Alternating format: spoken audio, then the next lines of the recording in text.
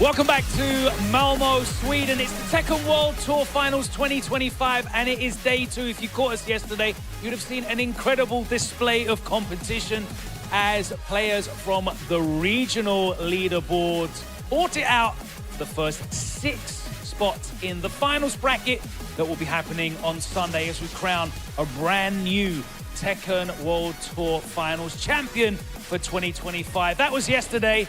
Today, we have got 16 of the strongest players throughout the season from around the globe, all under one roof. And they will be fighting it out for another 9 places in that finals bracket. And we'll be kicking it off with the global leaderboard group stage, which includes my favorite part of the Tekken World Tour Finals, and that is the live group stage draw. That's all to come. But of course, for more information on that, I'm going to hand it over to 2 of my absolute favorites who are on the desk right now. Let's go over to Obama and Markman. Thank you, Logan Sama, and welcome everyone watching from wherever you're watching in the world, no matter what time it is. This is Tekken World Tour Finals here in Malmo, Sweden. My name is Majid Obama, and I'm joined by none other than the boss man, Mr. Markman. How you feeling this morning? I'm feeling good. Very happy to be here in Malmo, Sweden, where we celebrate Tekken 8 and these players that have traveled around the world to be able to qualify for this prestigious event. Of course, we are here for the global leaderboard stages. We're going to find out which players are going to join the already 4 qualified from the leaderboard into a Sunday, which is going to be very, very exciting. Yesterday, we had our regional leaderboard. As mentioned, we qualified 6 players out of that regional leaderboard that is going to be playing into Sunday. Of course, the other players still have a chance in the LCQ, which will be happening tomorrow, but today is all about what you see on the middle of the screen, the global leaderboard. As mentioned, rank 1 through 4 already qualified. However, for the other players, we have 2 phases. We still have to go through the draw where we find out which groups they're going to be playing in. Groups of 4 players, and only 2 of them will make it out, guaranteed. However, if you get 3rd place in those groups, you have a chance in the redemption bracket later on today to find out who will also qualify into first round winners on Sunday. So check your math real quick. And first off, real quick, if you're looking for Arslan Ash, Atif, Farzin, or Mogold, once again, like Mark said, you're not going to see them until Sunday. Relax. This is about everybody else today.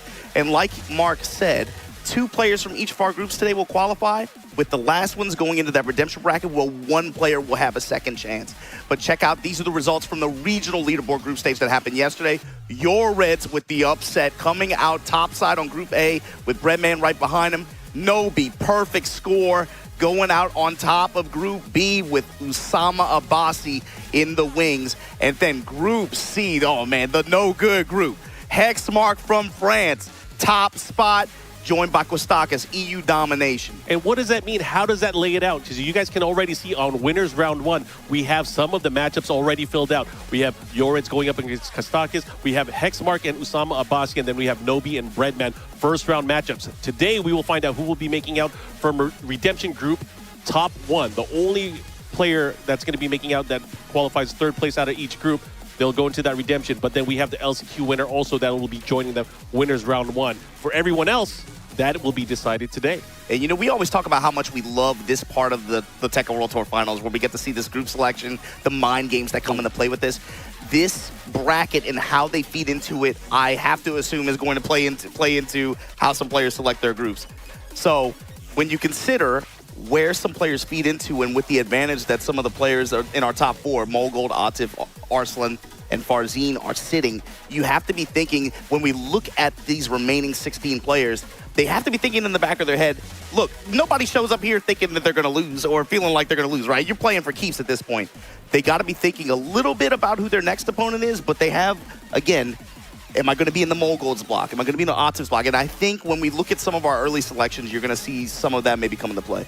Yeah, so the advantage obviously for the top 4 that have already qualified. They do not have to play today. They are automatically qualified into the top 20 bracket that's going to be happening on Sunday. They are actually sitting in 2nd round winners, so they don't have to play that initial matchup. But for these players that you see on the screen, they will be selecting which group they fall in, so they'll be going up against 3 other players from around the world, and you could already tell there's going to be some preferences. There are going to be some choices, like I don't want to face against this guy. He knows how I play. I don't want to face off against him. I have a bad record against him. That's the thing, though, Mark. I'm thinking, like, as a player, you don't want to fall into the trap of thinking about the 8th grade test before you pass the 4th grade test, right? But I think for especially the first like 4 to 10 players, they don't really have a choice but to play that way when it comes to the group selection.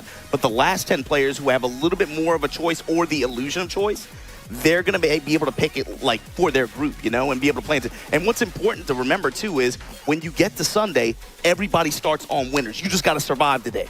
Yeah, definitely have to survive, man. Again, it's going to be a fun-filled day. There's going to be a lot of Tekken.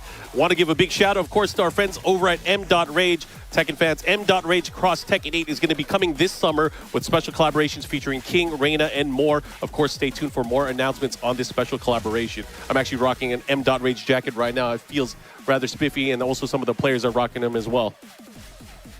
So with that said, we're getting everything ready on the stage, and man, I'm just thinking when we look at the global leaderboard, you saw who was coming up, who's going to be coming up first, right? We're looking at knees, low, high.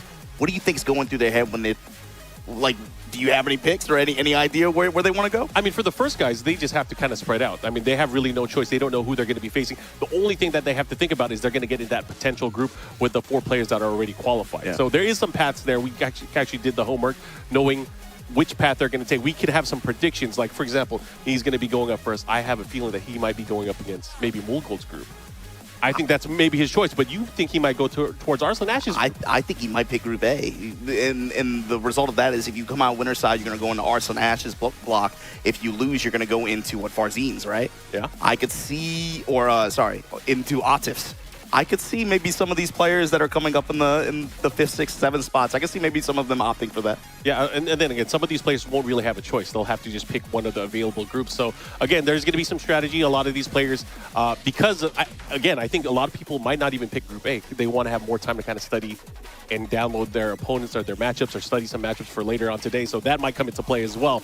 So I don't know. Who wants to start it off? I mean, we're doing commentary for Group A, so I hope everybody picks Group A. I want to see the heavy hitters come out for that, so I think it'll be fun. But with that said, Mark, let's find out who's going to be in Group A. Take it away, Logan Zama on the stage. Thank you very much, Obama Mark, man. That's right. We're going to be kicking off Group A right away, so we'll find out whether the players are feeling hot this morning or whether they want to take some time and plan their strategies. Maybe they'll be picking Group D. We'll find out, because first up, we're going to be welcoming to the stage to draw their group. And it really underlines the quality, the prestige, the status of some of these players. First up, we're going to be welcoming a man who has over 20 years of competitive tournament experience. He's the reigning, defending EVO Japan champion. He finished 5th on the leaderboards this year. Please welcome onto the stage, Nee. The legend Nee coming up on stage right now. You heard Logan Sama calling him out to make that first pick. Again, these players only have 60 seconds to choose where they're going to be going. 60 seconds, I don't think he's going to need all that time. And you got to remember, Mark, he got this tour started off at EVO Japan with that dub. Okay. He's going to get the leaderboards. You have 60 seconds to choose your group. It's time to choose your group. He's not going to need that 60 seconds. Wait a minute, he's thinking. He's thinking. Either way, I'm excited to see pick Group A. I want to see you play right now. Is he ready? Is he warmed up? Does he need breakfast? You know where he's going. You know where he's going. I'm going to put it on there. Oh, he's going to C. Okay. Okay. What does that implicate? I mean, what do we have? Group C winner going to play in the Arslan's group, or if he gets second place, Farzine's block. Ooh. All right, Nee has opted for Group C. So next up, we'll be calling to the stage, finishing in 6th this season, 1,870 points out of South Korea. The EVO 2018 champion, 2nd at EWC 2025. Let's welcome Low High. Another legendary player from Korea. We have Low High, and the only prediction I can make here, Obama. Once again, you have he's got the teammates. These are both to decide. players. No way. Low High, it's time to choose your group. That was crazy, Rage Mate. That was crazy. That was fast. Okay. Nice to know it was playful. Again, just reminding everybody, we are in a closed group setting here today. Only the players that are qualified will be playing. So far, everyone's avoided Group A. No one wants to kick it off. Let's find out next. Welcome him into the stage. 2nd at EVO France with over 10 years of competitive experience. The heartthrob of Tekken, please welcome to the stage, John Din. Heartthrob is right. Now, if anyone's in a fit state to start playing early in the day and go for that Group A, I think it's this man. You have 60 seconds to choose. You can choose you can take all 60 seconds. You don't have to be quick. But your time to choose starts now. Let's see what he picks. Obama, do you think we're going to see any of these top 4 players that are, or the first 4 players, do you think any of them are going to cross over, or do you think they're going to be separate paths? No, I don't think so. Separate paths? I want to see chaos. He's going D or A, for sure. I think D. They're all playing. Okay, he's picking D, as you called it. John Ding, Vitality Zone. Give yourself some separation from me and Lohai, and if you win that group, you play Atif. But then Next up, welcoming onto the stage, finishing 8th on the global leaderboard, but of course he is the 2-time EWC champion representing South Korea. Please welcome Ulsan! Ulsan.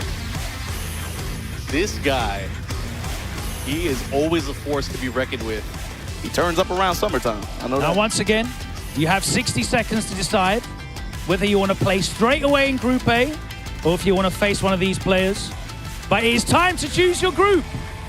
Yeah, Ulsan first exploding onto the scene during the Tekken 7 days. Doing very well for himself, picking Group A to start off the day. So if you guys are tuning in right now, right afterwards, he'll be playing in Group A. All right, next up, finishing 9th in the leaderboard, 1,570 points.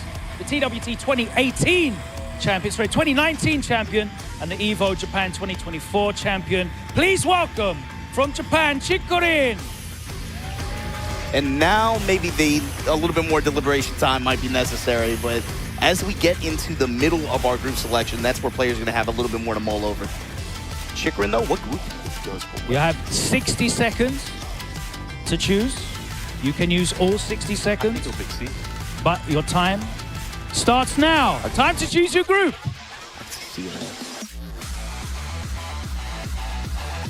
This is interesting. Who is he going to pick? What is he going to choose? I have a feeling he's going to pick C.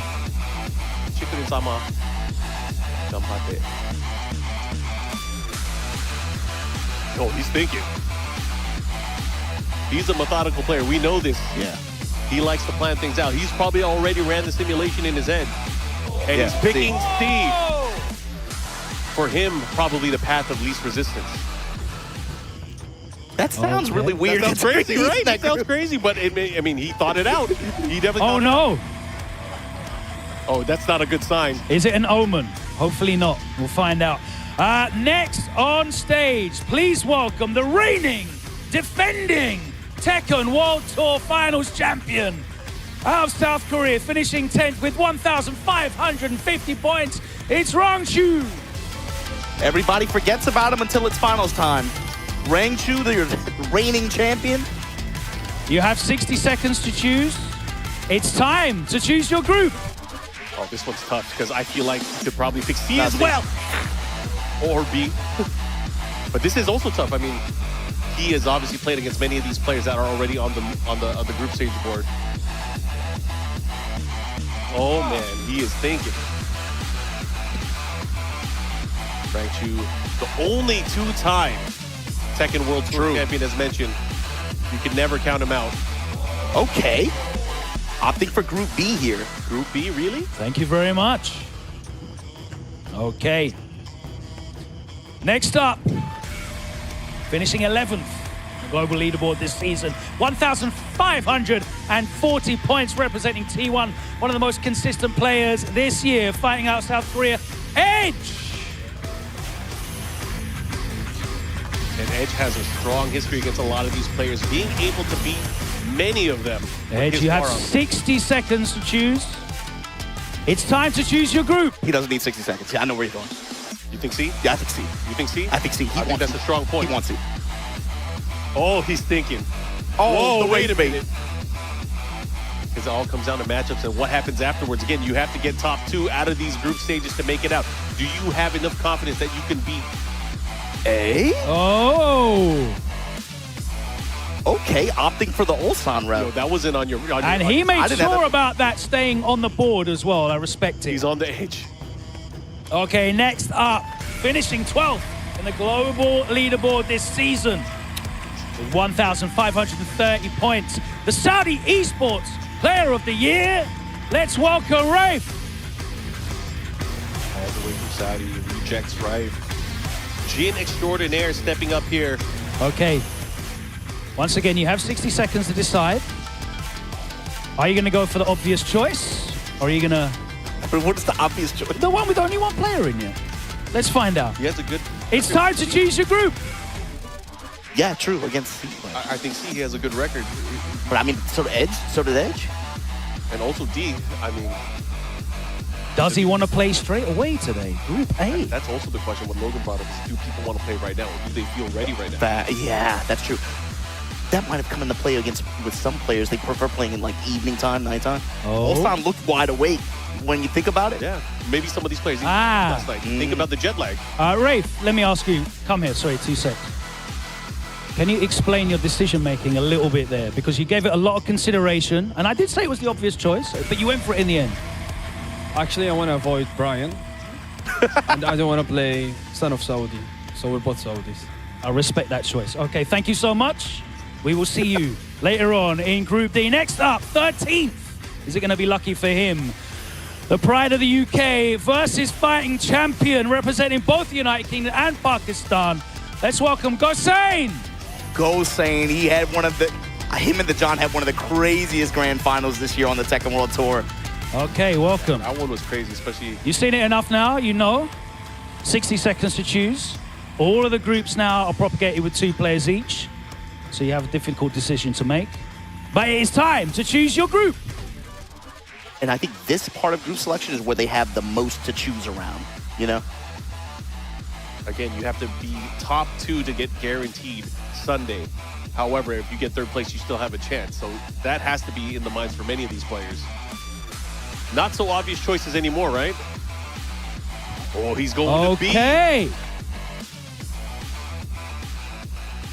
Gosain, please come. So you've chosen Group B. What was your decision-making process behind this? I'm here for the love of the game.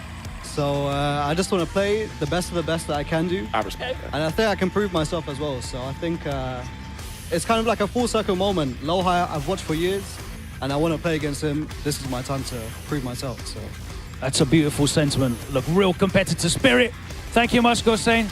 Take yourself back. Speaking of real competitor spirit, it is my honor and pleasure to welcome onto the stage one of the most successful players in Tekken history. Multiple EVO titles. He finished 14th on the global leaderboard this season with 1,470 points, representing South Korea. JDCR!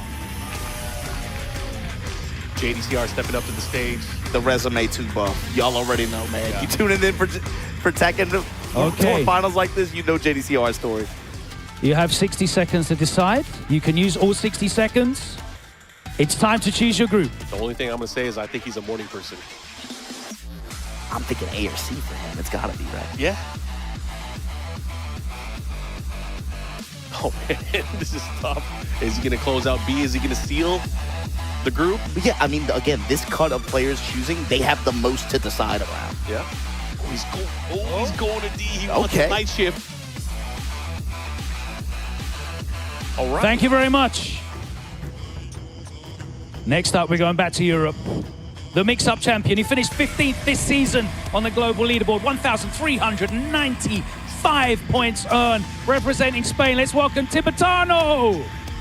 Tibetano. Vamos, Tibetano. Stepping up to the stage right now. Really making a splash in Tekken 7 with his Ganryu, but of course continuing that success with Asuka in Tekken 8. Yeah, he had a great year. Okay, the board's starting to fill up, so the choices are becoming less and less. It's a difficult decision to make, but you're going to have to make it now. 60 seconds to choose. It's time to choose your group. Tibetano, hard decision here. He's looking at A right now. Will he be able to place in, lock in, or is he going to go to C? Oh my God! Okay! Nighttime Warrior. Tibetano, please come here. Sorry. So we have Group A and Group C, only 2 players in at the moment. Group B obviously had 3 in as well, but you've chosen to close out Group D, a stacked player. There's legends in there as well. What's your thinking behind this choice? The thing is, I played with them in the whole tour this year, so I know how they play, and they know me as well. But I prefer that from another that I don't know anything. So I prefer to familiar faces. All right, it's a great choice. Thank you very much to Batano. Best of luck. We'll be seeing Group D last of all today, but that is now closed. So we only have 3 more groups for our remaining players to choose from. And now it is my pleasure to welcome onto the stage a man who's leading the vanguard of the new generation of American tech, and he finished 16th in the global leaderboard this season, 1,360 points from the USA, King Ray Jr. King Ray Jr. stepping up to the stage right now, has to make a tough choice. Only 3 groups remain. Okay, you have only 3 groups to choose from. You've got 60 seconds to make your decision. You can take all 60 seconds. You don't have to rush it, but it's time to choose your group. Oh, what do you think he's going to do? He's used to being up early. Young man, hovering over B right now. He kind of mentioned earlier he wanted to go C. He was thinking about it, planning for the future. Let's see what he does. And he's going to lock in. Wow. Okay, King Ray, come over here for a sec, please. Thank you.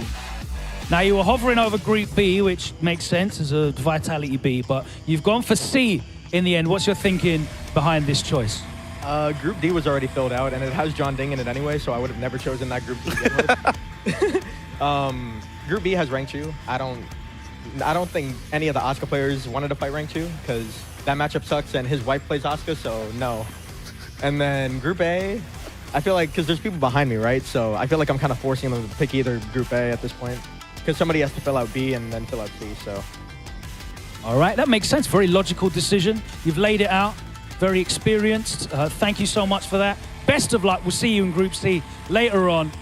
King Ray Jr., thank you. Next up, representing Pakistan, he finished 17th on the tour this year round. 1,280 points. He managed to make top 8 last time round at the Tekken World Tour. Let's welcome the John.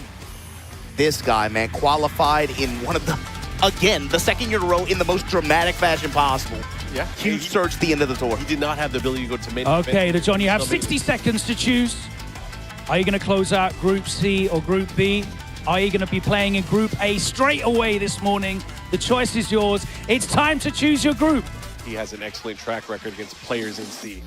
And there are some players in Group A and B that I think have a better record against him specifically. Well, also, there's also players that are not yet picking yet that he does not have a good record against.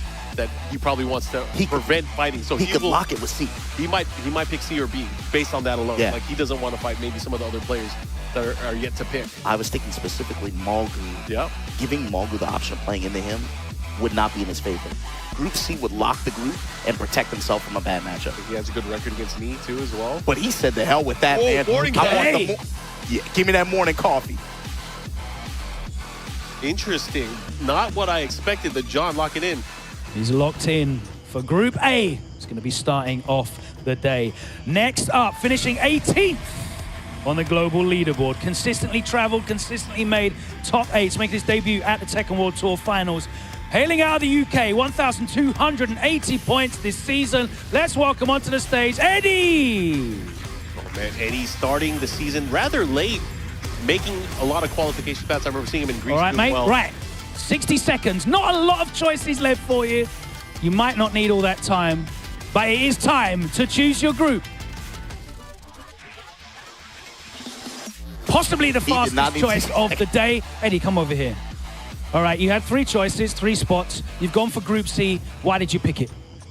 Because I played with like low high a lot in the past, and I lost like every time basically. And also same with Edge, so I want to avoid them. And I'm also played with like Chicorin and E a lot, so I think it's okay for me. Nice. All right. Good choice. Good decision. Thank you very much. He's closed out Group C. We now only have 2 spots remaining, and it is my chance to call up, making his debut at the Tekken World Tour Finals, but he is a returning player of much experience, representing South Korea, finishing 19th in the global leaderboard, 1,270 points. It's Mangja! Mangja, of course, one of the best laws in the world. Okay, you have 60 seconds to make this very difficult choice. Group A or Group B. It's time to choose your group. I don't think it's that difficult. I think he goes A. Yeah, I think he's going to go A as well. However, Maybe he wants to have the Law showdown. You know, there's technically 3 Law players in B if he picks that. True. Yeah. Misery loves company. But it's like, he's probably thinking, though, he's like, I got to play the Edge, too? Oh, yeah. Gonna take the morning shift. Mangja locking in Group A. That means Fergus only has one choice. The illusion of choice, Mark. Illusion, yeah. Okay. It is time for our last player. Out of Ireland, finishing 20th in the leaderboard, securing his qualification here at the last breath. He was at the very first Tekken World Tour Finals, and it's my pleasure to welcome him back. It's Fergus. Fergus, the waifu warrior. Fergus, come over here.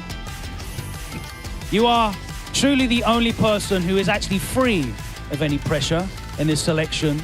So I'm going to give you your 60 seconds to make the difficult choice. It's Gotta time be fair, right? to, air quotes, choose your group. Take your time, Fergus. Take your time, we're good. Put your name upside down or something.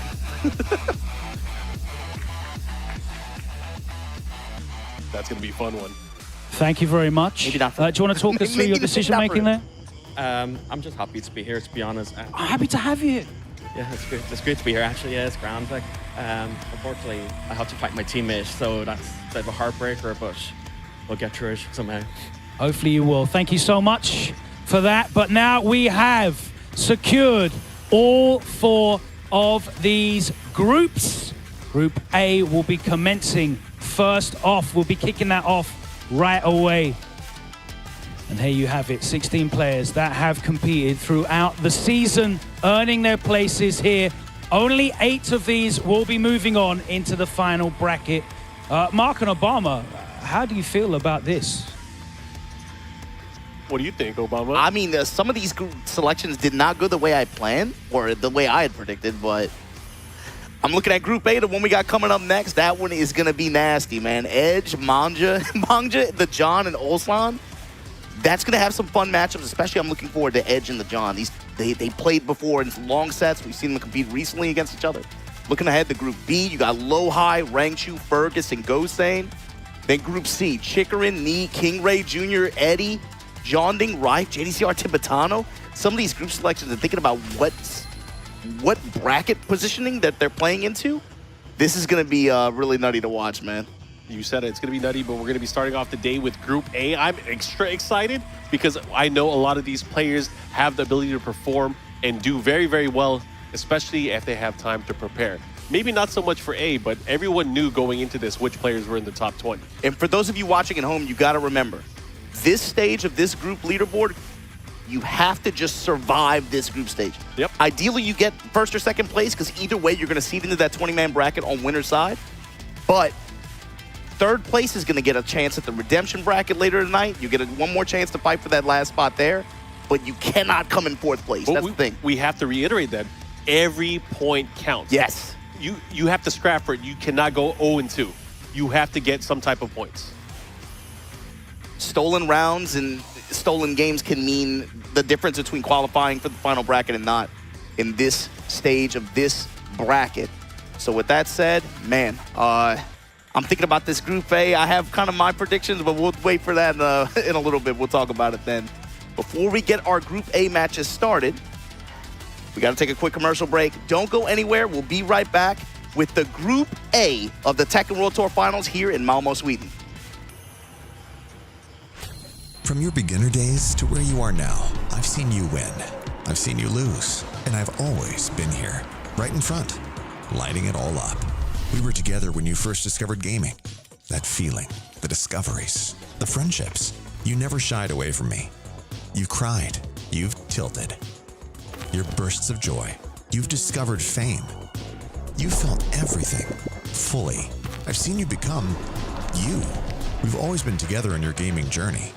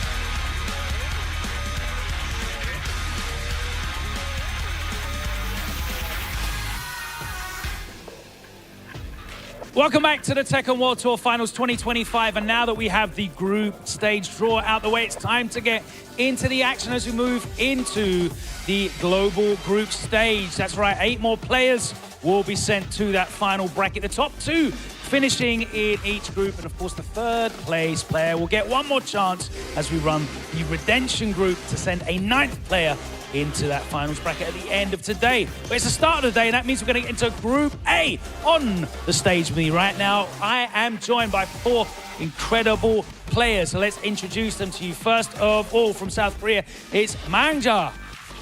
Next up, we have Ulsan. I like that. Yes. I like that. The John, and last of all, it is Edge. These 4 players will be fighting it out right now for those 2 places. So if you want to set yourselves up ready at your stations, and I'll head back over to Obama and Markman, who are waiting to call the action. Thank you, Logan Sama. And of course, getting ready for Group A action, Markman and Majin Obama ready to give it to you guys. We do have our matches set here for this opening round of Group A, and I believe we're going into Edge versus the John. This is a Korean player heavy group, but there is the other guy, the John, right? So all these guys do have history with each other as well. And the first matchup that we're going to see actually is going to be an interesting and this is a classic Tekken matchup, but in a completely different light with these 2 players. Edge versus the John coming up right here. We saw this earlier this year. And of course, the Korea versus Pakistan team exhibition. That was weird. Teams were a little mismatched. One more player on one side. But we're going to let that go. They played a first to 5. It went back and forth. Edge came out the victor in that one, 5-4. What's really going to, I think, be interesting too is, first of all, what has changed since then. Obviously, a new version of the game. Yeah. But also, we were talking about this before before the break ended, but the Korean community, with the way that they played against the John when he was on the tour later, especially later in the year, it became very evident they really, really studied and broke down this guy's gameplay.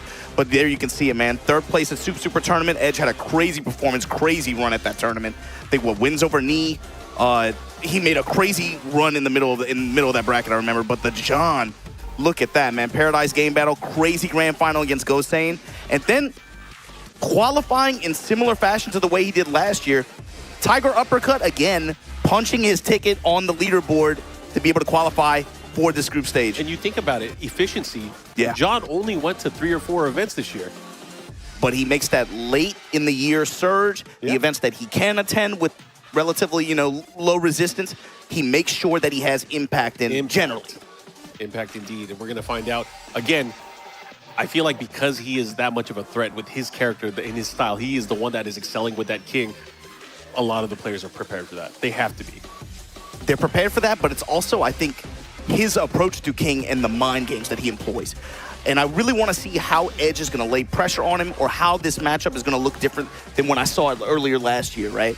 Specifically, what we saw a lot of players going for when they play against the John is, I think, heavy awareness of the mind games that he plays around down forward 2, but then also the muscle armor, whether that's keeping your pressure tight enough to be able to lock him out of just banging on armor like that, or throwing out counters preemptively, anticipating him going for that option with throws, lows, whatever.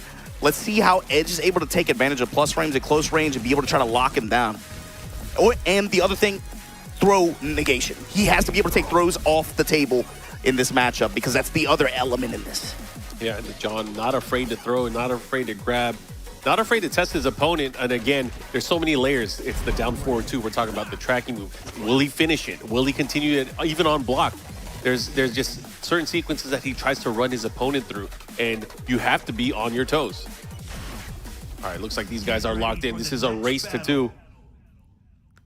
First to 2, starting on Ortiz Farm here, who's going to be able to take advantage of the walls and the balcony break. And we'll see if we end up downstairs.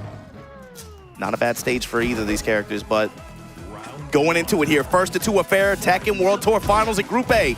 And opening up down forward 2, running the down forward 1 string as well. And look at that, the John active on step against Edge's pressure. Let's see, anytime Edge is able to find like +4 situations, see what the John goes to on defense. Edge is very good at being able to break. Oh my God, instant break. Yeah, Jaguar step throw, and this time representing with that muscle buster. And emerald elbow. Running with the knee, crouch jab to interrupt the pressure. Instant activate, sidestep low. again, Nice, he caught him. Big gut punch. Looking to cash in with some damage here. Okay, he dash cancel. good position to finish here. Or just shy of it, never mind, KO. The thing is the interactions there. The John, you saw him hold full crouch and go for the big gut punch like that. Edge had them taken notice of that as an option that he'll look for in plus frames. Mid strike there, stance transitioning here, going to left flamingo. I like the giant swing attempt there. Oh, right out of the sky there. Toll kick follow up. Running power bomb. 4-4 neutral 2. Good break there on the 2. Downward here. Check the armor. Activate after. Ignition barrage with the dash behind it. Good use of the down 4-3-4 edge. Tying things up here on rounds. Double armor kick at the wall. Oh, So far, Edge is showing you too, like at range, I'm not willing to play into your game like that when you want to run armor. Runs right into a giant swing though. and that's the thing too. I feel like because the throws are now in play, it's gonna, oh my God, he caught him flinching. And that is the scary thing, is the different layers of mind games. Will he finish? Will he continue? Is he gonna go for the mix-up? 3-2-2 full charge, follow up into the throw. The low, sorry. Leg drop, and then this is Edge's response though. With the activation, making his push, finds Wall gonna step with him, down back 4 with the cancel, but the John just comes up swinging. With the extension at the wall. One mix could do it. Headbanger's ball and the low touch. The John. Good momentum here early on in this first game. Down 4-2, and there you see it in open range. That's the mind game you're gonna play. Is he gonna finish it? Is he gonna stop? That time Edge running into the second hit. Jab strings in the Flamingo Rocket. The John willing to back off, just show you armor, just to see how you react. Great step from Edge. Gonna take big advantage of this whiff punish. Wrapping around the balcony break just to hold the wall. He smashed. Thanks, Pressure. plus frames. The John willing just hold the duck after the plus frames. Oh, Counter hit whip. That's guaranteed follow-up. Let's see what he does. What's the mix-up? He goes for the run. Extended drop. run low. Into the instant smash after to seal the first game for the John. In-your-face action. The way that John plays is very smothering, especially by the wall. And, man, he had the right read so many times. Rarely pulled out the power cards, but when he needed to, they landed, whether it was the back 3 or the up 4, 3+4. He found a way to get his turn back. Another thing that should be called out, especially if he's in the heat state, you know, his throws become much more dangerous because they have the tracking ability on several of the throws. So, again, something to think about as you're going into the matchup here. Edge wants to probably try to sidestep around these throws, but he has to be careful because that down 4-2 or the ever-presence of the down 4-2 is always there as well. And you also saw around the John's mind games, a couple key interactions in that first game. Playing around down 4-2 on whiff, down 4-2 on block. He already opened up with this game with the same thing. Oh, and he still gets the conversion. What an adjustment. Deep activation here. What does he do? Spike. Keeps Spike him there. and stomp. Choke him out. Edge with the instant break and the activation after. Oh, he went for the toll kick, but nice punish there from Edge. Gets the wall splat as well. Big damage. Should be able to close it out with the mix-up. Uh-oh. Uh-oh. It's a smash. Nice step 3, able to land there. Edge taking round number 1 here. The John making it very close, though. It's this time opening up the round, just backing up. Black Kite gonna take his plus frame. 33 pressure. Uses those plus frames here. Does not get the confirmation. Again, there's a punish. Punish into the Flamingo 4-3. And then Flamingo Rocket to engage here. Keeping Edge's honest approach. The John already throwing out that muscle armor, trying to dissuade him from going for bigger pokes. But doesn't matter, man. He keeps it nice and clean. Edge taking the pokes, taking the rounds, 2 rounds quick. Yeah, taking the lows there and then just going with that down 4-4 after. Fat uppercut here, gonna give him early wall advantage against the John. Flamingo Rocket, the low counter hit. Oh, everything's starting to land Plus here. frames into the low high. Brother, he is making it work. A perfect to close things out. 3 rounds straight. 1 answer here from Edge. The John has to go back to the drawing board here. It's now 1 apiece. Really fast response there. And the way that the John was able to take advantage of the walls in the first game, Edge was able to just completely take advantage like that this game. But this one with the floor breaks. Oh, Jin Kazama therapy session here. Yeah, if you're a King player and you get this stage or Pac-Man stage, you're smiling. It's a good feel, man. He gets one big hit. He gets the heat smash. He's going downstairs. There's a lot of extra potential damage here on this stage. Oh, and he's going to go for the We're already going for it. Buster. We're already going for it. Adjustment here with the combo. Have to be careful how you adjust here as well. Tornado gonna burn his heat activation here. Goes with the spike. Ooh, grab to call out the armor. Yeah, that's unbreakable at that point. But a great throw attempt there from the John, closing it out with the run-up Ali kick. Bombaye taking that round here. Now putting a Band-Aid on that 3-round straight from Edge. Great use of Jaguar step to just barely make the Peacekeeper whip. And the whip punish is good. Shoulder shove counter hit. Edge with the quick break after. Throws being neutralized on both sides here. Oh, he's trying to call him out there with that crouching grab. Crouching grabs, you guys have to remember, are unbreakable. The use of Jaguar Unbreakable. step. Yeah, step to the game of love. Follow up. What's he gonna do with it? Another spike situation. He goes for it. Oh, and he was ready again. He called out with the power crush, but Edge able to get the float, the jungle, the follow up here. Yeah, great punish here. Gonna leverage his heat. Oh, are you crazy? It's Oh my great. goodness. Oh. The moonsault, the follow up. That should be it. He gets the follow up with the forward 2-down-1 and 2 rounds straight for the John now. Moonsault into a crazy sidewalk. Miss punish on the Dark Halberd. Plus frame here. The John swinging back. Edge just going mid. Uppercut. Finds its mark. Okay, big combo follow up here. Gets the blue stuff. Edge needs a round like this. Every round counts. Every game counts in this stage. The delays and then finds the mid rocket. One more hit can do it. Opts for the low option. He gets the perfect Edge. Fighting back here, 2 rounds to 1. They're in the biggest part of the stage right now. No more breaks, no more interactions. Okay, down back 3 into the giant swing attempt. And again. Oh, he finished it! Just when you thought you were safe, you're not blocking. And then the armor again. You gonna catch heat for this one, brother. Uh-oh, here we go. Knees on him. Look at this pressure here. Edge is in trouble. The John looking to go ahead. Desperate crouch jab to steal his turn back. And the John just holding, he's just holding back. Good break on the throw. Migiapa with. Oh, he was ready this time.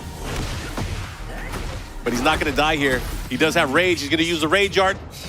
Going to eliminate the gray health here from the John's life bar. There's obvious life lead here for Edge at the max healing potential here. But the John does have heat still. He does have resources, and he has rage. For sure. One hit can end it here for either player who wants it more. Step up, activate. Oh, the dirty halberd, and he gets the follow-up. Here we go, final round. Set number 1, who wants it more? Let's come down to this. Both of them stepping. Comes up with the while standing 1-4. What a way to start off Group A here. Opening set of the day. 4-4 in the pressure now. Oh, he's getting wrong mixed. Oh, the left delay in the punish. Down 4-2 again. The consistency, the patience here. There's going to be a while setting 2-2 run mix-up. Goes for the RKO. Oh, he was ready this time, and he should be able to close that out. Edge getting the whiff punish, the follow-up, and of course the combo and the victory. Congratulations to Edge now getting first dub on the group stage. Again, because there are 4 people here, every win counts much, much more. 2-1 victory there. But there's something about the John and the way he played there. He maybe was a little bit too insistent on the down 4-2 towards the end. But something that he was so good about is leveraging the option early on, taking it away, and then he knows when to bring it back. It really made that third game as close as it was. Yeah, and again, as you mentioned, the down 4-2, one of his greatest strengths, but also one of the greatest backfires too as well. Because there were 2 key whiff punishes that lost him rounds in that set particularly. But man, oh man, that was just the first game. Again, from these 4 brilliant players that we have in Group A, we're going to go to the other side where we have Mangja versus Ulsan. That is coming up next. So again, if you guys are tuning in, this is Group A starting off the global leaderboard group stages. We've already picked. We have Group A, B, C, and D locked. We are watching Group A action. Top 2 make it out guaranteed into Sunday, into our final 20 bracket. However, third place has a chance to go into the redemption bracket later on today. And technically only one person getting eliminated. Yeah, at this stage, right? And you know we're trying to give it to you fast. Here we go. Already into our next set. too furious. And look at Mangja right here. You can see here, he's been playing for quite a while now, placing very well at EVO Japan. He also in Soup Tournament, making a nice top 8 finish, also at Tekken Nexus. And last year's LCQ, he did place pretty high. But of course, he wants more than that. He doesn't want to be in the LCQ, and he's not in the LCQ. Well, he might be, but he's now vying for something greater. He wants to be in that top 20. And on the other side, of course, Ulsan, Chain Shift, won that event. But CEO got 2nd place this year. Bam, 3rd place. TWT Finals, but of course, this guy always turns up in the summertime, man. That's EWC champion on stage here, looking alive in the morning. Opted for this Group A, wanted the morning shift, so here we go. Mangja versus Ulsan, about to get into it. Both these guys really familiar with each other. Ulsan, one of the younger new players, the newer generation here, when going up against the old guard of Korea. Mangja, very well traveled, playing. I've known him since the Tekken 5 days. He's been around for a while. At what point do we stop calling Ulsan the young blood? Because, you know, like, there's other Korean young bloods. It's been like 8 years. It's been like 7, 8 years. At this point, to me, he's just like, he just is this generation. Like, he's one of the faces to me at this point. He's definitely one of the star players out of Korea. Anyways, we're going to go into this action here. He has locked in with the Dragunov. Kind of what we expected in terms of the matchup here. Dragunov versus Law. Pack Pixel stage here. There's definitely a ton of interactables here. Floor break, floor blast. Let's see what happens, how it's going to play out. The ghost watching in the background, Mark. Oh, yeah, you got to watch out, man. Inky, Blinky, Pinky, and Clyde. Clyde. Watch out for Clyde, yup, exactly. Oh, the follow-up here. Nice 2-1-3 follow-up, has the wall. Loose parts running on him. That's what I love, the way that Ulsan plays here. He's not afraid to go for the hatchet as well. Not afraid to try to open you up. Big combo here from Mangja. Activation station. Yeah, you know what to expect when it comes to Ulsan's pressure. Lead jab, running 2, fishing with back 2. The mix up between Tundra Slasher and Salvo. But Mangja not really giving him too much time or space to really open up and apply that pressure like that. That's what I'm trying to see. How does Mangja apply his pressure here, be able to try to mitigate the opportunities for Ulsan to get that offensive snowball roll? But just like this, tornado at the wall. That's 70 damage and parallel to the wall now, pigeon rolling, trying to maintain wall advantage, but the slide. Yeah, I like that. He was able to switch positions here, turn things kind of towards his favor positioning-wise, but you got to be careful with that big whiff there. Whiff recovery is pretty good on the nunchucks. Oh, great sidestep there. Salvo follow-up. Pressure by the wall, got to be careful. Oh, he went for the big launch follow-up, then missed. Still able to poke with a safe mid after, though. But you see the presence of mind of Ulsan. He knows when Mangja wants to swing back like that. Had some pretty good micro-step whip punish opportunities. Yeah, sometimes it's all about getting a read of the timing of your opponent here, knowing when they're going to swing. Trying to block float the here. way. How's he going to convert it? Going to find the wall? Absolutely. Pinky just watching. Oh, big counter hit, 1-1-1 though. And a great block on the slide this time. Gonna get a nice punish here. Not gonna do a lot of damage because of the aerial state in juggling after the slide. That's what he's looking for, the floor blade. Oh, that's unfortunate here. He had to use the resources, keeps the pressure right by the wall.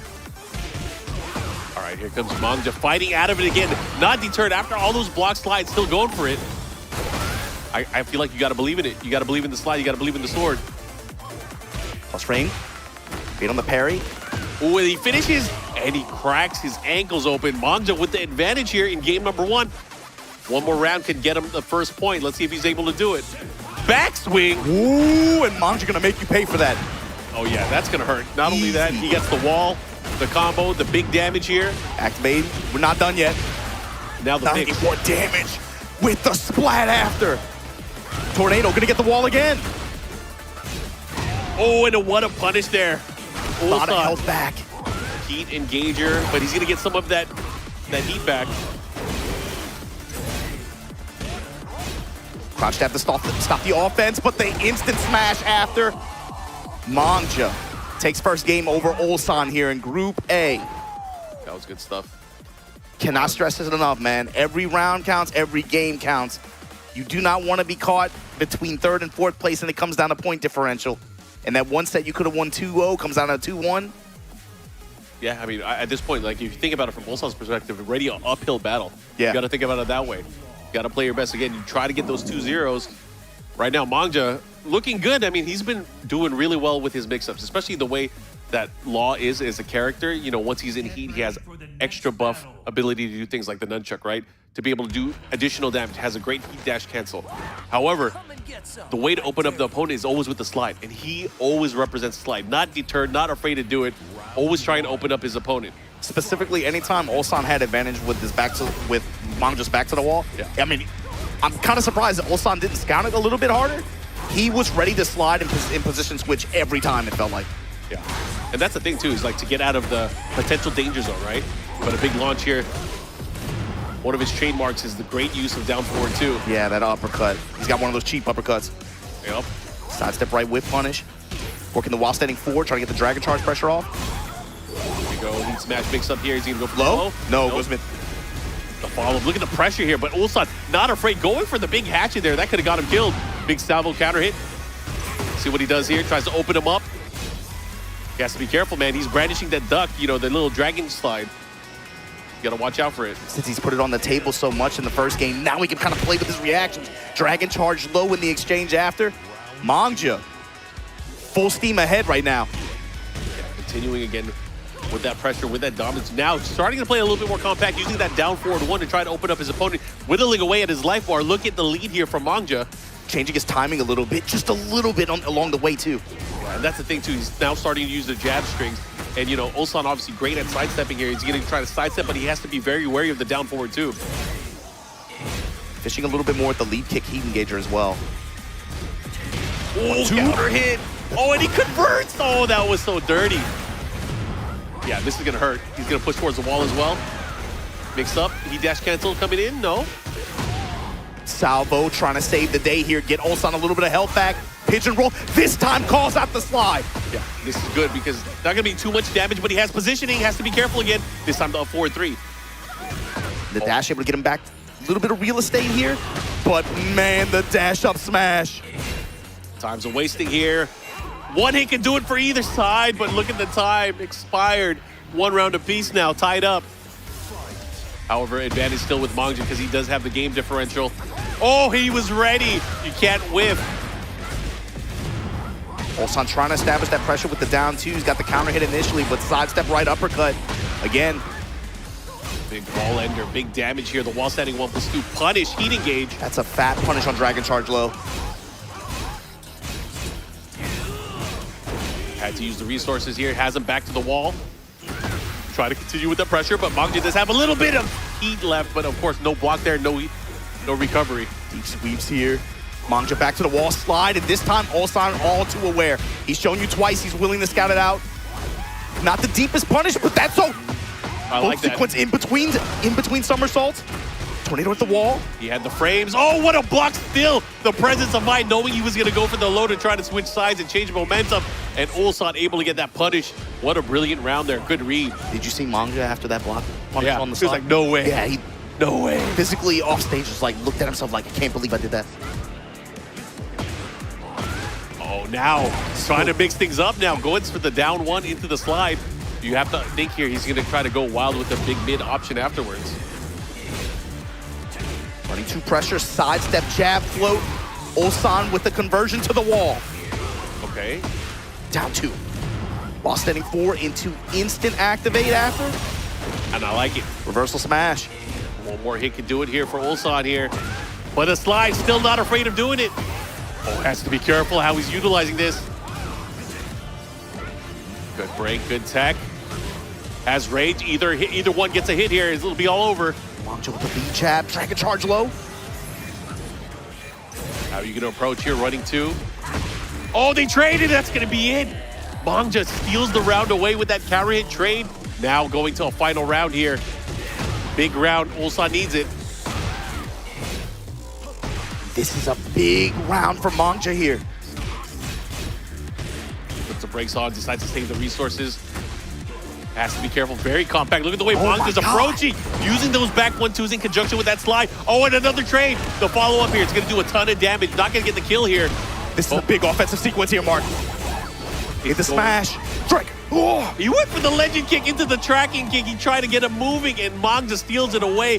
2-0 over Ulsan. That could end up being a huge round when we look at this later, seeing how this group ends up playing out. 2-0 over Ulsan. Mongja with an early statement here. So when you think about Edge being 2-1 over the John, Mongja being +2 going into this next group of matches, and he still has to play the John. Oh, wow. Yeah, I mean, the action doesn't stop. I mean, I know we just ended here with Mongja and Ulsan. Mongja, of course, coming out 2-0, but the next match we have up is going to be the John and Ulsan. No rest for the weary, man. I mean, yeah, you got a 4-man group. That's you got rough. to keep playing. This is going to be fun. This one, I think, is going to be another one to watch out for. Ulsan is going to have to just get right back in there and bounce back. The John had a little time to breathe after his last match. After this set, we do have more games. Of course, we have to round out the rest of the games in the group.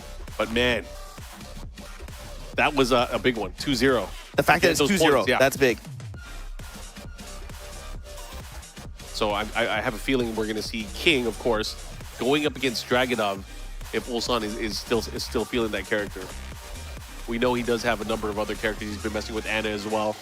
But I feel like everyone has been studying that character as well. Yeah, pretty much since she released, right? Yeah. And it felt like he refound comfort with Drag, I think probably halfway through the season, I would say. Yeah, I would say so. I think the one thing to just call out, just to throw it out there here, Anna probably a good pick going into the matchup. It forces the John to have a little bit more execution in landing the down 4-2 combo. Of course, we know he has those. He can do the micro dash, no problem. It just makes things a little bit harder. We saw that in the past, like with Anna versus, like, for example, Book, who's not as seasoned of a King player. He wasn't able to land those combos at those times. But again, for a King veteran, a King main, I don't doubt that John has any issues going against that character. However, powerhouse-wise, artillery-wise, I feel like Anna has way more to offer. For sure. But also, you got to remember, it's not like he doesn't play with some of the best Annas as well. That's right. Yeah. I mean, the probably the best Anna in the world is out of Pakistan as well. But this is going to be a decision for Ulsan because, again, he's going to have to lock in with a character. Okay. And he is hovering a character I did not expect, and he is going to stick to Lars Alexanderson. Well, like you said, he has a lot of characters he can go to. This is one he's gone to in the past. Yeah. But we haven't seen this character in quite some time. I wonder what the... There's a reason for it, and I hope we see it. Yeah, what's the approach here to the John's mind games? We already talked about it a little bit with the Edge match. Again, playing around down 4-2, playing around muscle armor, and the throw game. All right, gets the punish here. The follow there, that down 4-1-2, not safe. Goes for the up 4 3+4. The John is he is unafraid of not even just muscle armor, like power crush options. He is willing to play very disrespectful to your offense. Yeah. I mean, that's the thing is, like, if he does it that way, then he's always in control, right? He doesn't feel like he has to change things up. He's going to play his way. He's going to play with his heart. Okay, running 3. Pressure here. Good block there from Ulsan. What kind of reads he needs. Good stuff. All right, first round to Ulsan. Making the Lars pick worth it so far. This time, running into the counter hit down 4-2. The moneymaker for the John. Good checks here. Great approach. I like the way that Ulsan is really starting to open up with the character here. Oh, put the brakes on, but hey, man, you can't get too comfortable. We're going to muscle up on you. Counter hit, goes for the low this time. Sidestep with the jab into the jab low. Slash kick, and now pressure at the wall. Lend cancel going with the while standing 4 option. This time, counter hit, giant swing. The angle should be right for the wall. Oh, that hurt. Big damage here. The John able to get that big giant swing, as mentioned. Now tied up on rounds for both of these players. Arc Blast! We're blasting them. Blaster set to stun. And the continuation with the combo shoulder lean. I like that. Ulsan able to draw first blood, this time drawing out a second hit effect. He's going with the lightning kick option. A lot out of stance there. Oh, again, this time a counter hit giant swing. Big damage. He's going to just about even it up. Yeah. Almost. And not just that, the positioning by the wall, too. He's going to have to find a way to get out of there. But the thing is, look, he's starting to sidestep. He's starting to represent with that sidestep. Yeah, Rebellion into the lightning kicks. Back one this time. Go directly in the send. Good cancel. Great punish. Good idea. Ulsan right now, 2 rounds to 1 here. This, I want to say it's a surprise pick. probably throwing the John off, catching him off guard a little bit. Oh, the finish. Good crack there on the ankles here. Goes right underneath the back 1-2, and this time getting a big punish and the knockdown. Ulsan looking in control here so far against the John. Yeah, down 4-2, nothing in the step activate. Power crush again. John not afraid to give up some HP for a chance to break sequence, but the activation anti-air here gonna be able to get the wall for Ulsan. The Tesla coil. Big damage. Follow up again, another counter hit. But he breaks it. He has a lot of life to heal here. Oh, what a low jab. That was, oh, and he caught him. Where are you stepping to? No Jaguar steps allowed on my watch. All right, I like it. That could be an impactful game looking down the stretch. Oh, yeah. I mean, considering, you have to remember again, the John hasn't had a big win yet. He has 1 point early on. But again, he's struggling. You have to get those dubs. You have to have those wins. Comes up with a lucky draw on the stage, though. Oh, yeah. This is obviously very helpful for King, but I mean, it's all about who gets the hit. Yeah, he's got to be able to find the hit, find the sequence. Yeah. Down for 1 strings. Sidestep crouch 2. And the way Ulsan's playing through, he doesn't really leave himself open for that kind of stuff. But this is one way to do it. I forgot. You could punish that with a crouch throw. And of course, that's an unbreakable punish. Turns into a launcher here on this stage. Low kicks. Ulsan playing with speed, man. Using limited entry cancels to go raw standing forwards in some of these after some of these punish situations. Oh, and he caught him with the shoulder. Great whip punish there. Ulsan with the life lead. Had to cancel out the John. How are you going to deal with this pressure by the wall? Oh, caught him as he moved there. That down 4. Ulsan again continue with that lead. Pressing into the muscle armor. Thought he was going to get a big punish there. Decides to put the brakes on it. Just 1-2. Ooh, he wasn't ready for it. The gut punch going to result in Clyde's wall here. After activation, where you going with it? Headbanger. Leg drop? No, goes with the mid. Homing version. Has to be careful here. Heat smash. Goes to the low. One more hit can do it. Oh, how did that miss? The lightning underneath the heel. That was crazy, but he was able to make up for it, but that was crazy. Yeah, good challenge from the John after in the situation after. Arc Blast punish. Out of range for the punish there. Again, this time getting punished for it. Ulsan pushing back towards the other side. The John still using that down 4-2, still trying to find a way in. Crouching grab. Is that going to be close enough to get the ground? Blast? No! Try to get the shove, the follow-up here. He does have heat as well. Watch out. And the ever-present danger of the heat smash and the mix-up afterwards. Saving the power crush. He whiffed! The sidestep. Oh, it went back the other way. That was tight. Oh! Down for 2 games. Ulsan not falling for it. This is unfortunate for the John. He's getting killed because of these down 4-2s. Go Ulsan 1 round away from going up 2-0 versus the John. Can he do it with the Lars pick? And look at the reward here. Just Ulsan with good block punishment, and his reward is just more pressure like this. This is big. Let's see what he does. Nice back 2-4 adjustment here. No second wall, doesn't matter. He's still able to continue with the pressure. Plus frames. Ulsan just holding back. Sidestep. Oh, he caught him. Into the counter, hit down 4-2. A moment of hesitation here. Blue stuff. Boom. Big damage combo from that down 4-2. Delay giant swing broken by Ulsan. Back 1 and then no punish actually. This time getting a punish. That time one more hit can do it. Low. Boom. Shining. The follow-up. Down back 3. Big risk. All these lows. But the block from Ulsan secures himself a 2-0 over the John. And the John now winless here after 2 sets. That's big. That specifically being 2. So now Ulsan's even on game differential. Going down 0-2 now, going up 2-0. The John now -3. Yeah, -3 puts him into currently last place in the group. Of course, he still has a game to play later on. But again, that 3rd place set, whatever is going to happen, is going to be crazy for the John if he has to play for it. You got to think too, Mark, the next game that he has, he has to go up against Malgu. Last time they played the tournament, Talk to him.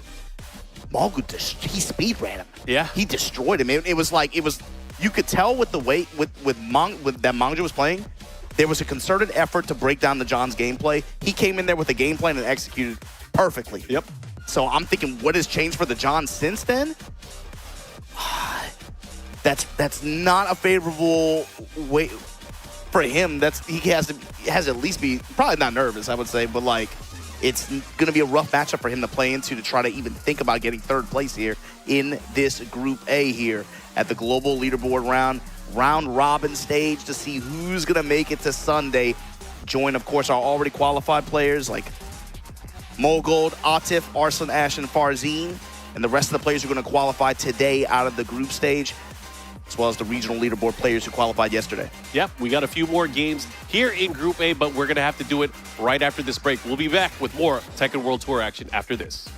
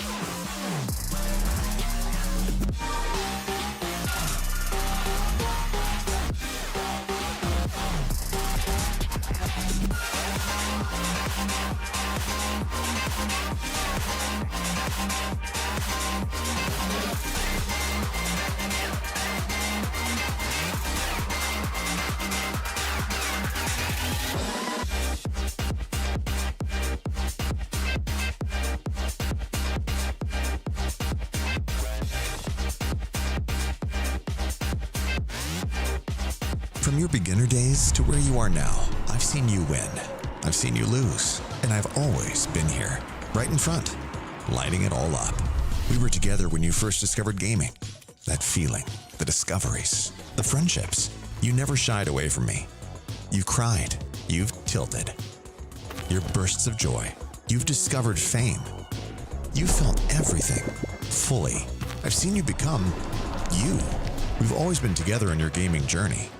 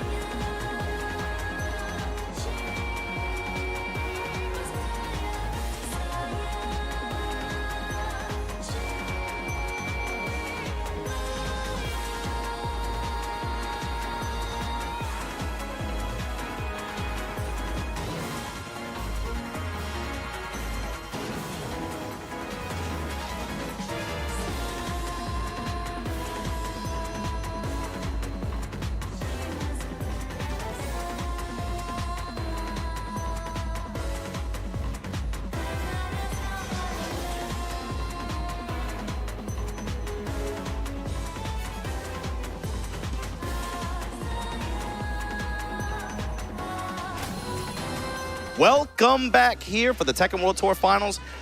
Here in Malmo, Sweden, we are in Group A of our global leaderboard round robin. Majin Obama here, joined by none other than Mark. Man, Mark, how you feeling so far? Man, I'm feeling good. We are a little bit over halfway through the group stage here, trying to figure out who's going to be making it. Obviously, there's great performances from a lot of the players here. We just saw a banger of a match between Ulsan and the John. Unfortunately for the John, he went down 0-2. That does not help his chances of getting out of the group stage. Again, we're talking about the first top two. Points-wise, they're going to qualify out of the group stage with the third place person having a chance in the redemption bracket. That's going to be happening later today. So he still has a chance, but things have to align for him. It's in dire straits. He does not control his own destiny at this point. See, and actually, this set is going to play a big role in how that plays out. Mangja right now, you see with the early 2-0 lead there. Of course, this guy, there's something about Mangja. He just turns up in Japan for some reason it's the second year in a row. He just turns up in EVO Japan for some reason. With Soup Tournament, also had a really impressive performance, that 5th place at that event. And on the other side, the guy who got 3rd place at that tournament. Edge, man. Yeah, Edge, the preeminent Hwarang player that we've seen, especially over the past few years. He's been really doing work with that character, showcasing his ability to be able to adapt against some of the best players in the world. And, you know, the character really fits in the Tekken 8 system. Oh, I mean, Season 2 especially, he's riding. Yes. And you know what? I would think that's probably even a point for him. I mean, he was doing really well in Season 1, obviously. He was the Lich King, right? He is the Hwarang. But this season, I think, man, with the bus and with the way this character plays out on stage, especially in First to 2, with his style, this is a year for him to really turn up on this stage. Get ready for the next battle. So here we're going to queue into it. Law versus Hwarang classic matchup. Mangja on the Law. After an impressive 2-0 finish over Ulsan. Never gonna stop, man. Never gonna stop. Edge. Rated R superstar. In the Rebel hangar here. Let's see what he does. Mangja already hot off of his performance throughout the day so far. Having a very nice victory earlier over Ulsan. Yeah, got to do worlds of confidence for him going into this set. Here you go, Dragon Charge low, but runs right into that rather compact Hwarang uppercut like that. The activation at the wall, both these guys. Heat on the table early on here. After the smash, goes low. Throwing all the lows at Mangja at the wall. Edge, first round advantage. How's he leading? Backing up. Full dark. Halberd follow-up here. We didn't see him use it that much against the John, maybe a couple times. He's already just Dark Halberd, put it on Mangja early. Okay, nice float here from Mangja. He's going to push towards the other side. Both these guys, just a lot of jab challenges on each other. That's the thing too, throwing out the jabs here, not only to kind of prevent his opponent from going in, but also to get an errant float maybe. And look at Mangja looking like the last Ronin right here. Post-activation, Dark Halberd again, using that to lead a lot of his offense. Peacekeeper, that time sidestep gets checked while standing punishment on the slide. With the dash behind it, this is going to be enough. Edge, 2-round advantage right here in the first game.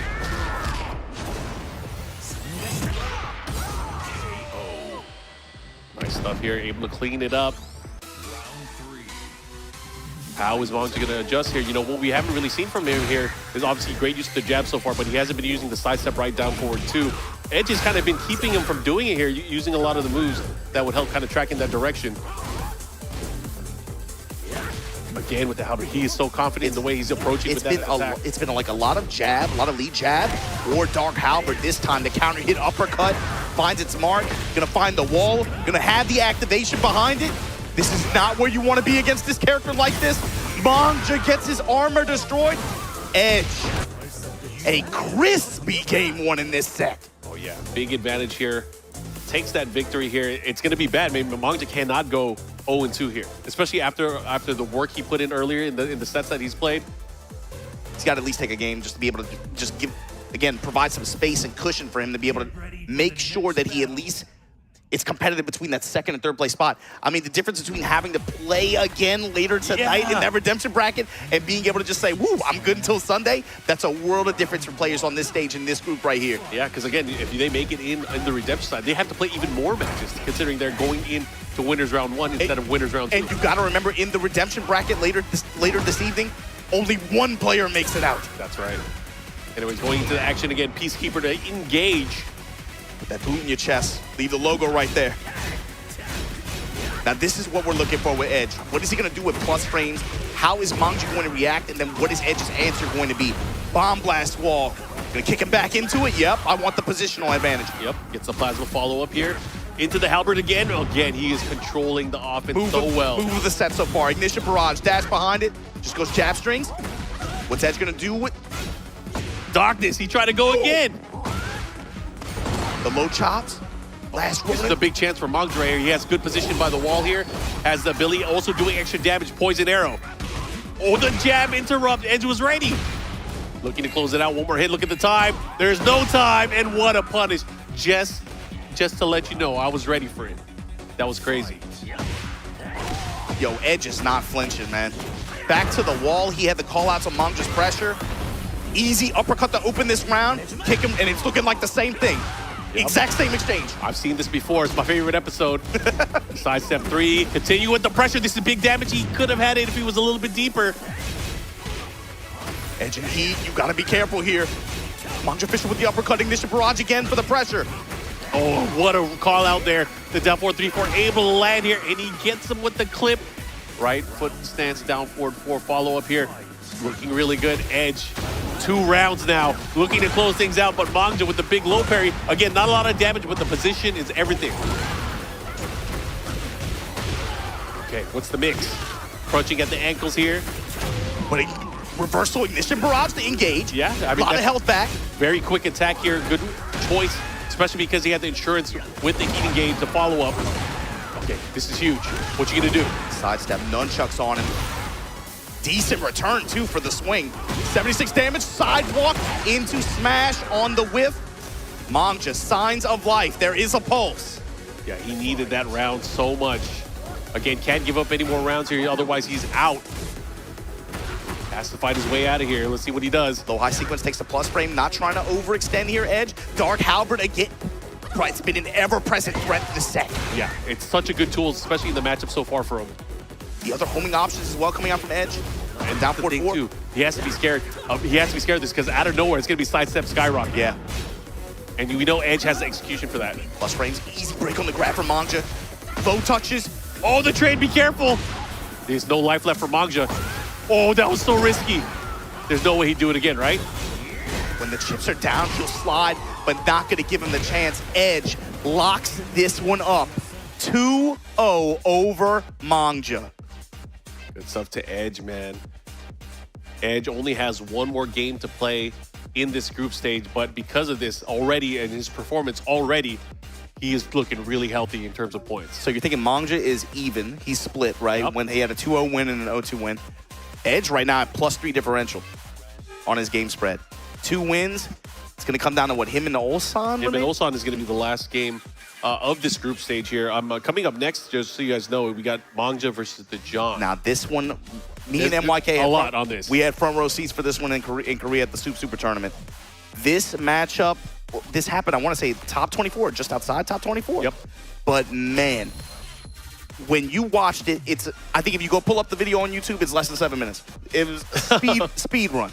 And the way that Mangju did it, he had like near perfect precision on throw callouts, whether it be through ducks, flash ducks, or just evasion. And the big thing was, I think the John success rate with down 4-2s, playing any kind of mind games with them on block, on whiff, Mangju was almost completely able to neutralize that game. I think he had, he only got clipped by it twice. The other thing too, throw game completely neutralized, but also the muscle armor. What the John is so famous for employing in a lot of his neutral and a lot of his mind games, Mangju was having none of it, whether it be throws to counter, whether it be lows to counter. And I think what it showed too was Korea, especially in the wake of, I would say, like the beginning of Season 2, they really have been grouping together and studying some of these players, studying footage and coming up with strategies together. They had to. I mean, you know what? These guys had to adjust the way that they were playing. There were threats from all over the world coming up with their style, really kind of pushing their agenda in the way that they play and the way that they're able to win in tournaments, in key matchups throughout the year. But again, this is going to be interesting because, you know, the John has to have remembered that last time they played. And the John's also the kind of dude, man, like, what, the corner mouse attacks the cat? This dude's backed into a corner right now. He pulled up the Malmo Sweden in what, sweatpants and a bucket hat. He really does not care, man. He is out here. He's going to play it to the very end. So here we go. The John versus Mangja. I like the John here. I like the John. I know he's going to probably have something prepped for this. Trading with the Rekkas, though. Muscle Armor still representing here. This gets guaranteed follow-up there from the counter hit shove. Finding the counter hits in mid-range. This time scoops him out of the air. And the thing is, you got to remember, too, yeah, he was representing with the Muscle Armor and the down forward, too. But King's jab game is not too shabby. This time going for the giant swing here. Good break there from Mangja. Slide-do. That's the other thing, too. The John, I want to see how he reacts to some of these situations where Mangja's really been leveraging. He's been banging on slide all day. Good jab pressure here with the 1-2-3. Mangja able to take that opening round. Let's see if John's able to react here. Sidestep down forward 2, keeping the pressure. This time going for a down forward 3. That's something else too, Mark. In some of these situations where the John might go for armor, Mangja's going to try to keep it compact and keep his pressure airtight to be able to interrupt it. He wants some of that DSS pressure. Yeah, he has that life lead too, and that's down forward 2 counter hit, runs right into it. All according to Keikaku. Drop him. According to plan, as you said, the follow-up here goes for the big shove one more time. This time getting a nice whip punish there with the 4-2-1. Pressure by the wall plus frames. Sidestep, activate here, Mangja. Ooh, slide in his grill. Oh, and he caught him again as he started to move. Mangja with the great placement there of the nunchucks. And then run up, tap, and low. Counter hit again. This is huge. Mangja 2 rounds now. It's not like the John was playing bad either. He got the hits that he needed early on. It just, Mangja started taking control again. The jabs. Yeah, keeping it tight. Not giving him openings to be able to try to step out like that, but this time, Jaguar step, comes up with the grab after. Choke him out. You better guess right. Follow up here. Oh, he caught him with the last hit. Guaranteed follow up with 1+2. Stepping right, Mangja. Banana peel kick. Good break there from Mangja. With the low, and this time the slide punish is good. Yep, has the sidewall. Has to be careful how he adjusts here. I like that, the flapjack, the follow-up here. Good adjust. Good Oki follow-up, down back 3. Ooh, he gets the round. Really well played round by the John there. Good awareness. Chasing him down there with that heat smash, able to land in a good, favorable position for him. And Mangja, again, still going out the gates with the jab strings. Yeah, jab strings. He's got jab strings representing Rekka a lot. This time the John willing to engage here. That was sick. Alley kick follow-up in the combo. And then gets the wall splat. This is it. He's going to be able to cancel this. Follow-up here, gets the full combo. And the John, just like that, tying it up final round here. This is such a huge round. The implications of this round are huge for the set, especially for 3rd place. I mean, yeah, this determines if the John's done for the day or if he has to play in that LCQ tomorrow. Time to play the game, though. To the follow-up second hit, it's going to get punished, knockdown. Kick and the bad punish on the toe tap. You know where you're going. Big uppercut, big damage coming in. Oh, yo, does it end? When does it end? The sparks, the heat, the slide, the nunchucks. Oh no, this is such a bad spot to be in. What are you going to do, the John? Okay. Stab and smash after. The pressure. Oh, he caught him. This is, what happened? That's the slide. Mangja sealing that game with the slide. That sucks for the John. I think, I'm not the mathematician, but I think that he is no longer able to make it out of the group because of that. Oh, that's rough. Still got to play the set out, Mark. Got to do it. Got to do it. Going into the action here, we are now in Peru. Still got to play it out. See Ortiz farm. Some immediate sidesteps here. And even though it doesn't matter for him, it matters for Mangja is the thing. That's the thing. You could always play spoiler. Because you never know. What if he meets him later on? There's a chance. There's still that LCQ. Mix up this time. Ooh, double. Reversal Toilet flip trouble. kick.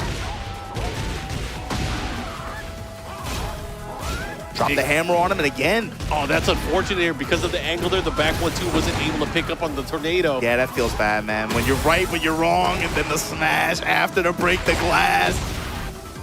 Mangja continuing with that lead here. 1 game, 1 round. Cooking, opening up with the homing attack there. Good pressure. Mangja, again, those jab strings really kind of shutting down the offense here from the John. Jab strings in those mids interfered a lot of time. He's willing to play into, again, that range where it can be really scary to contest King with some of these options, especially like counter and shoulder shove, the return that he gets. But Mangja, undeterred, willing to just run up in his grill, throw some jabs at him. Run my Rekka string. Big leg drop here, fishing with the down 4-2, nothing behind it. Activate, counter, activate, this time cancel. Mid, what's the homing option? Good patience there from the John. Second hit, able to come through anyways. He'll bring it back. Able to close it out, deadly boomerang to close it. He'll put it on the table, take it away, then bring it back when you least expect it that time. Working out for him. Nice punish there. Oh, actually, he got a counter hit there. Break after. Double dragon. Clear shot at the balcony if he wants it. Just wants to hold the positioning. Dragon hammer, follow up into the slide, guaranteed nunchucks. Those strikes and Mangja trying to put himself in position to close this thing out. Set point here. Has a chance to go up. 2-0 here for this set. The John, of course, fighting to play spoiler. Let's see what he does here. Rolling Sabato downstairs. The bomb takes a low tap. No. Fish with Jaguar step chop. Oh, Fish with the down 4-2. Didn't pull the trigger that time. Big smash downstairs. Big Smash damage the incoming. Floor. That's too cheap. We're not done yet. Not by a long shot. Ooh, triple digits. Let's see what he does. Very close at the wall. Had a low parry. Going back to the other side. Spike follow up with the 1+2. You gotta be careful. He has access to heat smash. He has access to heat dash cancel. Plus frame goes for the slide. Nunchucks, time winding down. Big swing from the John, gonna save himself that round. Still, once again, set point here for Mangja. Down here with the ancestors. Gold coins and doubloons. Okay. That's doing a lot better than USD right now. Look, nunchucks, the lows adding up. Trying to make it work. Let's see what he does. Fishing with the Rekka. Down 4-2s. Oh, the back two able to land there. The mind games right now. Activate through the string. Counter activation. Heat dash cancel. Pressure at the wall. Look at the life lead, man. Mangja's looking good. Okay, needed that. Oh, out of the flip kick. Oh, you better guess right. Yeah, the John with rage behind him. Good punish. Gets the follow-up here. What's he going to go for? Trying to force him into a situation. Nice while standing two. He went for the running king onslaught. And Mangja 2-0 over the John. His second set where he finished with a 2-0 finish like that. Yeah, Mangja right now trying to get those much-needed points here. These guys are slugging it out, trying to get out top two in the group stage. We go down to one more game in this group.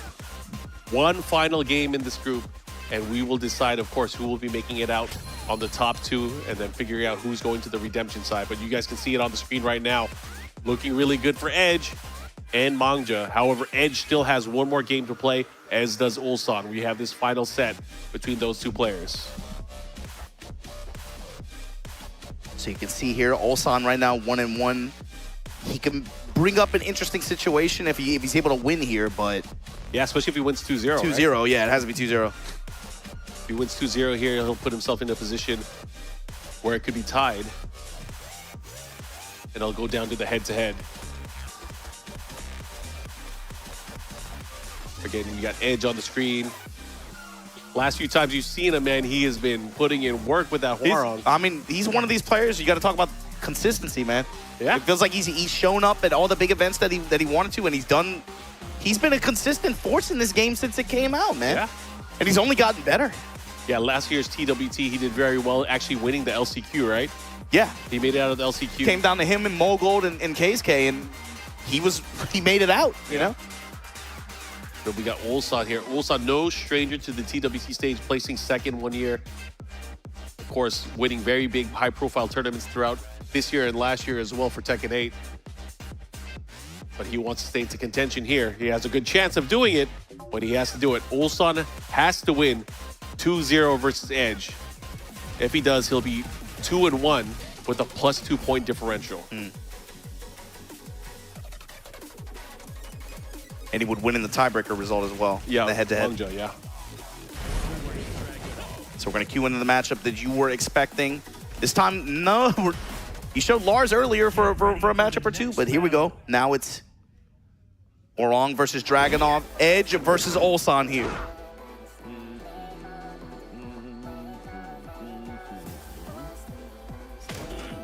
Round one. All right, here we go. Starting things off here at the beach. Dragunov, Hwarong. Nice wall standing too. Able to thread that needle right underneath the high. Here comes Ulsan with the combo, pushing towards the wall. Gets the follow-up into the spike, goes for the stomp. So this game matters here. Ooh, Migiappa, counter hit.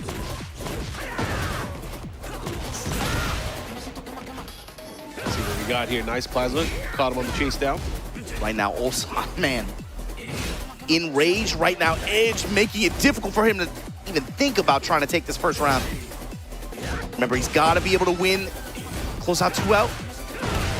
Bad punish there with the blade, and look at that. Edge takes the first round.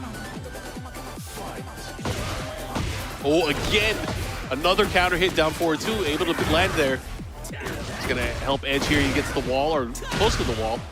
Now going for some mix-ups here, man. He has such the advantage here. Ulsan finding a way to get out of here, but the Flamingo sidestep re-pushes him towards the wall. Look at this pressure, man. Edge is looking really strong right now. Testing with a lot of options too. You saw him throwing out the 1-1 there. Starting with the follow-up, but speed running this, trying not to give Ulsan any space, any opportunities, or a chance to even slow things down and be able to try to establish his pressure. Armor this time. Yeah, I mean, we mentioned it earlier as well. I mean, if Ulsan wants a chance, he has to win 2-0 here. He has to maximize the point output. Fighting for his life, but Edge trying to silence him. Activation. Sidestep low and check from Ulsan with the low parry after. Want to just space him out, stabilize the combo here and get his activation. Maintain the wall. Pigeon roll mid. Ignition barrage and the instant challenge from Ulsan. Plus frames, and look at that sidestep left. Ooh, to the smash, and he steals the round away. 2 rounds to 1. Just enough space. You gotta imagine Edge takes notice of that if that +4 scenario comes up again. Note what Ulsan went with there. Instant step. It's the ignition, the follow-up here gets the heat engager. And again, Ulsan, especially when he has an opponent to the wall where there's no space to move, makes his lows way more scary, but not only that, his use of the heat smash is so good. Okay, sidestep, no. Not deep enough. Homing option from Edge after. Could have been much worse. Trying to catch him here. Fishing with the uppercut. The lows. He's gonna go for the cancel, keeps it safe. Follow up here, let's see what he does. And again, with Ulsan's pressure, the running to the assault. And he gets the grab. That should be close. Quick check with the mid there. Here we go, final round, game number 1. Huge round. Ulsan again needs this. 42 blue. This round could determine if he has to play later tonight or if he's safe. Ulsan holding the plus range versus Edge, striking back with the mid. Micro step right. Oh, caught him. Oh, at the 4-4. I thought those parabellum kicks were counter hit. I thought he was gonna be able to pull it off. Oh, this is huge. He gets a wall splat as well. This is big for Ulsan. Not only that, he has heat activated. Let's see what he does here. Huge Tundra Slasher here. Grab, break. Oh, he went for the whip punish. That was crazy. That heat smash to stay alive here. Ulsan fighting to get in. That's crazy. All right, all right. What a situation here. So it's still in play. He still has a chance to make it out and not have to worry about the third place redemption, right? But Ulsan, again, he needs a 2-0 to make this happen.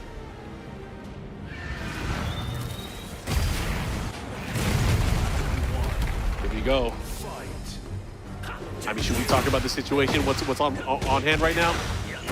I mean, clear? I think you have to.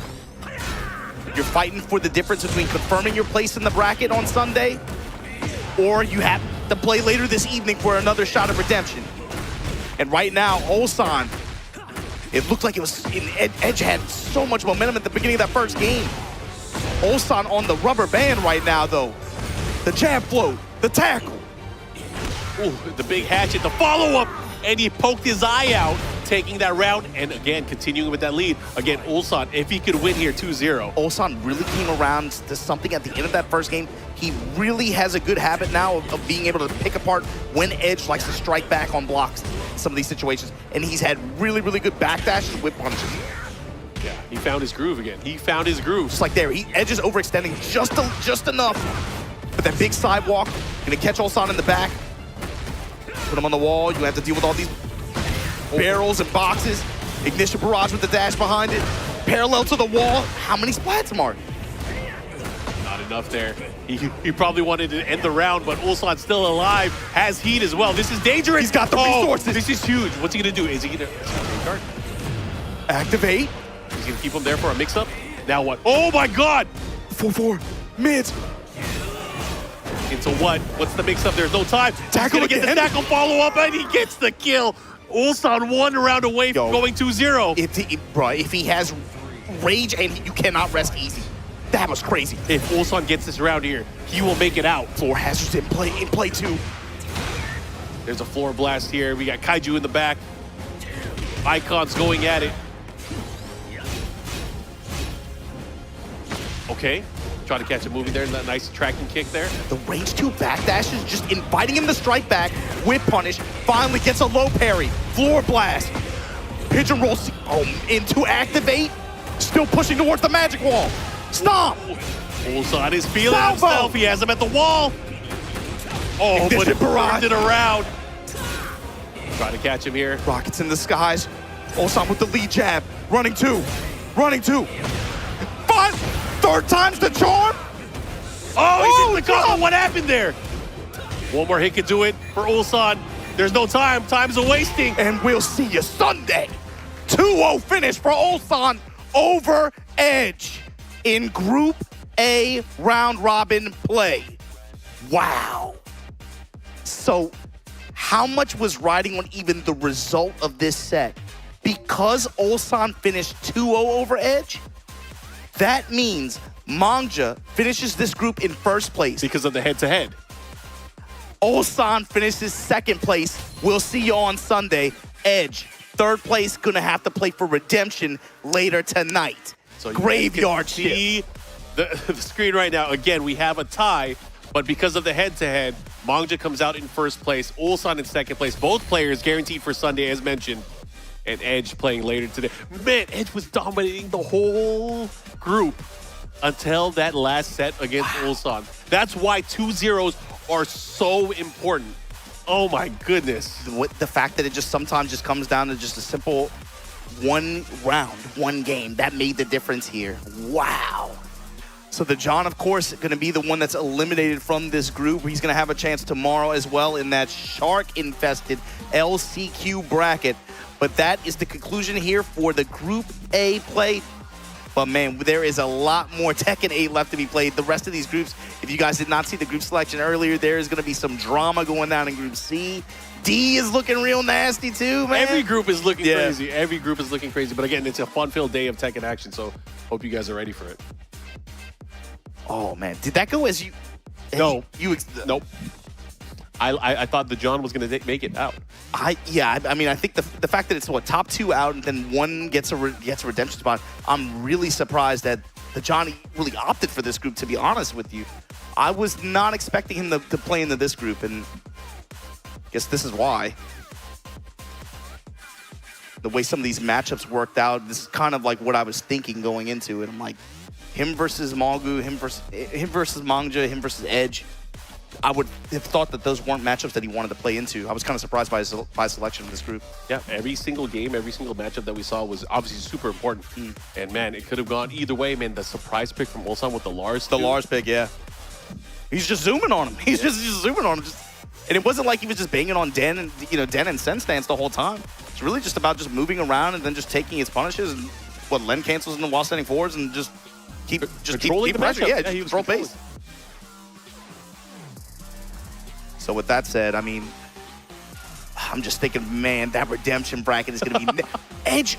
He played so well, and he's in redemption bracket. That's crazy. There's going to be a lot of heartbreak in these group stages, man. We got more, so this is just Group A. But man, it's par for the course here. We're taking Tekken World Tour Finals. Y'all know the drill. It's like this every year, man. It's always some chaos in the group stages and upsets like that. I can't. It's the unexpected is expected at this point, especially when you get to the global elite level of competition that these players are going to put on the table for like this. If you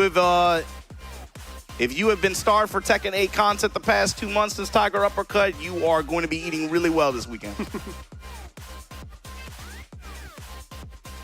What about you? Is there a group that in particular that you're looking forward to watching later? C is the one that I really want to see. I'm actually looking forward to that as we get in towards the later side of the bracket, not only because Knee's in there. I always love seeing Knee at the highest level of play, but also King Ray Jr. in that group as well. Yeah. One of the only American players outside of the LCQ that is in contention here for the championship. So we really want to see how young King Ray Jr. is doing as well. America's finest, but then also Group B. I'm thinking Lohai's been having a really impressive, I think, run the past few months. Obviously, just won that Soup regional round that tournament that they just had. Well, maybe STL Super Tournament. Yeah. STL Super Tournament, like what, a month and a half ago or something like that. Yep. John Ding in Group D too. I'm curious to see how he's feeling this weekend. But there you go. Once again, round robin global leaderboard Group A finish here, and it's going to be Mangja on top. Ulsan gets out second place, going to lock their spots for that 20-man bracket on Sunday, with Edge having a shot later today in the redemption phase. And so with that said, let's check in on the stage with our players and Logan Sama.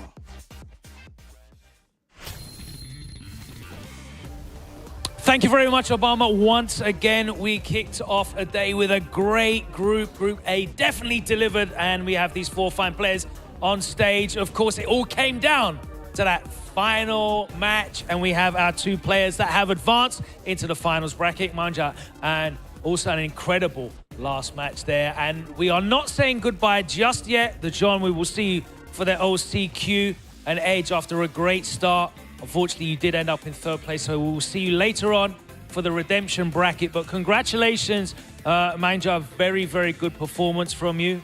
Are you sad to have to play against so many other Korean players in one group? One more. So many Korean players in a group. Is that sad that you have to play all together in one? 많아서 혹시 좀 슬펐는지. 그 한국인 9명 중에 어차피 3명이 한 조에 들어갈 거라고 예상을 했었는데 이게 또 하필 3명이 같이 연습하던 사람들끼리 하다 보니까 참 이게 올라가더라도 기분이 썩 좋지는 않네요, 이게. You know, so many Korean players in the group stage everywhere, but sadly, Edge and Mangja and Ulsan was a much practice partner. It's really sad, yeah. For yourself, you left it till the last match, but you looked so strong in that victory against Edge. Does that give you more confidence moving on out of this group stage? Because obviously you started off not as strongly as you finished. After finishing the match, I couldn't smile because I thought I couldn't calculate my score.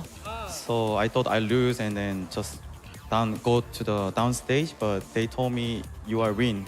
So very happy. I think everyone at home was trying to do their math. Shout out to Obama and Markman on the desk who were doing the calculations on the fly. And of course, we had all of our maths brains backstage calculating for you. But that does end the Group A, and Mangja and Ulsan will be advancing straight to that finals bracket. We will see Edge in the Redemption group as well, and we'll see the John in Saturday's LCQ. But we're going to be seeing another 12 players fight it out in our next 3 groups. We'll be back with Group B on the other side. Don't go anywhere.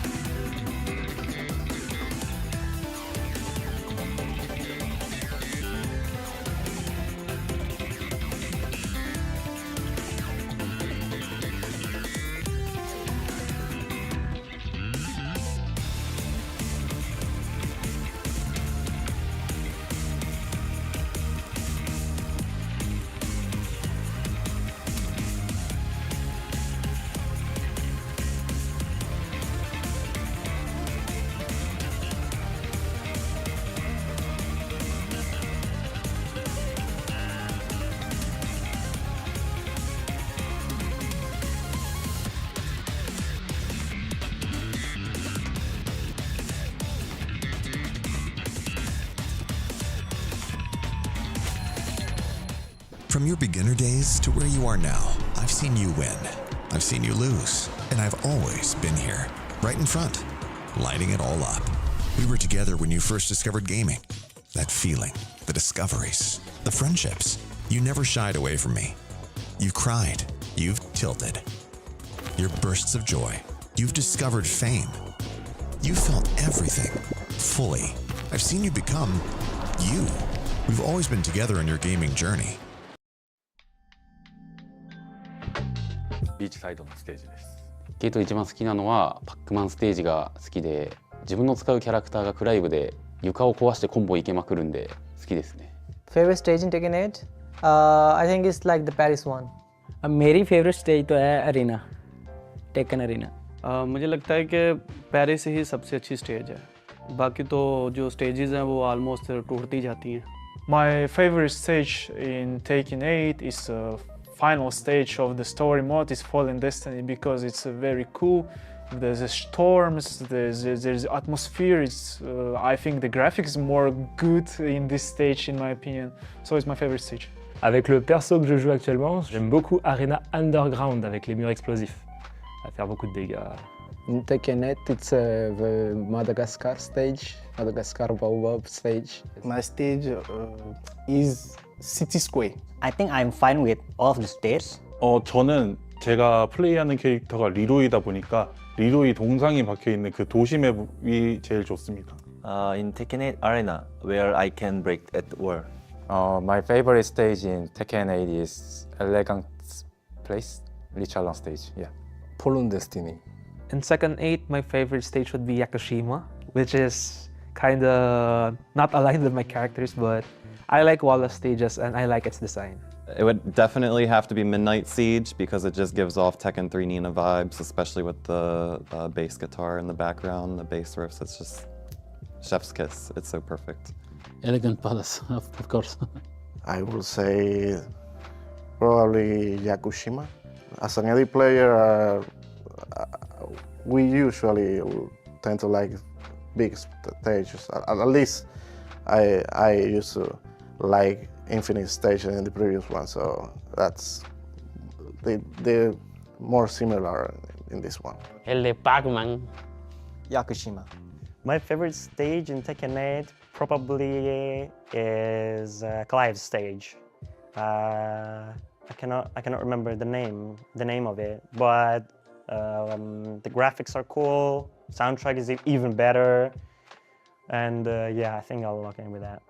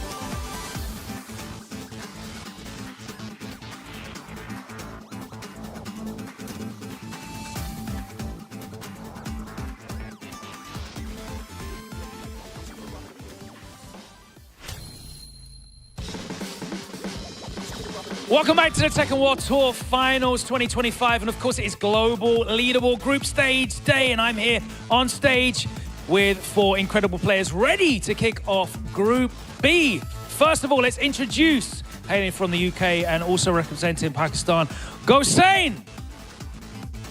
Next up, we have Lohai. To my right, from Ireland, representing also Mirage. It's possibly going to be a team kill. It's Fergus. And lastly, and absolutely mostly the only 2-time Tekken World Tour Finals champion and the reigning defending champion, it's Rangshu. We are going to be fighting out in a round-robin format. 2 players will be advancing directly to that finals bracket on Sunday. 3rd place will be going to the redemption bracket at the end of the day, and whoever finishes in 4th, well, they'll get another chance on Saturday at the LCQ. And now it's time to hand it over to the desk, where we have Ru Kang and the tastiest of Steves waiting to call the action. Let's go.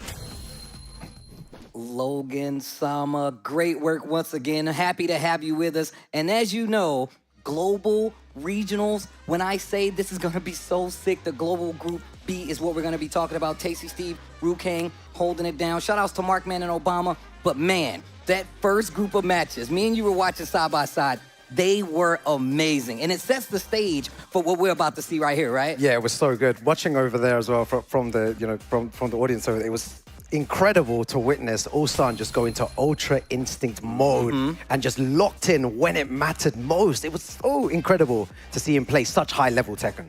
No, it's definitely some of the highest level Tekken we've seen. I mean, look, Obama said it, we set the stage. The best players in the world are here. But let's talk about this global Group B. Lohai, Rangchu, Fergus, and Gosain. So you got a couple of homies that you're very much rooting for in here.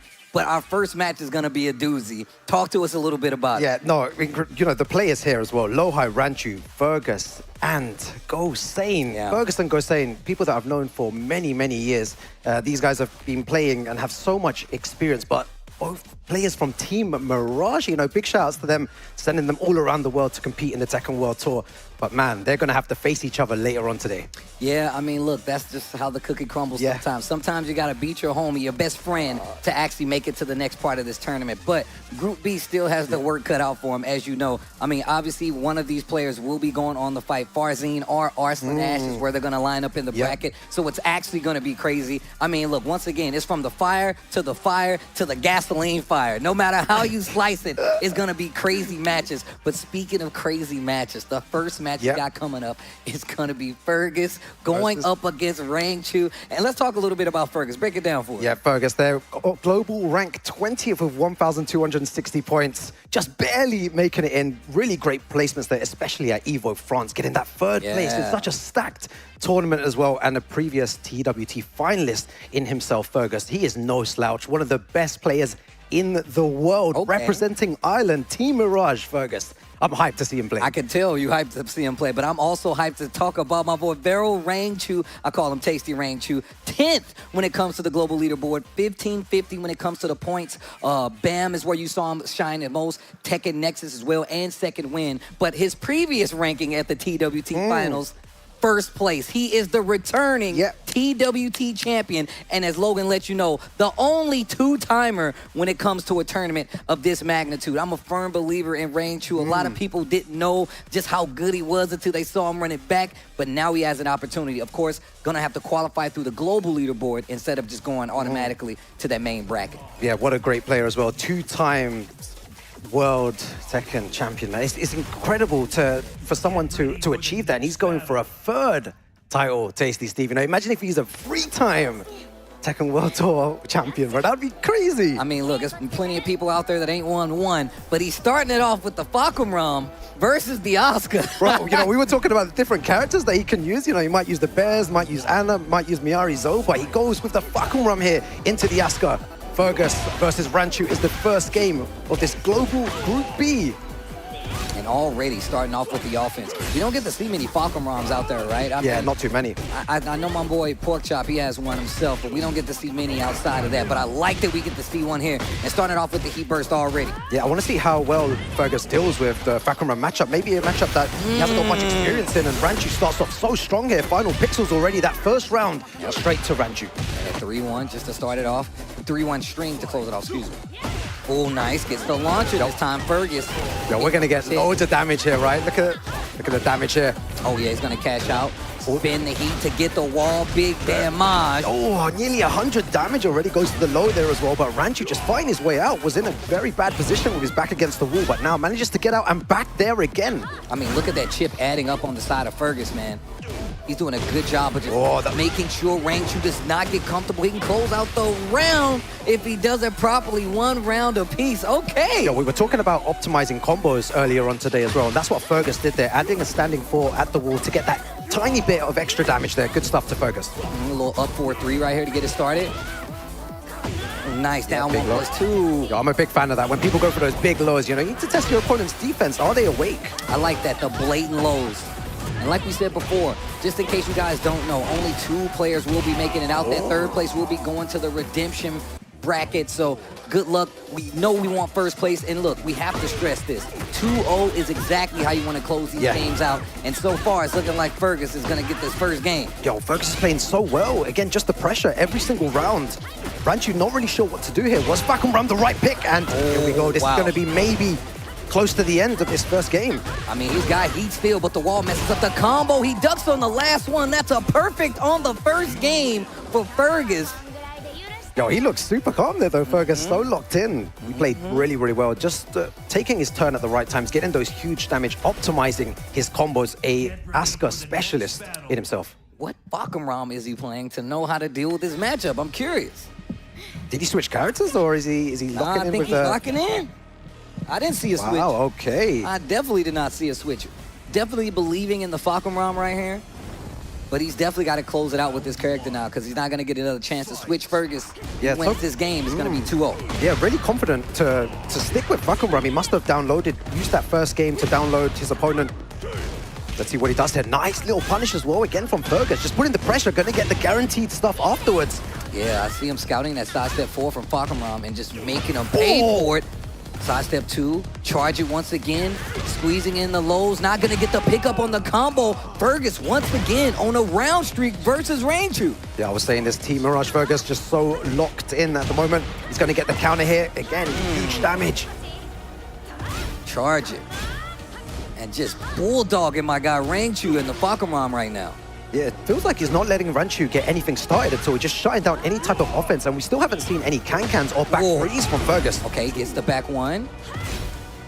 Got the follow-up, but Fergus went right back on the offense. Engage. Rainchu getting to play a little bit. First time I think you've seen a life lead on his side. Yeah. You know, oh my god, the range. Those long range, long reaching pokes. Okay, Rainchu finally getting around on the board here. Yeah, he's starting to realize that using those lows from Vakuumram is really working against Fergus. Go for 3 lows in a row at the end there. And that's one thing about this game overall. Yo, oh, nobody dropped the combo. That's one thing about Tekken 8 overall. The lows are a lot more punishable across the board. Vakuumram, known for how strong his lows is, still susceptible to get punished if you know it's coming. Yeah. Charge it. Both of them playing really safe at the moment. No one taking any huge risks. Ranchu activating his heat. Goes for the low again. Oh, really nice. Able to close out here if he gets this wall. Okay, 2 rounds to 1 in the second game. Rainchu running it back, but now the floor is lava. You got to make sure whoever's going to get this first stage hazard is definitely going to run with it. Yeah, do you know, as soon as I get a combo on this stage, I'm eliminating that floor. Like, I just don't want my opponent to use the floor. Oh my damage, man. Yo, 10 seconds gone already, 70% of Fergus' health bar. Nothing but pokes. Nothing but pokes, dude. No big combos at all, but here comes Fergus trying to make it count. That was a great punish, great awareness, and you can see Rainchu definitely slowing down a little bit. Man, this win pose is so disrespectful. Yeah, Ranchu playing so well there and adapting. He didn't hesitate to pick the Vakuumram again, even though he has so many different characters. He went straight back for the Vakuumram, and he knew how to adapt in that situation, and that's what happened here. More lows as well, right? We talked about just scouting it, right? Those lows definitely more punishable, but if you know when to place them, you just get the damage and you keep the range. Vakuumram has great range. Great range, yeah. All right, here we go. Game 3, 1 game apiece. Big counter hit to start it off. Fergus. Let me get the wall. Yeah, gonna take all the way to the wall. What's the damage like here? I'm gonna take halves. Down 1+2. 4-2 on the follow-up. Yeah, this is really good. When Fergus is playing at that range 0, it really works in his favor against Vakuumram. Activates heat. Again, just putting pressure. That's the first time we're seeing the can-cans. Something for Ranchu to think about. All right, spends all his resources. A little bit left on the side of Rainchu. Not anymore, though. Oh, you're going to be able to get a combo off of this. Yo, he just runs into that? And then look at the carry. Look at the damage he gets from this. I'm marching. There's those big lows, those big chunky lows. Trying to move and he lets the whole string rock. Garuda. No, last time he went for 3 lows in a row, and this time here, just switching it up with the mids. He's making Fergus second guess all of his options. Oh, nice up 4-3 right there. Oh, wow. Tries to parry. Ooh. Again. Once again, taxing with the lows. Taxing the life bar with the lows. Taxing. Oh.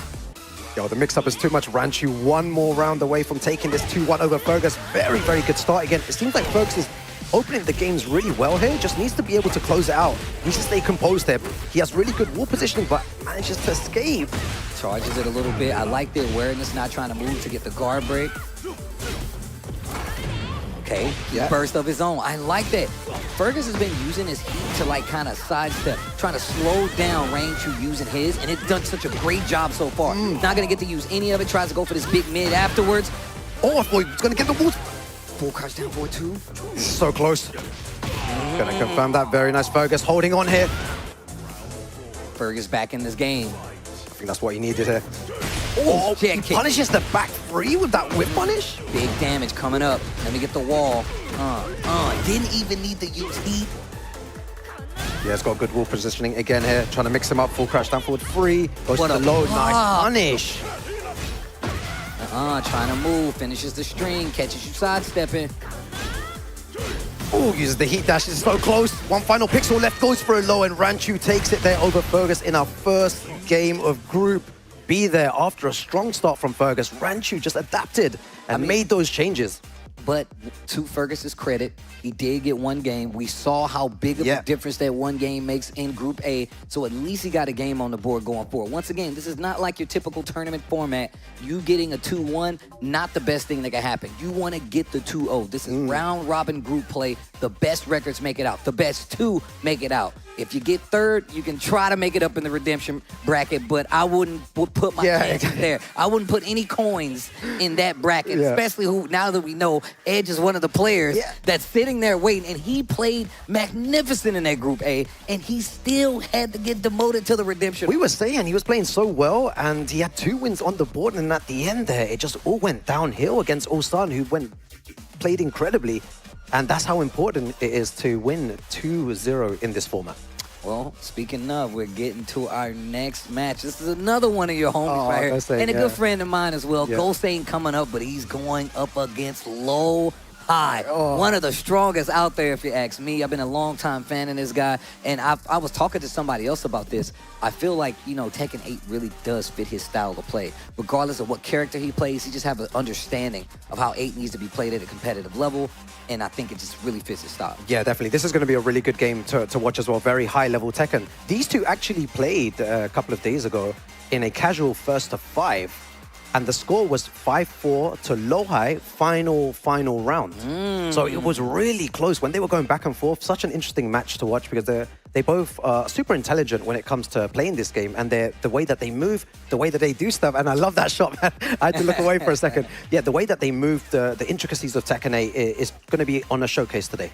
Well, speaking of the showcase, let's talk about what my man Low High has accomplished. 1870s on the global rank. That's 6th place. Soup Super Tournament. Yo, shout outs to Soup on everything because they did a great job as well as holding these tournaments. But now we got Gosain, man, coming from the United Kingdom. Yeah, global rank 13th, best placement. 2nd, 1st, and 4th as well. Very, very high placements as well. But it's really nice to see Gosain on the big stage. Like I said, a friend of ours as well. And one thing to highlight as well, a super, super kind guy as well. Very generous. I've known him for maybe about 13 years or so. And I'm so happy to see him on the big stage. I mean, you included, man. You guys have a very strong group of Tekken players over there, man. So I'm not surprised. But the matchup will go as follows. Law versus Brian. Gosain with the Law, Low High with the Brian. It's best of 3, 1st to 2, and you want to get a 2-0. Let's see who takes it. Let's go. Okay, they both have a bit more space to play as well, and Gosain on the offense straight away. I've noticed that a lot of players are starting to use a lot of down jabs in these matches over the games yesterday and today as well. They're using it as a way to escape people's offense. One of the things that, we talk about in Tekken 8 overall is using down jabs. They're a lot more offensive when it comes to stopping people's pressure. They're not as risky. You got to call them out a little harder. So using down jab, not the worst thing. Sidestep while standing 1 from Low High on the side of things. Got plenty of heat left. He's going to be able to close out that first round. Yeah, one mistake here. I feel like Tekken 8 at this level, one small mistake is just going to cost you everything. When you're playing against players like Low High and Gosain, especially, who are very good at whiff punishing, reaction super on point. That's why they're so careful with all their placements of their buttons. You can see straight away here. Nice, you can see him kind of gauging with the stream. Back one. Back one again. You would say doing back one twice in a row is kind of risky as well, but he knows Gosain would respect the frames in that moment. Both of them quite respectful players. And cannonball straight, looking for a movement with the heat burst. Oh, catches him trying to sidestep. Big damage on the table. He still got some heat left. Another one. The wall. Just in case to make sure. And all it took was a 1-2-1 to close it out. Yeah, very good stuff. One thing they were saying as well yesterday, after that casual match they had, Low High was playing maybe a bit passive before, but when it comes to tournament play, he's a lot more aggressive with his buttons. You can see there the jabs, the power crush, dashing in forward, closing that gap. And this is why I say this game really does kind of fit his style, right? Because it does kind of facilitate that aggressive play. I think Brian does so even more. But, I mean, you can tell what the lead he has right now. Gosain on the back foot, but he's got the life lead so far. Yeah, I want to see him use those nunchucks, man. We were talking about it earlier on as well. As soon as you said it, he did the nunchucks. Okay. Combo, though. Spins it all. Yo, combo video. Get up. Hatchet. Back forward, tries to make him get caught. Yo, Gosain respecting everything right now. Oh, no way. How much damage? Final pixels. Oh, and the low to close out the first round. Yeah, maybe at the end, Gosain being a bit too passive, respecting the back one, respecting the hatchet kick, and then all of a sudden, Lowhigh finds a way back. Like I said, that aggressive play, man, Lowhigh definitely excels at it. That's one of the reasons I feel like he definitely kind of fits in this form of the game when it comes to Tekken 8. But we're going to go to game 2. Let's see what Gosain switches up. Didn't do too bad. He had the whole life. He had a life lead that entire last round. Had the opportunity to close it out. Just Lowhigh clutched it out, brought it back. Yeah, it seemed like also as well, in both situations, going for double low into the mid.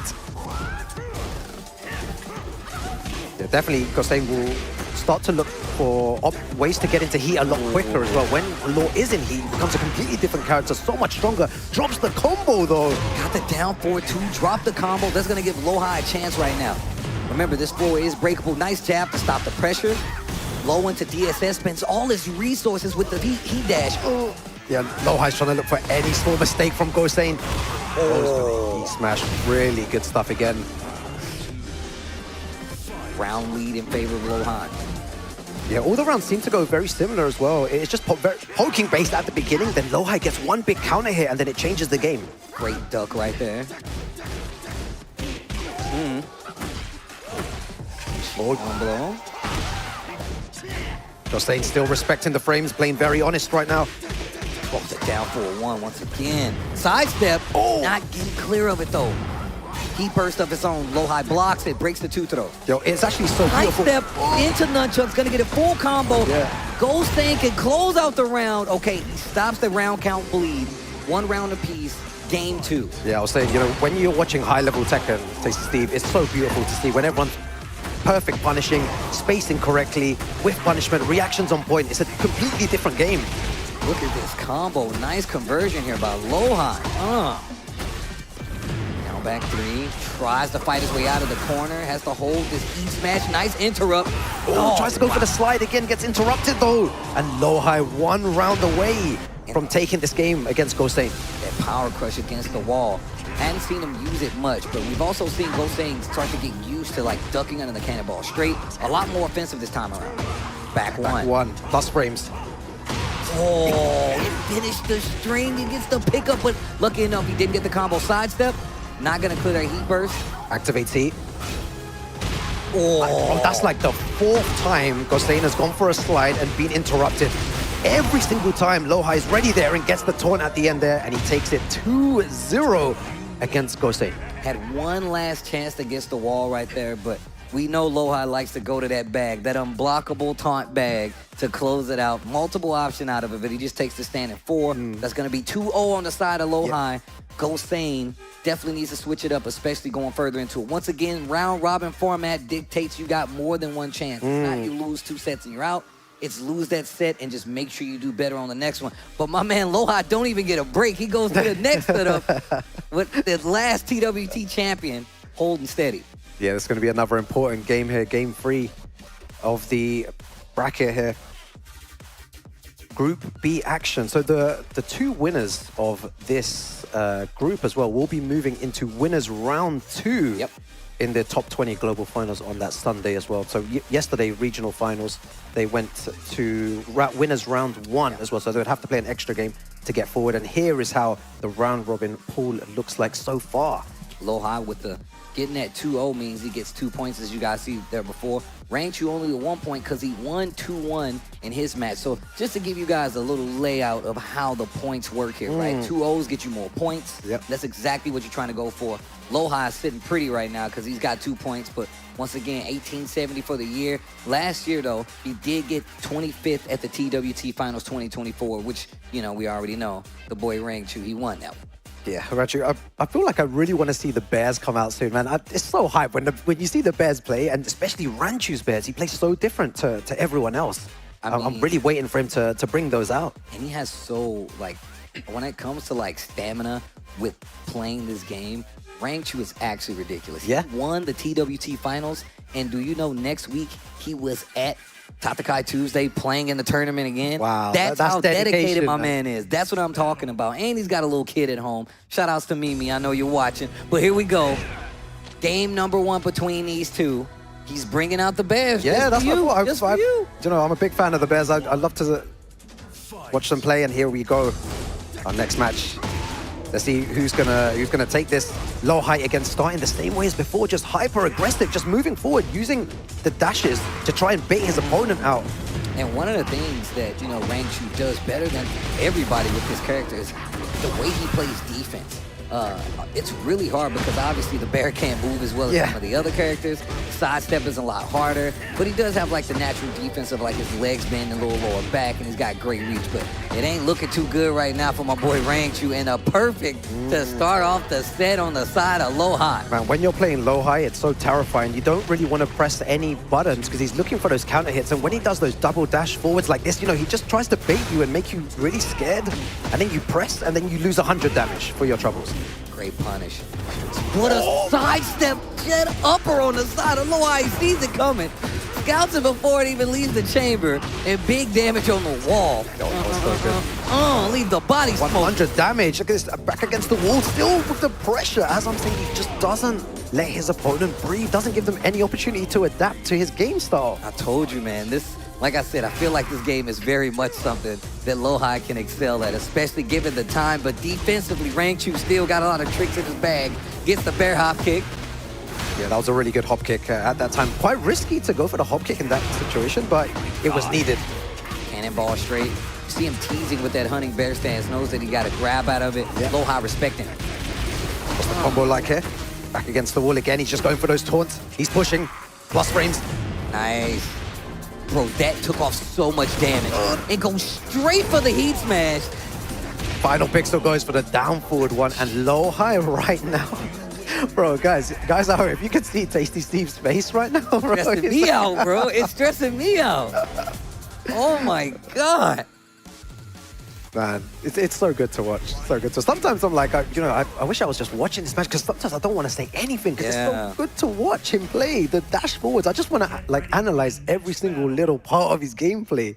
And that's what was happening. Me and you were watching Group A, and that's all we were doing. We were just breaking down the matches, like what was happening. Switching to the Panda. Right, a bit more space to work with now as well. We've seen how effective those walls can be in the game playing a low high. Okay, lots more poking. Yeah, it seems like Rangchu's trying to play defensively here, but low high's just shutting him down, using a lot of plus frames, advancing forward, using taunt.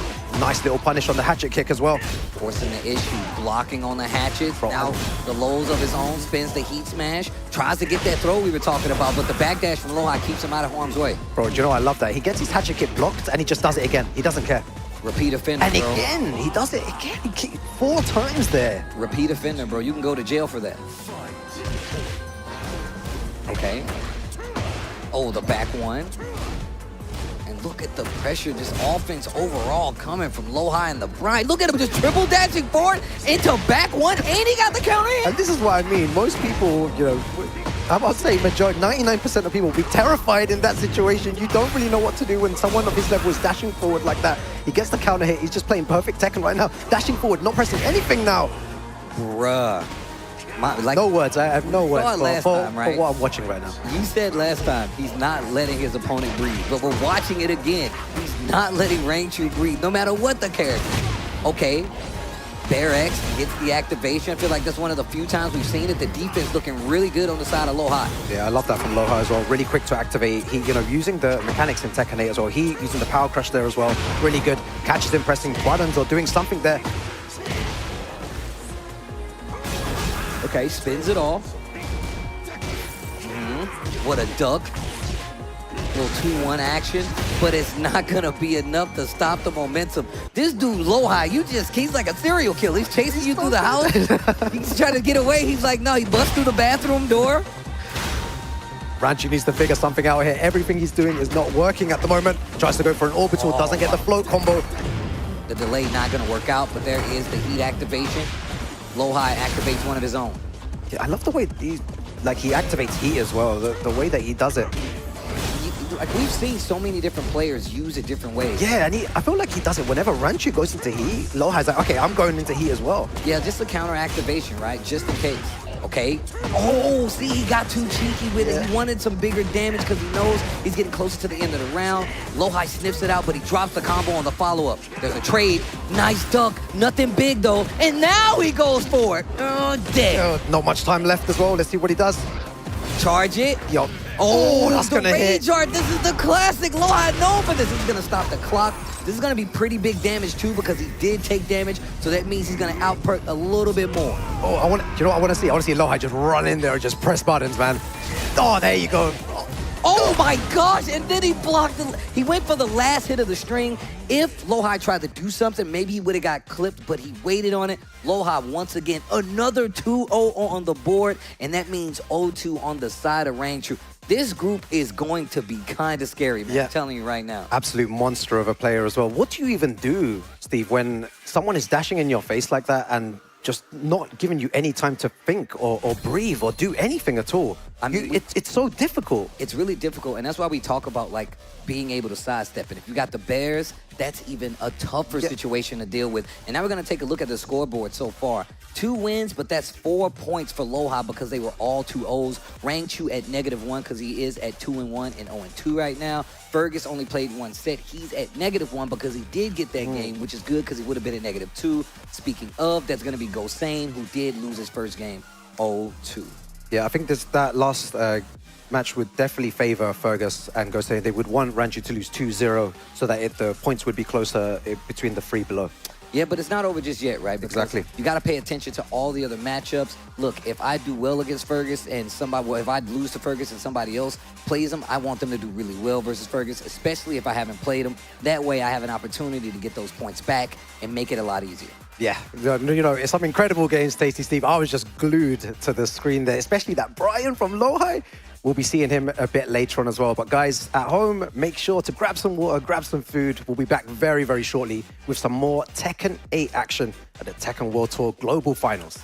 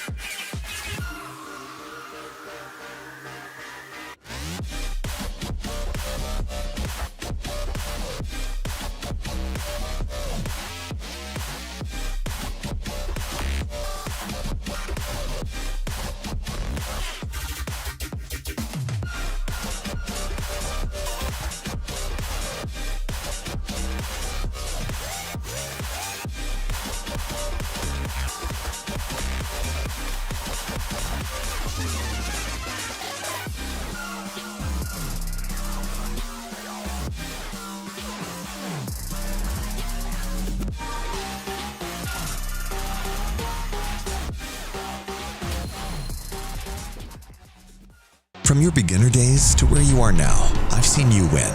I've seen you lose. And I've always been here, right in front, lighting it all up. We were together when you first discovered gaming. That feeling, the discoveries, the friendships. You never shied away from me. You've cried. You've tilted. Your bursts of joy. You've discovered fame. You felt everything, fully. I've seen you become you. We've always been together in your gaming journey. ゴールデンレバーの会社が作ってる VM6R っていう多分アケコンだと思います。使用しているのは堀井さんのファイティングコマンダーオクタプロっていうコントローラーを使ってますね。I'm using Kamba Obsidian 2. I think it's the best controller out there. अभी तो मैं खेल रहा हूँ golden liver पे। Golden liver ही मेरे लिए अच्छा है इस time. I currently use a default PlayStation 5 DualShock or DualSense controller. Actuellement, je joue avec une manette Xbox One. I use a DS4 controller. I use a PS5 controller. I use DualShock 4 for my controller. I used to and right now use the DualSense. Previous I used DualShock and right now I use DualSense. For me it's good. For me it's good, but I also looking for the hitbox in the future. Maybe. I'm using VM6R. I use the VM6R controller. Knee stick, my stick. I'm customizing. My controller would be an arcade stick with a Korean lever. The DualShock 5, the standard PS5 controller. PS5 pad. Right now I'm using the PS5 controller. Ahora mismo estoy usando el Kamba Obsidian 2. PS5 controller. I currently use Hitbox. 저는 판테라를 사용하고 있지만 안에 이제 달려 있는 레버는 골든 레버를 사용하고 있습니다.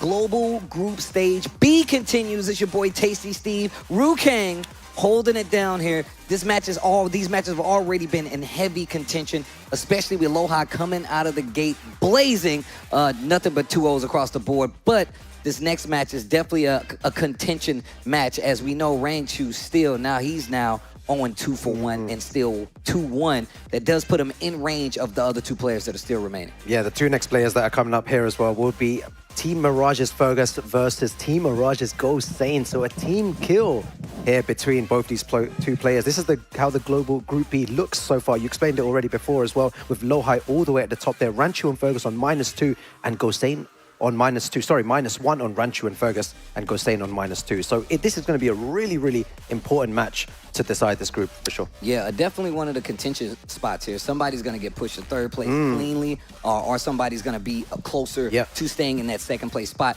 which is once again what these guys want to do. Obviously, I mean, what's waiting on the other side of this bracket is still not easy, but contention is there. Once again, just taking a look at his stats, man, Gostain has definitely been putting in a lot of work this season.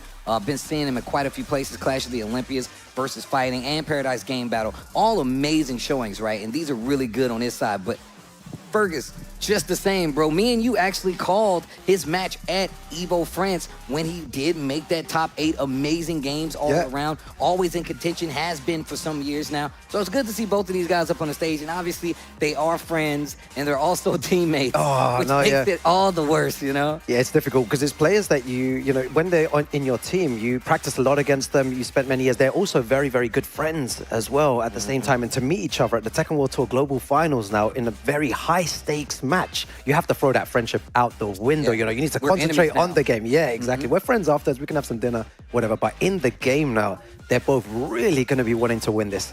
You gotta be, you gotta remember all the times he made you mad while you're playing. Like, I can't believe that guy ate the last hot dog. I can't believe it. You gotta take it out against him right now. But here we go. The law back on the screen for Gostain. Of course, the Oscar riding the bike coming in for Fergus. Once again, this is best of 3, first to 2. Group B global action. Let's go. Big trades already. Yeah, straight away, both of them just on the offense. And Fergus all the way to the wall there, in his favor already. Oh, ducks, eats the full charge, and look at the damage on the side of Gostain already. But he gets the big knee lift combo. He's gonna have an opportunity to do something back here. Yeah. Spins the heat, but he drops it. Tries to punish that as well. Nice while standing punish. What's the damage like here? Again, this guy optimizes his combos. Could have gone for a heat there, but he doesn't need it. First round to Fergus. Yeah, using that string on the wall, we've seen it quite a few times. Even if you tech and you just by chance go to the other side, it's still a great option because it's the clip you low. So you really got to respect it after that tech situation. Nice there from Fergus, though. Gostain playing a bit more passive at the moment. Fergus putting on the pressure, though, back against the wall. Gets the wall splat, and I like the awareness to get the combo off the wall, and he still got, he's gonna be able to take it to the other corner. Look what at a combo! Yo, character specialist in Fergus. Oof, counter hit. Double low there. Full crouch down 3 on top of that. I love seeing those normals be at play when I'm watching these guys play Tekken, especially at a high level. Dragon Hammer, the 4-1+2 coming from Gostain. Gonna get the wall on his own this time. Let's see if he's going to opt for heat here. Yeah, very good option as well. I feel like when your back is against the wall here as well, you need to definitely find a way out. That's what Fergus is doing. Jeez. Engage. Oh my gosh, finishes the string. Look at the damage already. Oh my god, that's so good. Full charge. Yo, both of them were so offensive before. Now look at this, towards the end game, they're being a bit more patient. No one wants to take any huge risks as well. Goes for a low there, goes for a big risk.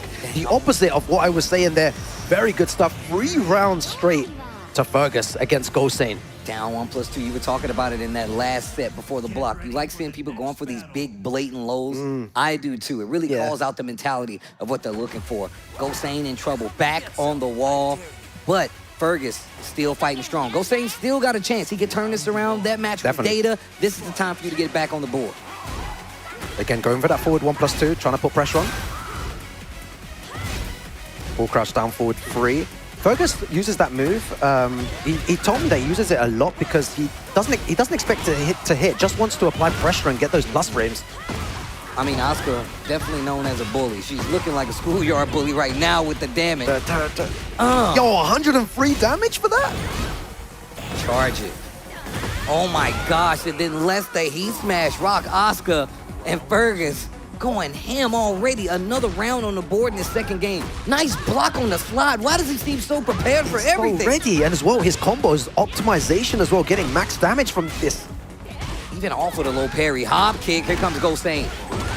I've seen it before as well, where the hop kick just like that can really turn the game completely. Just at the right time there, gets a combo, takes a bit of damage off, and now Gosane back in the game.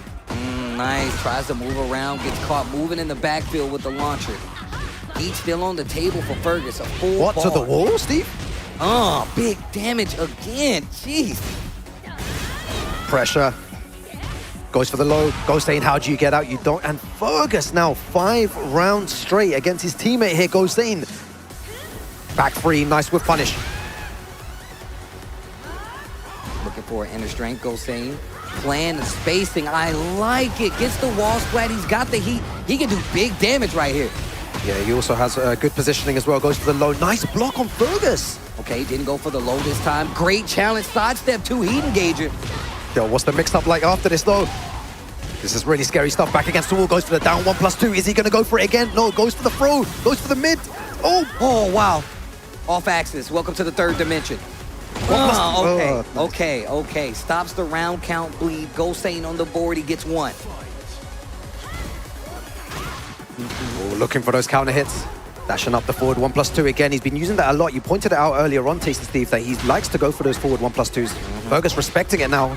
He's always been about those forward 1+2s, even since Tekken 7. He was about a nice block, power to the people. The Wild rising 2 to the wall we go, and he's got heat. This is turning around. Things are turning up for the boy Gosane. Yo, he's heating up now. Again, goes for the slide. It's blocked again, but I love the bravery. He's still going for it. He's not deterred. Goes for the heat smash here. What's the mix-up afterwards, though?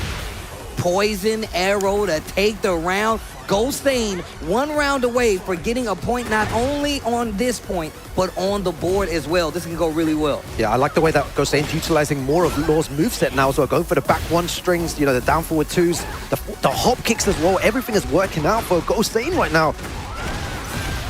Yo, on the brink of death as well. Big damage. Big damage. 87. I'm taking the steps. The elevator's closed. 1+2. Oh, goes for the low ball. Uh-oh. Yo, comeback time maybe. And the Wild standing for Gosane. Loosening it up. I like how both of them are playing with no headsets. Man, both of these guys, it's really important for them to win this. And it will be a 2-1 situation, right? It's not a 2-0, so they won't be getting max points here. But they still need to win this to go further in that group stage. If I'm ranked 2, I'm paying attention to this. Definitely. I'm 2-0 everybody out of this. But Gosane, it was 5 rounds straight for Fergus. And Gosane, again, utilizing more of Law's moveset, going for more pressure as well. The slide's being blocked, but Gosane is not deterred from using it.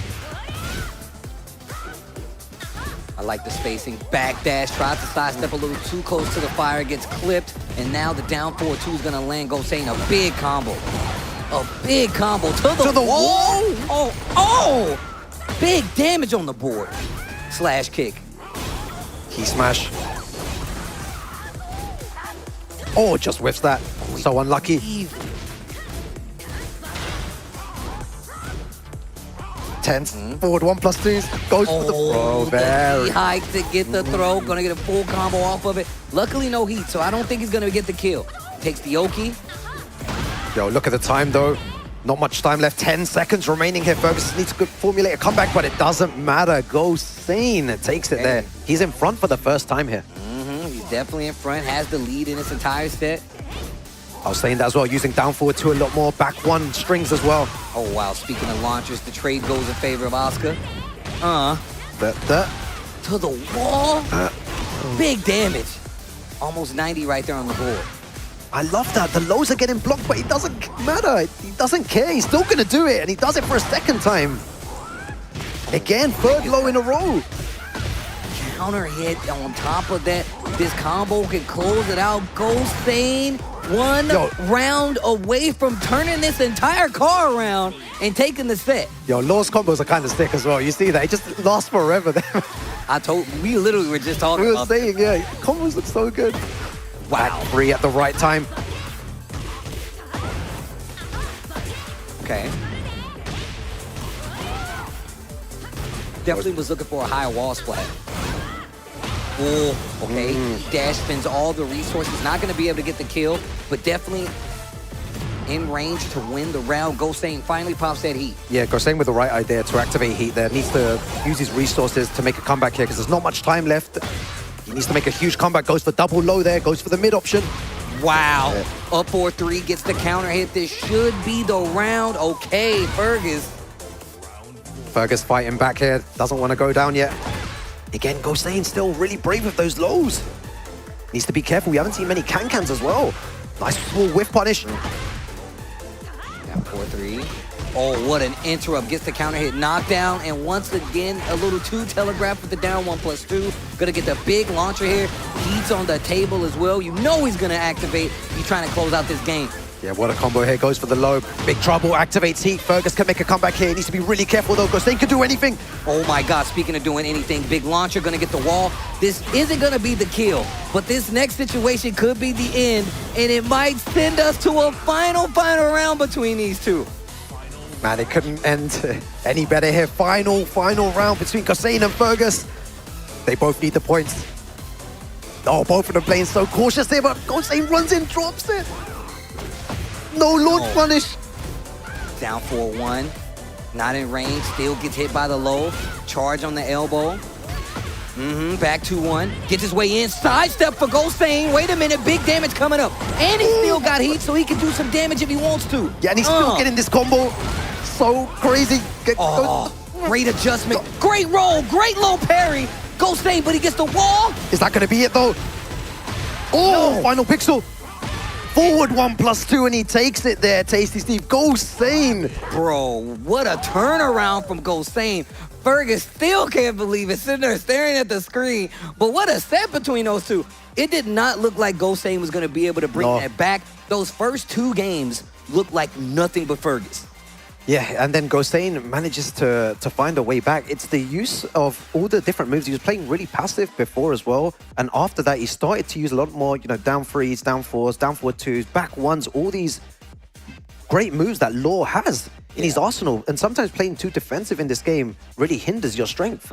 And then it started working for him. Law's kit is really good. I think we talked about this. I'm a firm believer. Law plays Tekken 8 really, really well. Gosane definitely showing his worth, taking that game back from Fergus, but now he goes to the other side of the stove where Rang Chu is waiting, where once again, I believe these guys, I'm not 100% sure, but I think they're tied. So right now, you want to get a 2-0. Right now, you want to get 2-0. Actually, I don't think they're tied because Rang Chu got a 2-0 at first. So we're going to leave that back to the mathematicians in the back. Regardless, if I'm either one of these players, I want 2-0. Nothing else. Yeah, 2-0 is the most important thing. And here we have the group. Low High still there on 4 points. But that Fergus versus Gosane match definitely has implications there. Gosane at -1 and Fergus at -2. And like you said, Rang Chu and Gosane tied for -1. So I want 2-0 right here. I want 2-0 right here. Yeah, you'll send the other person straight into -3, and then you'll go straight into positive, into 1. So that is so important. Yeah, Low High looking real strong in this group. And now we got Gosane and Rang Chu trying to see who's going to be that second place holder so far. Looking at some of the results throughout the year. Last year, just in case you need to check, my man went home with the trophy. That's Rang Chu. Tasty Rang Chu. Barrel Rang Chu, we like to call him. Yeah, 2-time Tekken World Tour champion. You'd feel like that's nearly impossible to achieve. And he could possibly get a 3rd title. He really locks in when it matters. Rang Chu is an absolute monster of a player. I mean, but he's going to have to go through some really strong players if he's going to make it from this point to make it through. That's going to be a tough one. And speaking of Gosane as well, man, he has an opportunity to make it to that top 20 bracket. But he's got to get through this group, man. This Group B is not going to be easy. We talked about how crazy the regional group play was. But this is even worse, and he's going back to the Fakamram. Fakamram again. Oh, we're going to one of my favorite stages. Same. This is one of the music, the final round music as well. Oh, that's so good. With the intros rocking as well. I had to turn my volume up a bit. My headphones, man. On the game one day. My headphones Let's go. Fight. Yeah. Gosane's not going to want to leave it till the last second like before. Remember, he was on the brink of losing there. He's going to want to start off very strong here against Rang Chu. You're going to need to against a player of this caliber. And Rang Chu once again dropping that combo. Ooh. Oh, nice interrupt. Gonna get the wall for sure. Smaller stage than most, that means that wall damage is gonna be easily accessible. Down jab, you talked about the usage of it. Yeah, what's the mix-up after this, though? Go say, looking Got strong. punch the bill. Yeah, I saw that last stage. Just the detail with that stage right as well. Just the detail as well.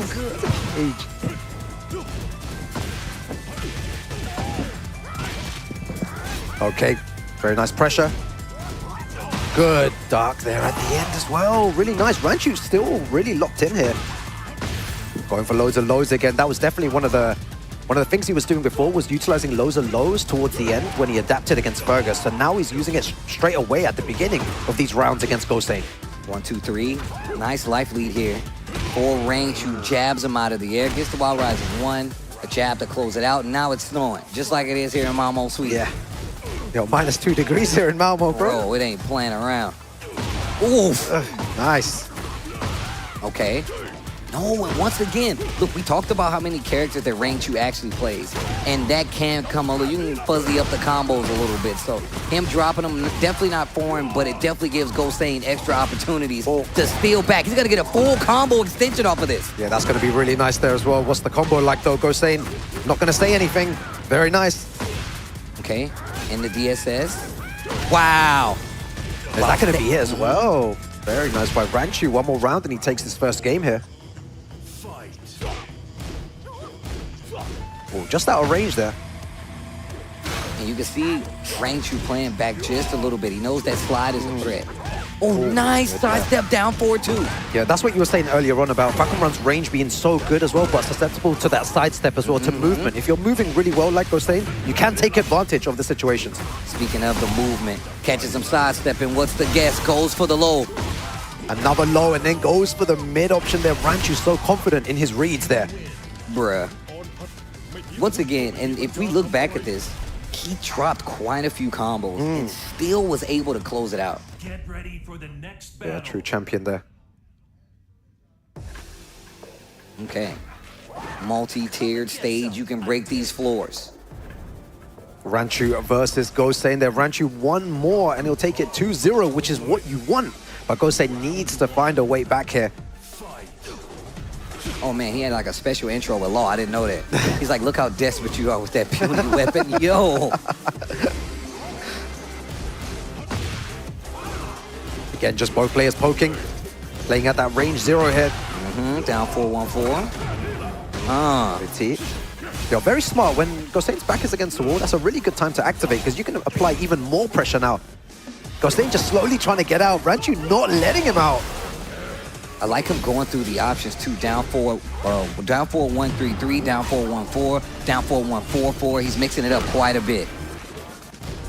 Oh, that was a beautiful duck. Not the right punish though. Yeah, it doesn't work out. We've seen Ghostain in these situations before. He does have that habit and then wakes up afterwards. I mean, we saw him wake up versus Fergus that last game. Maybe now he's put the pieces together. He gets interrupted though. Big heat engager on the side of Ranchu. Yeah, nice little punish as well. Oh, that was so good. He's gonna go for the low again. No, goes for the other option here. Uses the heat dash, gets some plus frames. Big damage there. Oh, big damage on the board. 2 rounds. Ranchu on the way to a 2-0, but Ghostain, we saw him in this position before. He brought it back. Yeah, I feel like no one maybe was ready for the Falcon Run pick here. Ranchu doing some damage with the character. This time goes for the guard break. Yes, good positioning as well. Again, just has to firm all these mix-ups. The throw, oh my gosh. And the floor downstairs break? we go. Oh, dude, you got these? Back one to keep the combo going? No. Ghostain, you got a chance. Engage. And I got some life back. Nice punish. Forward 1+2 again. Oh, what a walk while standing 2 to the back. Yo, sidestep duck there as well. Break the floor. There you go. What do you do after this though, Steve? Into the rage art. Oh, that should be dead. That should be dead. That should be dead. Lots of scaling. He did break the floor. Enter the dragon. Look at the screen. Look at him scream. I love that, bro. Oh. Yo, Ghostain's been in this position before. He always finds a way back. Let's see if he does it here. Going for a few lows of his own here. And now you see him going for the charge. Gosane starting to get a lot more hits on the board. Jet kick. Yo, from that range as well. They were at range 3 there. Oh, he ain't dropping it this time. Look at the damage he gets for this now. The last few times we've seen him drop it, but he drops the tail end of the combo. Got those lows as well, and Rangchu takes it there. 2-0 over Gosane. The range on Fakumram at the end there, one of his strengths that you pointed out right at the beginning of this set, that he has so much range to play with. You think you're out of the way, and then no, he just takes you with that 3-1. Well, now we have some pretty interesting stakes here coming up. Now, if Fergus wins 2-0, right? If Fergus wins 2-1, if Fergus loses, in any case, Lohai is first of the group. So we're gonna figure out what's gonna happen. What happens if he wins 2-0? He's third place. So if Fergus wins 2-0 here against Lohai, he's third place, and he goes into the redemption group. Right. Nice. If he wins 2-1, I'm not familiar with the scoreboard. They giving it to us live, so we're gonna figure it out. No, I'm glad I'm not doing the maths, man. I'm like, not doing the math imagine either, that was bro. in the job description. You have to do the maths as well, man. It's like, no, I'm terrible at maths. So no matter what, he's still in third place. So If he wins. If he wins, third place. But if he loses, if he wins, 2-1, still third, great. third place. But if he Fergus loses, this is where we're waiting for the little update, man. But if we look at Gosane, he's at -3. Oh, that might mean who won the head-to-head between them?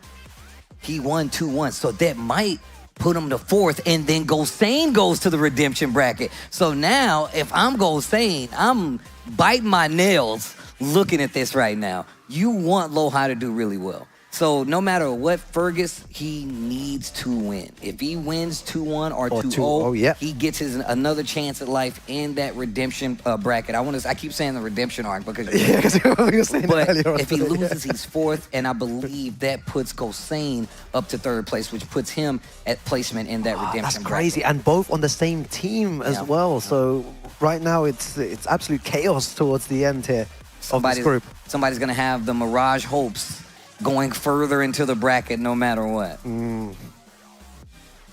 Oh man, it's been really interesting. All right. I feel Lohai deserves to take that first with the way that he's been playing this whole year, especially, and today as well, locking in when it matters most. Oh yeah. Like I said before, I really think he definitely excels in this, Tekken 8 system with his playstyle. Like, it really benefits him. But also, he does the homework. This dude be playing matches, right? And if you see any of the events he enters, you can see the pedigree overall, man. Shout out to, like, Soup. They do crazy tournaments, and you really get to see a lot of the Korean talent go up against the best players from the region, including the Knees, the Ulsans. They're all there. But here we go. Best of 3 still. First to 2 wins. Match 6, Global Group B. Let's go. Fergus needs to win if he wants third place and a chance at life again at the redemption bracket. All right, let's see what happens there. Fergus needs to, just definitely be very careful with Lohai. He's obviously had time to study Lohai's gameplay. He's watched him play earlier on as well, especially those dash forwards using movement to bait things out. Fergus cannot be scared when Lohai's putting pressure on. Oh, engage. We've been talking about how Lohai really likes to get in your face and make you do something crazy. But now he's got heat activated and still dashing up. Cannonball straight, low parry ready. Yo, I was not expecting a low parry there as well. Goes for the low. He smashed. What's the mix afterwards? Tries to catch him moving. No can-cans, no back freeze, nothing like that allowed. Lohai just shutting that down. And nothing like crazy, right? Lohai gets into this range where you're afraid to do stuff and makes you hold the offense the entire time. Wolf tail. Full charge on the down 4-3. Trying to get those plus frames.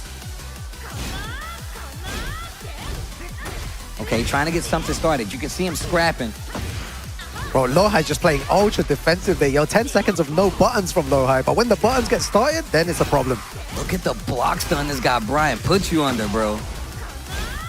We said Oscar's a bully. The way Lohai's playing, like Brian's the bully. Yeah, bro.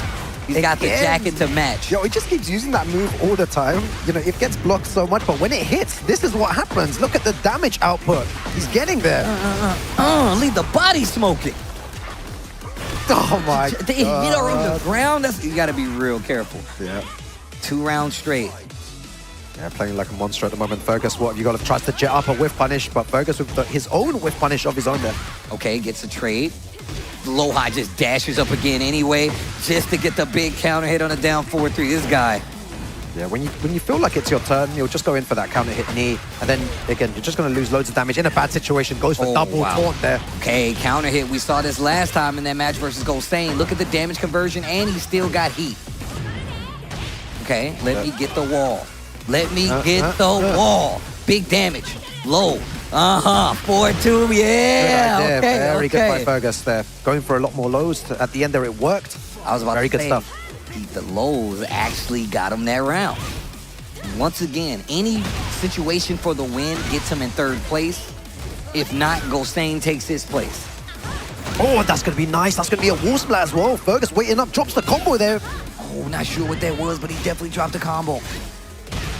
Oh, counter hit knee. And he's going to get some life back because of it.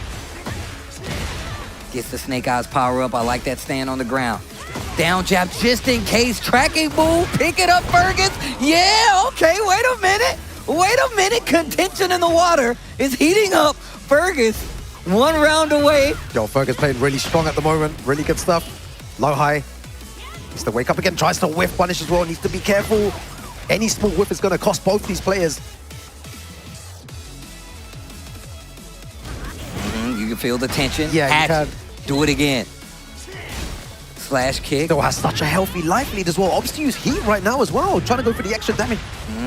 Low high back four on the wall. Trying to get some big splat damage. Wow, that could have been big. I know that was probably jet upper. Sidestep 2. Fergus has an opportunity. Wait a minute. This is not going to kill though. Oh, charge it. That was so unlucky with the splat. And he takes it there. Fergus. 3-2. Even though low high was 2-0 in rounds there as well. Fergus fighting back. Damn. The way that he played at the end there, Tasty Steve. Cleaned it up, brought it back. Shined it real nice, gave it a bath, put a new tag on it, and was like, my game. So good, man. Yeah, this is the first time we've seen Lohai maybe struggle against anyone today. So Fergus finding a few weaknesses in his game style. All right, here we go.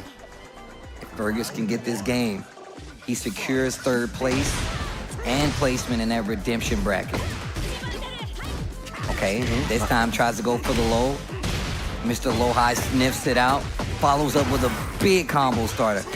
He's got heat, and if he gets this wall, Oh, so close to the wall there. Goes for a low again. He went for so many lows, so many hatchet kicks in that round.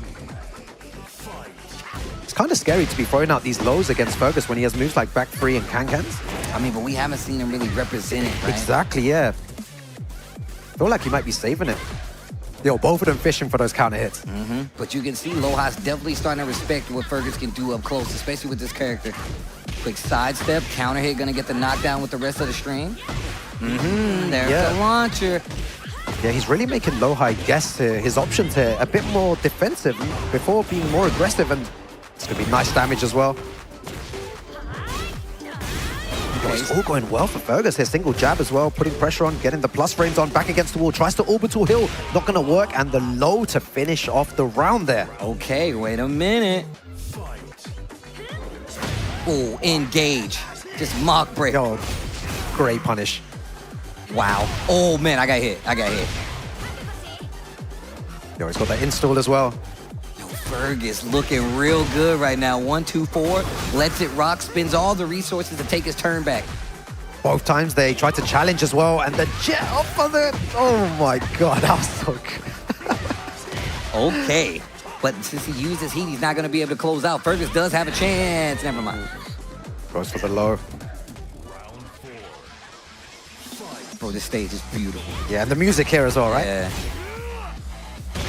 Oh, counter. Yo, how many times does he hit that counter hit knee? It's so difficult because you need to get a grasp of your opponent's timing in order to hit that so consistently. Great punish. Okay. Okay. Yeah, do it again. Lohai needs this though. I would not want this to go another round, bruh. He's using the third dimension.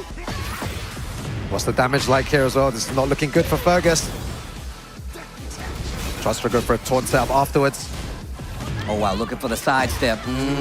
Yeah. And just like that, Lohai brings it back one game apiece. And once again, Fergus's redemption bracket arc is on the line right now. If not, Gosain's gonna move into that spot. Yeah, let's see if Fergus can do this. Still a lot on the line here. And this stage as well, when they first showed Reina as well, bro, I was off my seat as Yo, well. the hidden training ground. Yeah, this song. This definitely goes off. This is a banger. Yeah, it is it. Ooh. Snake Eyes. Trying to catch a duck, possibly. Sidestep of his own, Oscar. Let's see what you got. The wall is right there. Yeah, what's the combo like here? Really awkward for him. Okay. Just pure pressure. No high, not pressing buttons. You know, we're used to seeing players pressing so much at times as well, but he's defensively so good too. But Fergus just breaking that defense down. Fighting a proper bully in Oscar right now. You should have known she was trouble. She rode a bike to a volcano, dude. Back one, not respecting it, pressing jabs. Both of them trying to look for the counter hit knee. Gonna confirm that as well. Final pixel here. Down. And you saw him try to sidestep. Loha sniffed it out. Nice duck. Small punish. Trying to go for the low. Catches him moving. Loha's trying to move too much here. Fergus is trying to catch on to that. Clipping the legs. Double dash. Back one. Trying to get Fergus to react. Possibly get a counter hit. Great spacing right there for the big tracking move from Fergus. Yo, there's going to be a big launcher in a second. There's no way this round ends just with poke. Someone's going to just let it rip in a second. Someone's going to lose 100 damage here soon. Gotta be patient, young Liu Kang. Gotta wait. Oh, wow. That's the second hit rip. That's the one there as well. Is he going to go for the low again? No. Goes like for the the other mix option. up. Oh, my God. While setting 3. Yo, time as well. 15 seconds remaining. Activates. He has so much resource here as well to use. Oh, no whip punish. 8 seconds left on the clock. Oh. Crazy stuff from Lohai there. One more round and he takes it 2-1 over Fergus. Fergus needs to wake up here. He wants to get that third place. It's not over till it's over. Keeping the pressure going. Once again, catching the sidestep with the down 4-1. Didn't believe in it, though. Gonna give Fergus a chance. Yo, putting the pressure on. Oh, he's so unlucky there. Lohai went for a whiff punish. Whoosh. Wow. Yo, defensively, you have to be really good here against Brian. One wrong move and it's going to be the end for Fergus. Fergus still alive, though. Yo, wasn't it final round between Fergus and Gosain, I believe? Yep. And now it could be another final round. Fergus. Looks like he's trying to turn the tides right now. He has good wall positioning. He shouldn't let go of this. Fergus trying to realign as well, trying to keep him at the wall. Gets the counter hit. Big damage. Big damage on the wall right here. 3 wall splats, still got heat. Yo, Fergus is still alive. He's fighting for his life here. Breaks the one throw. Cans, that's one of the first times we've seen that, not been throwing it out too much. Yo, your defense needs to keep up here.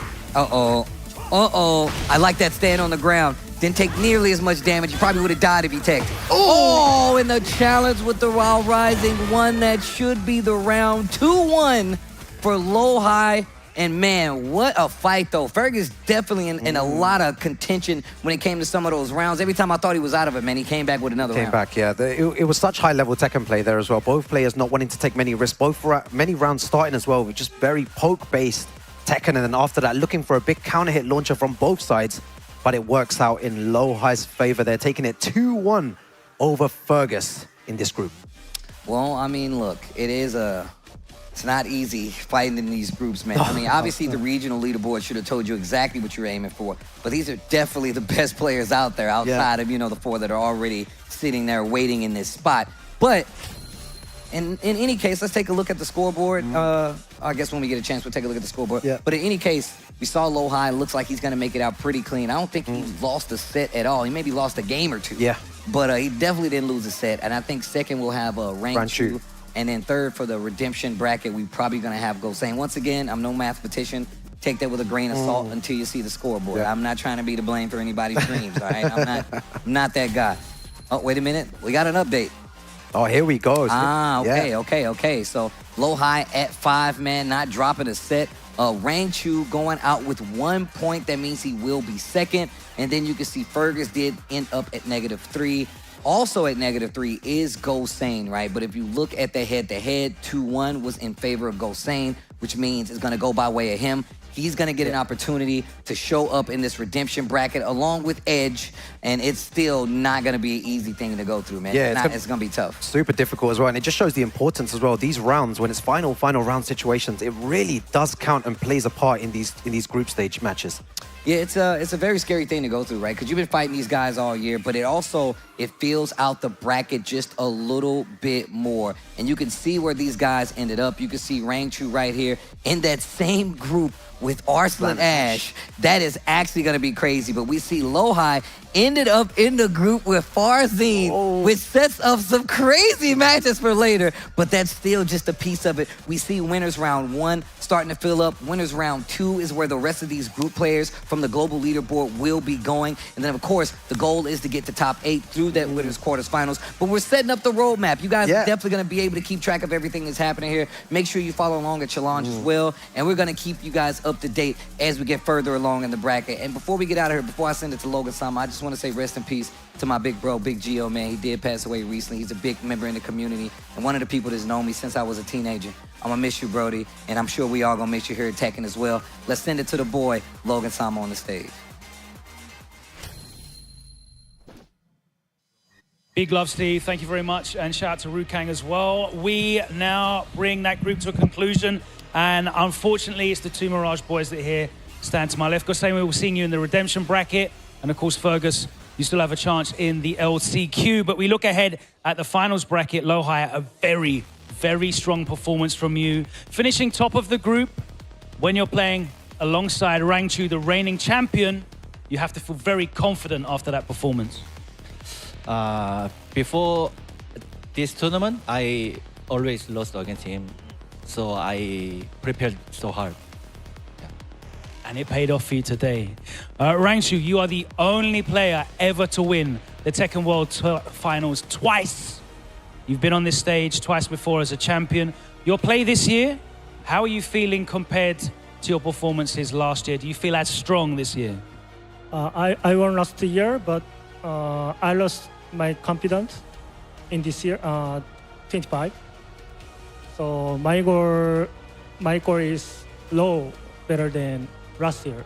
So my goal is clear now, but my goal will be changed.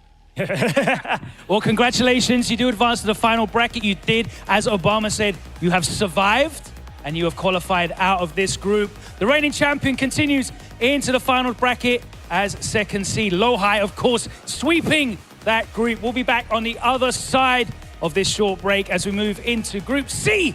And we will send another 2 players to the finals bracket. 1 more player will be going to the redemption bracket later on today.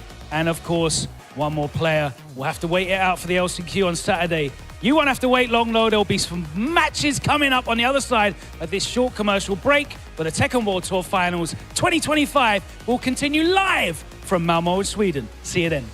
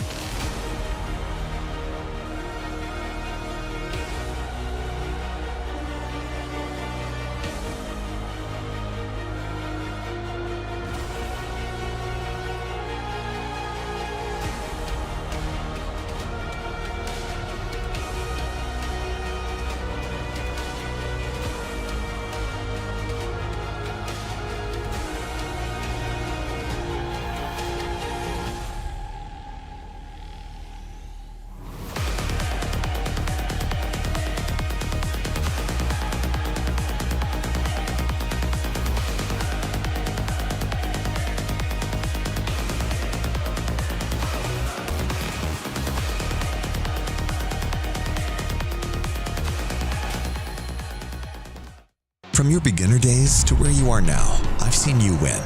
I've seen you lose. And I've always been here, right in front, lighting it all up. We were together when you first discovered gaming. That feeling, the discoveries, the friendships. You never shied away from me. You've cried. You've tilted. Your bursts of joy. You've discovered fame. You felt everything, fully. I've seen you become you. We've always been together on your gaming journey.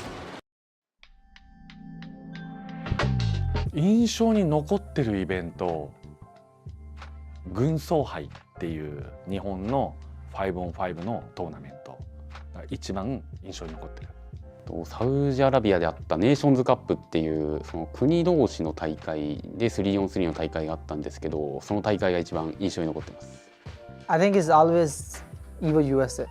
I don't know. I think it's the vibe of the event or something, but I think it's the best event in the world, FGC event.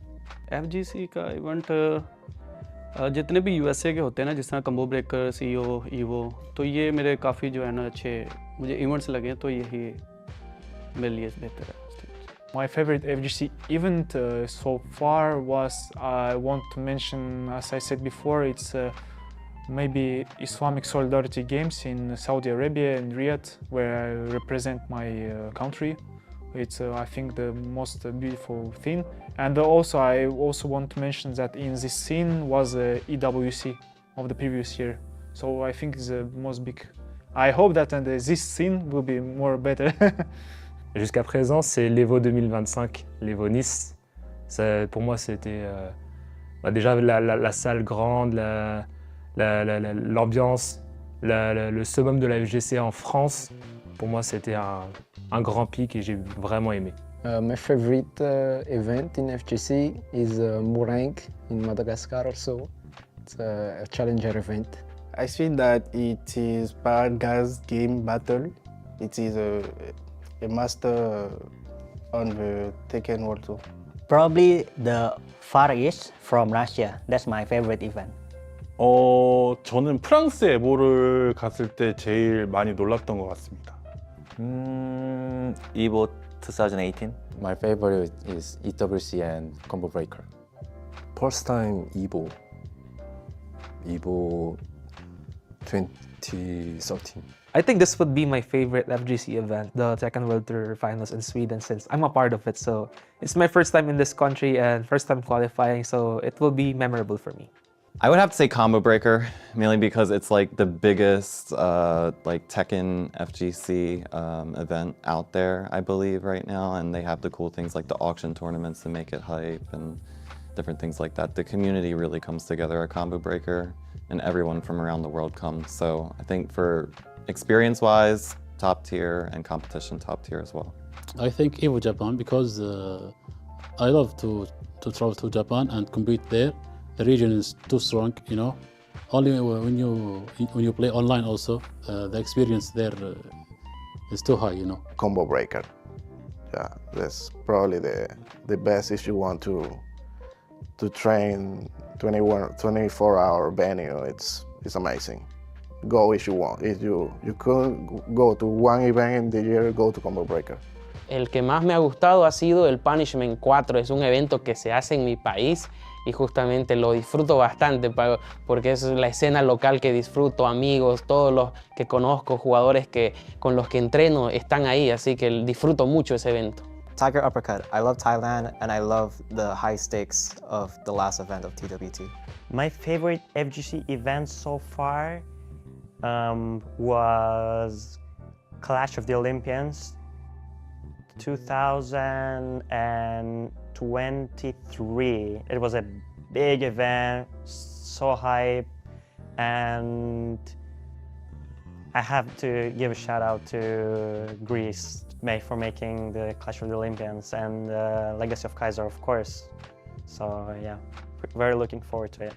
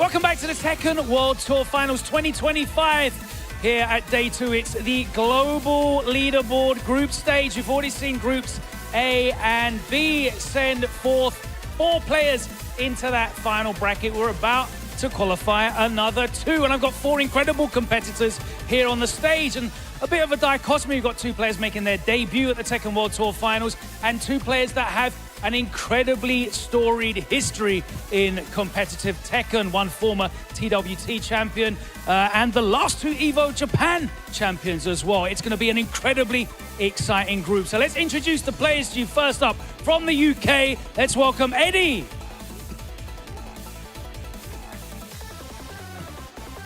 Our 2019 Tekken World Tour champion and EVO Japan 2024 champion, Chikurin.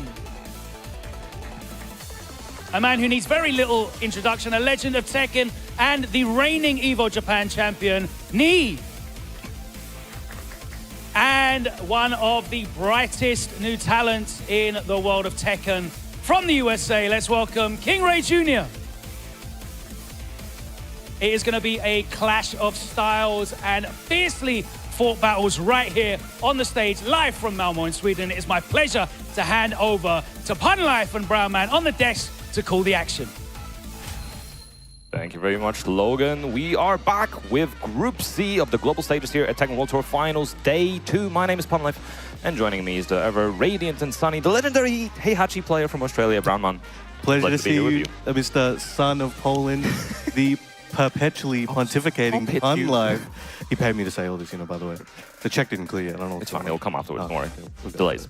All right. I hope you guys are ready for some amazing Tekken action. You've been enjoying it for the last, day and a half so far. We've seen banger after banger, and with this pool is going to be no exception. We have some of the most interesting players throughout the season coming up next. And as you can see, these guys need to get max points to make it out. There's first place, second place, and then the third redemption arc. You can make your way back through. You got to fight through some of the 4 best players in the world, and maybe you'll make it back on Sunday.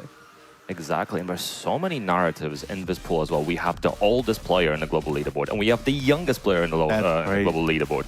We have a former champion. We have someone that made it through the most events without any sponsorship by himself. So there is so many paths, and there's so many narratives that could unfold. But speaking of paths, we should probably actually give you the lowdown on what happened. So the winner of this group will go to play Rank 2 in the final day of TWT Finals. And then the runner-up will go to face Low High. Now, not where you want to be, I'm going honest with you. Exactly. Neither of those is an easy matchup. The third player will go to the Redemption group and try to fight off Inver for that final potential spot, all the way at the top of the winners round 1. And of course, the fourth player goes to the LCQ. So plenty of spots to play around. But we are going to be getting that first game on the board. And this is a matchup we've actually never seen before. As far as I know, as I've been told, this matchup has not happened before. King Ray Jr. versus Nii. The oldest player versus the youngest player. There's a 20-year gap between these 2 players. That's an insane stat. There's no other esports where we would see this kind of an age differential between the 2 of them. That's the thing, is this a young man's game, or is that seasoned experience about to prevail here? I think the only time, right, I don't think these guys have played in a tournament. The only time I'm aware they played was in Tiger Uppercut in the team battle. King Ray was able to take it over Nii. Nii was using Nina, and obviously the patented Asuka coming from King Ray. We can see here crazy performances, top 4 at EVO France. That was still one of the craziest runs of all time. And 2 Askas in that top 8 as well. That was crazy work. Yeah, and it's really hard to call it. Nii is also like a player that just had such a phenomenal performance between the EVO Japan win earlier in the year, getting him the 4th EVO under the belt. But the young man, he's been doing so well. Now, what both of these players, young and old, have in common is they know how to pick a character. 2 very, very popular and yet divisive characters around the community. 2 very strong characters that have all the tools they really need, but they play such a different style. And as we can see there, King Ray starting to try and take his turn and keep it his turn. Yeah, already looking for a confirms, misses that one, unfortunately, but keeping the pressure as well. Asuka's job isn't the greatest in this game, but whoa, the Demon Slayer Vigil coming through from King Ray. Who needs a jab when you got a hammer, Exactly. Use it wisely. Can he end the round? Yes, he can. Going for the low ender. Nicely done. Strong start from King Ray. Yeah, very well done.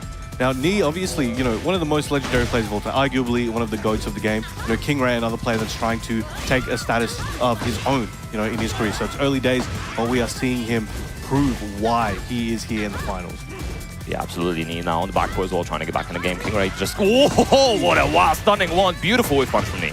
Right in that needle. This is going to be a good opportunity. Again, Brian, he wants you at the wall. Both these characters thrive at the wall. It's going to be a race to back your opponent into a position they can't escape in. He was looking for the toe tap. Oh, he trying to stabilize the combo. Yes, he does with the burst. Nice. Will he get the wall again? Carries to the next one. Beautifully done. Nice optimization. Combo drops, but it doesn't matter. The Minazuki charge up working out beautifully for King Ray Jr. I meant that. Don't worry about it. All part of the plan. Now, if you notice, both of these players don't have their headphones on. You know, a lot of players, they need that audio. Both of these ones like, nah, I want to feed off the crowd. I want to hear the screams of pain as I combo my opponent. Honestly, we just want to get that brown man coaching in between the game. Yeah. That's what we're looking for. I got to be careful with what I say. They might hear me. Oh, the taunt back four. The crowd loves those. Eat up the damage right now. Oh, and the highest block conversion as well. Beautifully done from Knee. This is a chunk of damage. No unfamiliar from Brian. Now, again, going for that hold up near the end and keeping King Ray out of here. Nice Sabaki as well for Knee. Absolutely melting all the momentum that King Ray built up in the last 2 rounds, looking to get around of his own and get on the board. Excellent work there by Knee, showing his stuff. He's a very patient player. He's a very defensive player. You know, you can start running away with the rounds, but once he gets a bit of a download, a bit of information on you, he's going to start cashing everything in and just make it really difficult. He's trying to do that now, but can King Ray fight back? Yeah, Knee in the corner, and again, massive counter hit. Oh, unfortunate conversion. Nice step again. Wow, standing one. Once again, combo drops. Just unfortunate conversions at the wall because of the axes. Yeah, these guys are trying to make everything count, every single thing. So sometimes you're going to have a situation where it doesn't land, but you're still in a decent position. You've got to get something. Yeah, got to get away from Swall as well. Knee trying to get away. Counter hit. King Ray doesn't get anything for it. Nice interrupt, and the Fisherman Slam coming through for Knee. That's a quick 2 rounds. He's turned it around so quickly. Again, once he did a little bit of research, got the information he was looking for, it's now up to King Ray to start adapting a bit more to what Knee is bringing to us. Nice punish in the back three as well. He was so ready for it. You're talking about that patience is absolutely coming through right now for Knee. Looking for the cannonball as well. Nice little slam down. Oh, and another counter hit. And he's been getting so many of us. Can he finish here? Maybe. It's going to be a lot of damage for sure. Oh, and the Gatling punch is coming through. A perfect for Knee in that first game. And as you know, we are classifying Knee as, you know, a very patient and defensive player. But as you saw the rounds go on, that was being thrown to the wayside more and more as he was able to catch on to King Ray's timing, intentions, and just really make him pay for it. And now he's going to have a little bit of time to think and see what his countermeasures are going to be. Knee looking very comfortable. You know, he's been in this situation, you know, more times than I've had a hot dinner, right? So he is looking good at the moment. But again, King Ray throughout the year has shown such promise, such skill, and he's an absolute lab monster. This guy is like probably the #1 user of the replay system. This guy's sitting there day by day. Probably when he goes back to the crowd, he's going to start checking other replays as well. So both these guys have their styles, their ways of learning, and we're going to see who's going to be able to come out on top. Right now, King Ray's a little bit behind, but he's got a chance to make it back. Yeah, but beautiful conversion, 100 damage as well, getting a full high splat combo. Again, using that charge up. That charge up is so scary this season. Excellent break, but gets himself near the corner, tries to fight his way out. Has he activated as well? Oh, the cannonball. Nicely placed. Oh. Doesn't quite get the taunt, but oh, slice the poo for King Ray. It's going to be a big chunk of damage. He might be, if he gets the wall, I think he can finish off of this. Be able to, I don't want to curse anything. There we go. His combo optimization is next level. People don't always see that. But again, as I mentioned, he's a lab monster. He's always looking at new ways he can optimize combos, maximize the damage. Because when he sends you up, he does not want to let you hit the ground without taking everything he possibly can.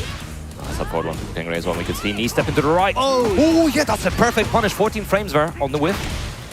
I swear sometimes Knee plays Brian like a machine. He's like, yo, sidestep electric. No, I got that sidestep jet upper, bro. Don't worry about it. Nice from, oh, okay, a few frames off. Beautiful moving around as well, looking for the machine gun punches.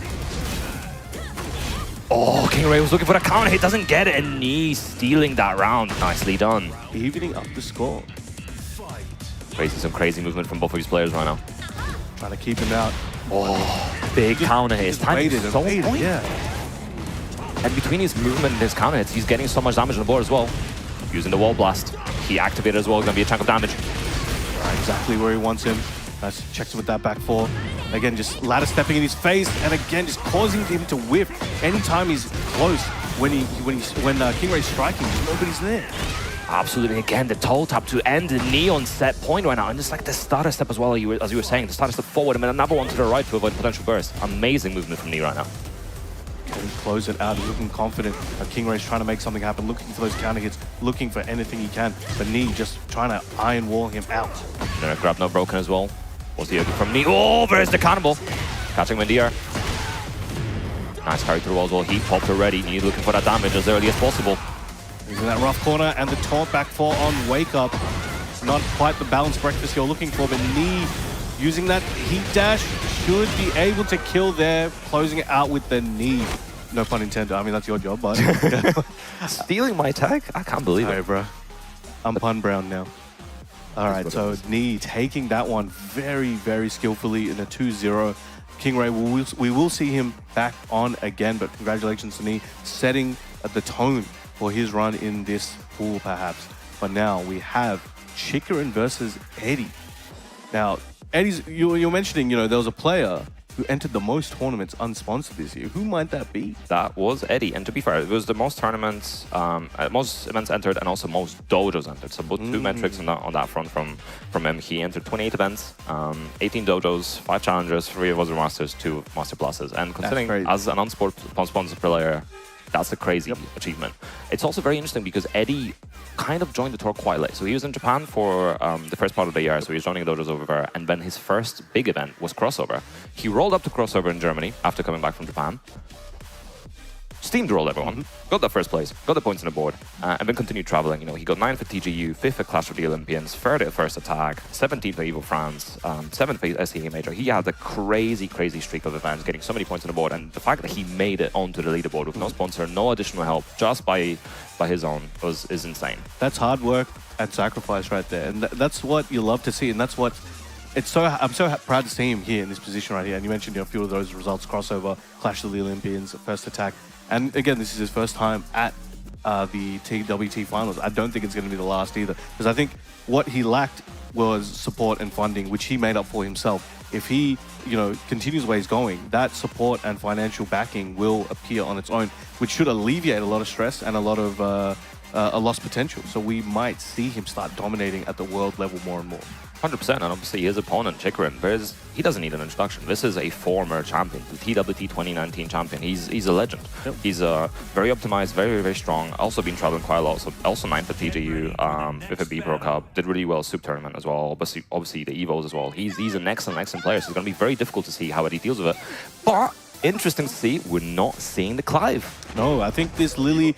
look, Chikarin usually is counter-picking a character or player, right, with these two main picks, with the Clive and the Lily. But as I was about to say, the movement coming from Lily is, I think, potentially what he's going to be looking for in this match, where Eddie is he can be very suffocating in his gameplay. And I say that in the best way possible, where he's going to try and wear you down, and he can catch your timing. His timing is actually so unusual. It catches people, and they don't even know why. He's so good at that. They will end the set before you even know it's over. Yeah, but Chikarin right now in the driver's seat, trying to finish off the round. Just needs one more tap. There we go. Nice punish. Oh, technically no punish. Excellent counter hit. Anybody's round at the side swing. Doesn't quite get a pick up. Good for it again at the generic. The triple lows, bro. If 2 doesn't work, you hit the 3rd. Absolutely, and it worked out for Eddie. It was looking a little bit scary, but yeah, as you said, it's interesting as well, because I think Chikarin kind of wants to deal with a card, with someone like Feng, with a card that has good movement, and right now, it was working out a little bit in this round. Right now, Eddie in driver's seat. I think, like, compared to maybe the Clive option, he doesn't want to have to battle close range, and he doesn't want to have to battle the buttons, right? Yeah. Whereas Lily, he plays her in such a great way. His understanding and knowledge and movement is so good that he can just not be there. He's trying very hard right now, but Eddie's doing a good job at just kind of locking him down and forcing him to play his game. But right now, it's looking like a Chikarin round, and there we go. KO, 1 round apiece. Yeah, and it's going to be interesting to see, you know, obviously we're seeing a lot of 1-1s. So the 1-1-3 from Lily is such a strong toolbar, and even on like a hard read, you know, he has something like down back 3 or Matterhorn, or obviously just the movement out by himself is already going to be a lot in this matchup. Eddie doing a great job at tracking him and trying to challenge on situations that maybe a lot of people might be a bit scared of. He's like willing to throw his life on the line for it. Yeah, was looking for that shifting cloud parry as well, not quite getting it that time though. That's become such a popular option these days, shifting cloud. It's changed the meta in the last like maybe 8 months, and I'm seeing it so much more. Eddie's definitely one of the main users of that these days. Oh, I was looking for the camp, but not quite finding it. Nice block on the lance like that. It's 3 frames faster. Chikrin's still blocking it. Chikrin is so good at being clutch and round-ended. It happens so frequently, sometimes you forget about it. And then when it happens, like in these crazy moments, just, oh yeah, you kind of cracked it that. That's trained reaction from Chikrin. Now 36 years old, but does not matter. He's got those reactions unlocking. Nice running 1+2. Followed him. Oh wow, flip sides as well. Eddie's turn, activating that heat. Nice, popping some of that. Oh, up forward for Chikrin closing it out. Some interesting move selection from Chikrin in the end there as well. Trying to get the mental stack going. Trying to throw Eddie off his timing, off his game. He's done a great job in the last few rounds doing that. Let's see what Eddie has in store for him. Chikrin, I think, especially after the first round kind of seemed a bit like, it was a bit unsure. He tried to use some of the movement options, kept getting caught. He's using them a little more sparingly now, still effectively, but now he's kind of going for the engagement more often. It's interesting to see as well, obviously, Lily has a lot of really good mid-range options, things like forward 4 or 3+4 as well, so it's interesting to see if Chikrin is going to utilize those and what he's looking for, because right now he's playing very close range as well. 4-3, nice punish, beautiful. Should be able to take this one to the wall, saves it, wants to see what he can do on the wake up. Nice raw punish. shoulder. Could have been a little bit more, but damage is damage. Again, it's that timing that Eddie has, like, usually people are like, hey, why didn't you launch that? But it's like, bro, nobody was expecting that one, but excellent float there. Beautiful counter play. Extension, yeah. Yeah, you can sidewalk or you can press into the jab and working out beautifully for Chikrin there. And it's very easy to get comfortable, throwing that up because most people aren't going to be as quick to float you or step it like Chikrin was, but that's why he's here. And he's got to be careful as well. Potentially needs to use the Abra option even when he's in the heat, going for the backward 2 instead. But that is a duckable string as well, so there's limits to every single one of us. So many layers of the mind game. Got to be ready for everything. Nice punish as well. That slide also a bit faster this season, so nice for Eddie to react to, well, potentially reading it instead of reacting it even. And you don't see these guys really play in tournament too much, but when Eddie was in Japan for so long, these guys played a lot. Yeah. A lot of online. Both of these guys are online monsters. Yeah, Eddie said he felt comfortable going to this matchup, playing Chikrin. He's played it before, he's played me before, so he really wanted to play it. Okay. Blocks the second hit onwards. Keeping the pressure as well, plus frames trying to deal with a 1-1 pressure. Using that back turn as well to try to exert more pressure on Eddie. Nice dark as well, good read, down 4, not quite out of it. Just goes for it again, just trying to finish with those lows. Charges it up. He's got that heat, still alive. The wall run working out, nice. Eddie recovering some health, 10 seconds to go. I like the timing delay from Eddie as well. One kill here, Bo, and the Rayguard finds its mark. Eddie is going to die for that low. That was a fair attempt, but again, I was talking about that clutchness of Chikrin, and he's displaying that here today. Making me look pretty good, my guy. Thanks for showing that. It's crazy. Like, again, Eddie was just so sure he could just kind of chip him out with those lows, but Chikrin's so ready. Yeah, they both were trying to use a nice backboard counter, working out for Eddie as well, trying to get back into it. Wow, running move again from Chikrin. He's using that so well for the pressure. Uh-oh. Yep, not playing that mind, changing up the mind game there, going for the immediate button, and Chikrin taking it 2-0 there against Eddie. Well played from both. Yeah, he will be moving forward. Extremely strong. Honestly, I was not expecting the Lily, but it makes perfect sense. Obviously, we've talked previously before about Clive's issues with small tech and the kind of pokes, right? Fang is a character that can really easily destroy pressure when someone's trying to poke him down, right? Between the down forward 1 being 0 frames on block, the things like back 1, down back 3 to go under things as well. He's a scary, scary character, even things like down 4. So picking Lily into that, so 1, you can step him a bit more easily, and also you have options to deal with his pressure as well, 1-1-3, as a big example. That's a really smart choice. And you saw he was very comfortable doing the 1-1, back turn, playing that situation, and just kind of sprinkling a few bits of offense here and there, but I think a lot of it came from him trying to force Eddie to make a bad decision. And enough of those came up where he was just able to keep control over the set and just walk out in a 2-0 win. But we'll see Eddie again very soon, but right now Chikrin, no rest for the weary, going up against Ni, 2 of their respective countries' legends. It's insane. The fact that we, we're in Tekken 8, see, year 2 of Tekken 8, and we're still seeing these legends that, playing from, Tekken 5, 6, Tag 2, 7, now 8. The fact that we still get to see some of the GOATs of our industry here in front of us is pretty insane. It's absolutely insane. And, speaking of the GOATs, Ni is on outside of inside the global leaderboard. He's the only person to have 5 appearances at TWT finals. He's only missing 1 final. The only person that's matching him is Nobi, and it's funny because we missed it's a different final Eve. But also 4 Evos under his belt. This man is a legend. I think it would be amazing for him to finally claim that TWT final, but he has to continue going. This match will be important, I think. If Ni can win it here, it'll put him in a really good position. But obviously, Chikra is going to be looking for those points as well, so this could go either way. And the record between them over the years, right now, I can see it's 4-4. Last time they played, I think, was Evo Japan 24, and Chikra won. So we'll see if it works out this time. I'm going to Clive this time, not going for that Lily. And now, jumping from the Lily straight to a Clive at this level is so difficult. You know, a completely different character against one of the best players in the world in both of them. I'm interested to see how Ni has prepared for this fight. Yeah, I mean, Chikra is the kind of player that I know he's going to go use the optimal tool for the job. It does not matter if he likes the character. He needs them to work in the way he prefers. Well, it's very much like he's gonna, as you mentioned, like he's gonna play the way he's gonna play.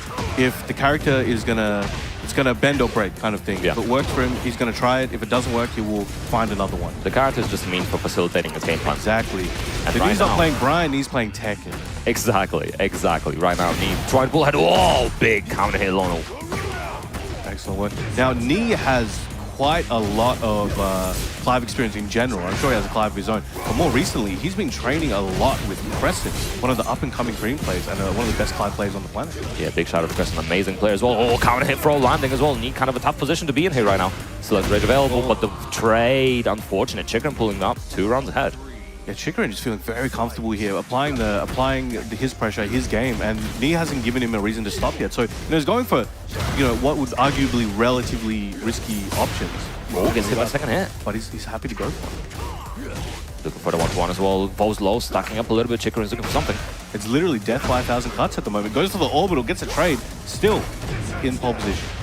Yeah, losing a bit more health than Chikra, but that's still a very lucky trade. So, get launched. Nice 1-2-3.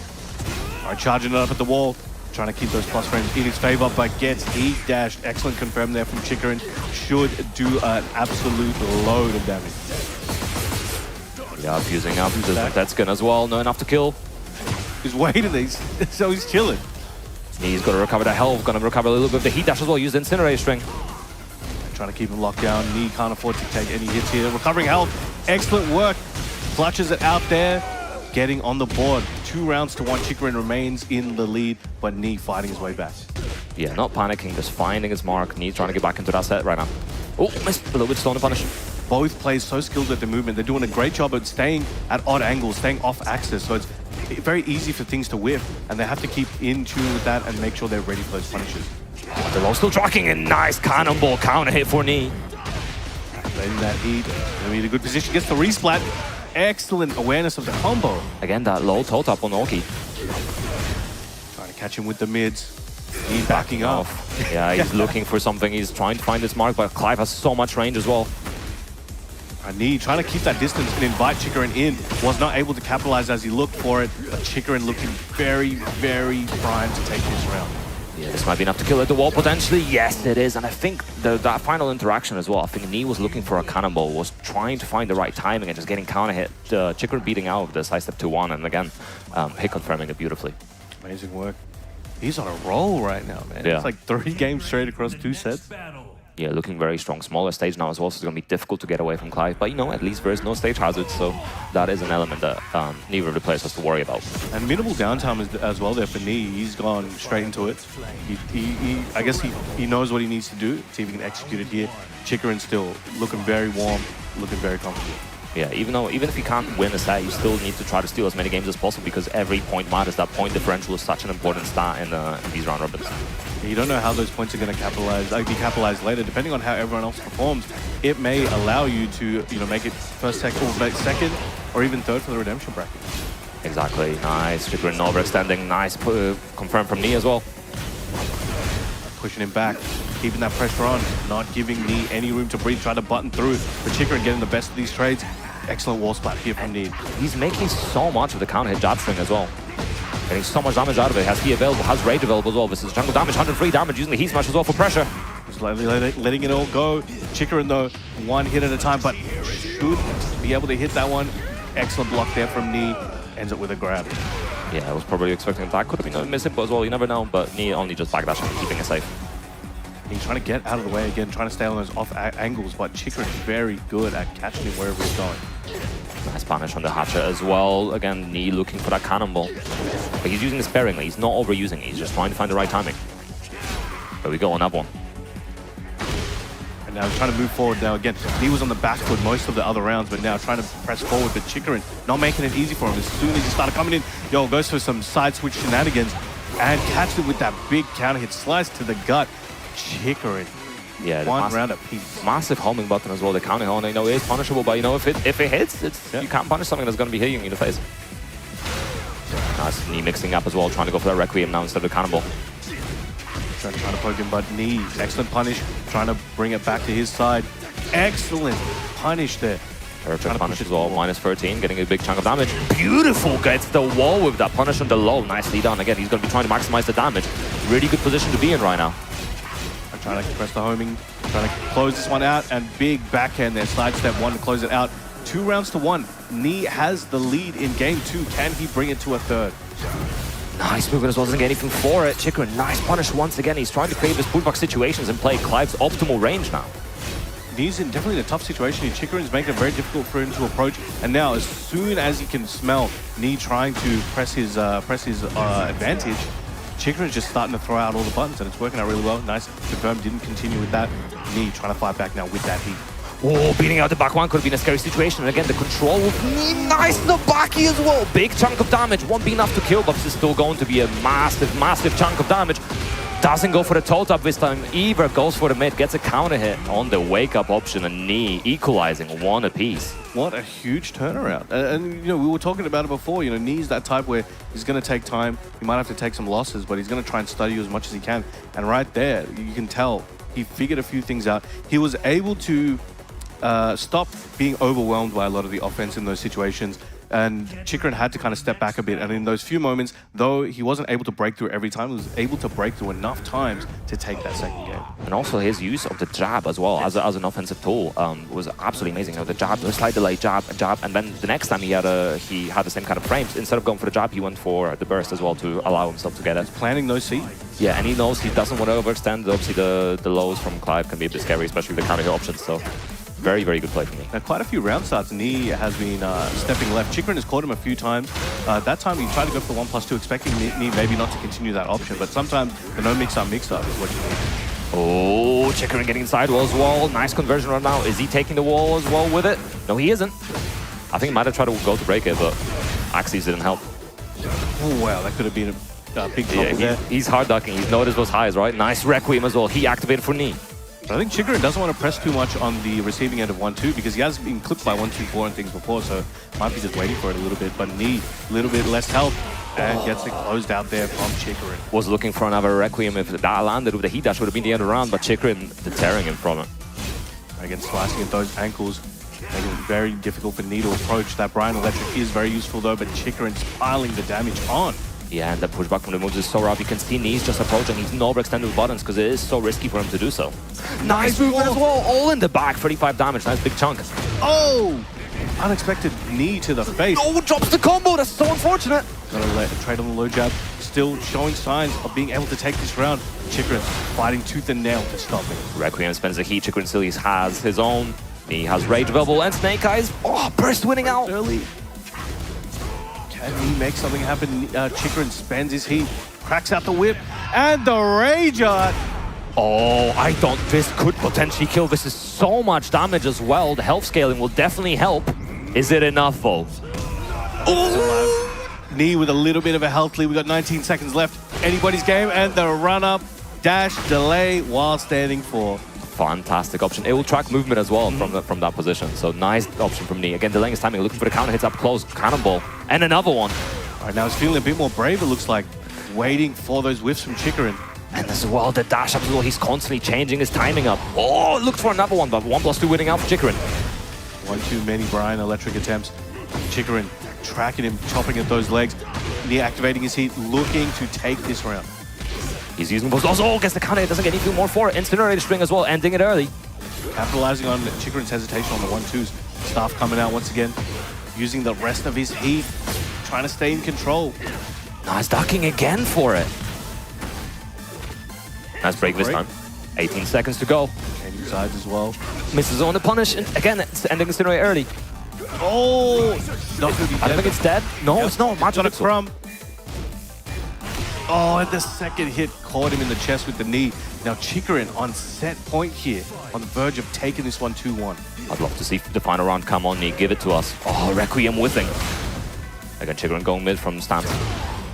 Chikarin's timing is so impeccable. Knee has changed his timing like 15 times already. And even though he's been able to stay... Oh, excellent with punish.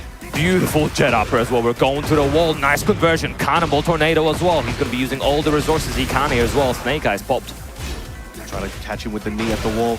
He's looking good at the moment. Incinerator, run up, maybe for the final mix. Heat Smash coming out. There it is. And the 3+4 to close out that round. Now, where are we, Punlight? Final round. One apiece, 2 rounds each. We're looking for those points. Nice punch from Chikarin. Starting off with what an orbital from Knee over the low. Is that the first one of the set? It was as well, yes.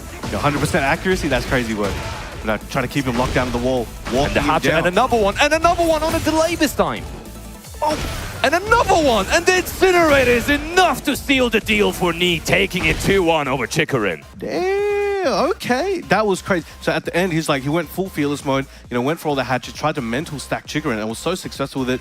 So many lows, so many plus frames. Chikarin was just a bit unsure what to do, and then bang, Incinerator, everybody's favorite Brian move. Honestly, that so far, I've watched a lot of sets today. Obviously, I was watching the Evergroup. That might be my favorite set. That was insane. The orbital coming out at the end. That was crazy. It's great as well because obviously Chikarin was presenting the threat of the orbital a few times and he dealt with it quite well. The first one connecting earlier in the set, but then the later one just getting spiked down. So that was a crazy, crazy option as well. The Incinerator near the end also changing up the thing because obviously he was ending it early to try to take the advantage of the frames on the earlier hits, but then also knowing when to just pop the full string to make the most of the damage. It's amazing. And just, I still can't get over Chikarin's adaptation to Knee's adaptation on the time. He kept dashing up, delaying options, and just those 1+2s, at such a high rate of keeping him out. But let's take a look at the points spread at the moment. We got Chikarin currently on 0 points, evened out, 1 win, 1 loss. Knee 2-0, 4 points. King Ray lost 1, -2, and same for Eddie. We've got a few matches for those guys coming back up soon. But right now, we're going to let you guys just take a break, grab a drink, grab a snack, and we'll see you guys in a few minutes.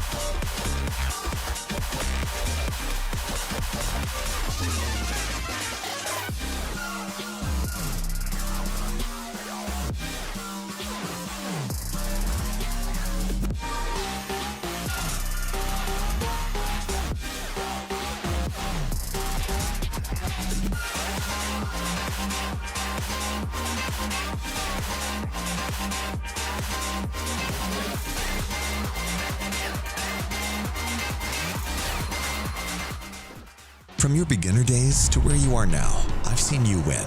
I've seen you lose. And I've always been here, right in front, lighting it all up. We were together when you first discovered gaming.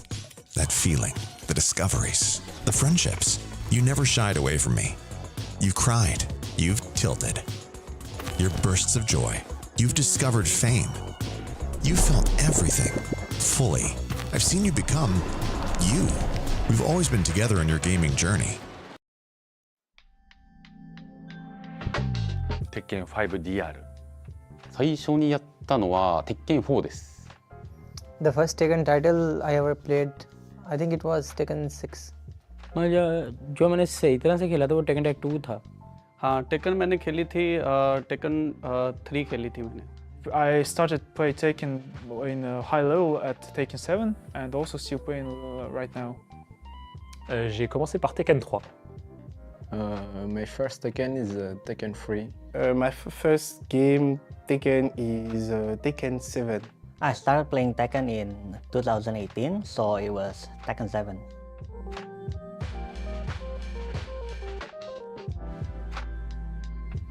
ये तो बड़ा मुश्किल है सवाल है.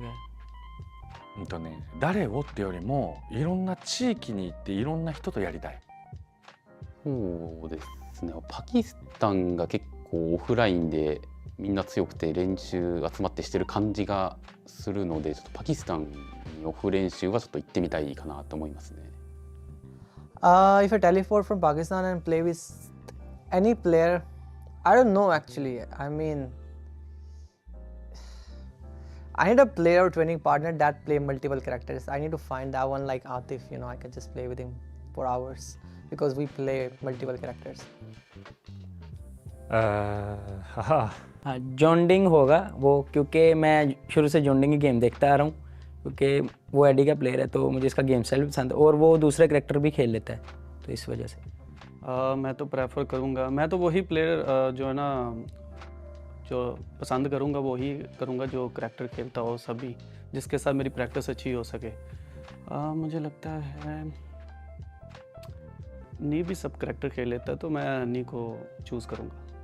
I think it's a very hard question because also Korean and Pakistan scene is Japan scene also is everyone is strong, I think, but in my opinion I choose the Pakistani scene with my local scene, and the training partner I think choose the Atif.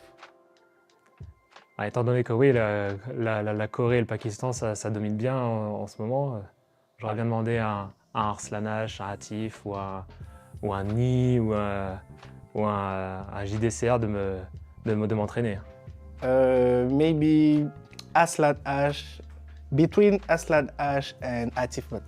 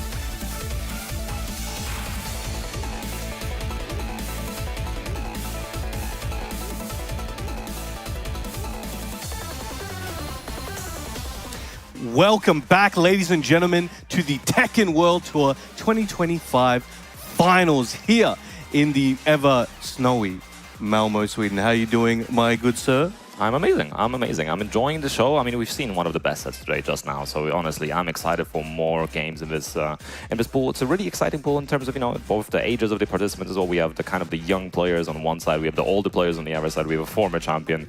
We have EU. We have NA. We have Korea. We have Japan. That's a crazy United pool. Nations of pools. We got global Group C here. You can see the points that have been spread out so far. We've got a few matches left. it's been pretty a very, very strong showing for Ni so far. You know, he's got 2 wins, 0 losses, 3 points total. So currently leading the pack.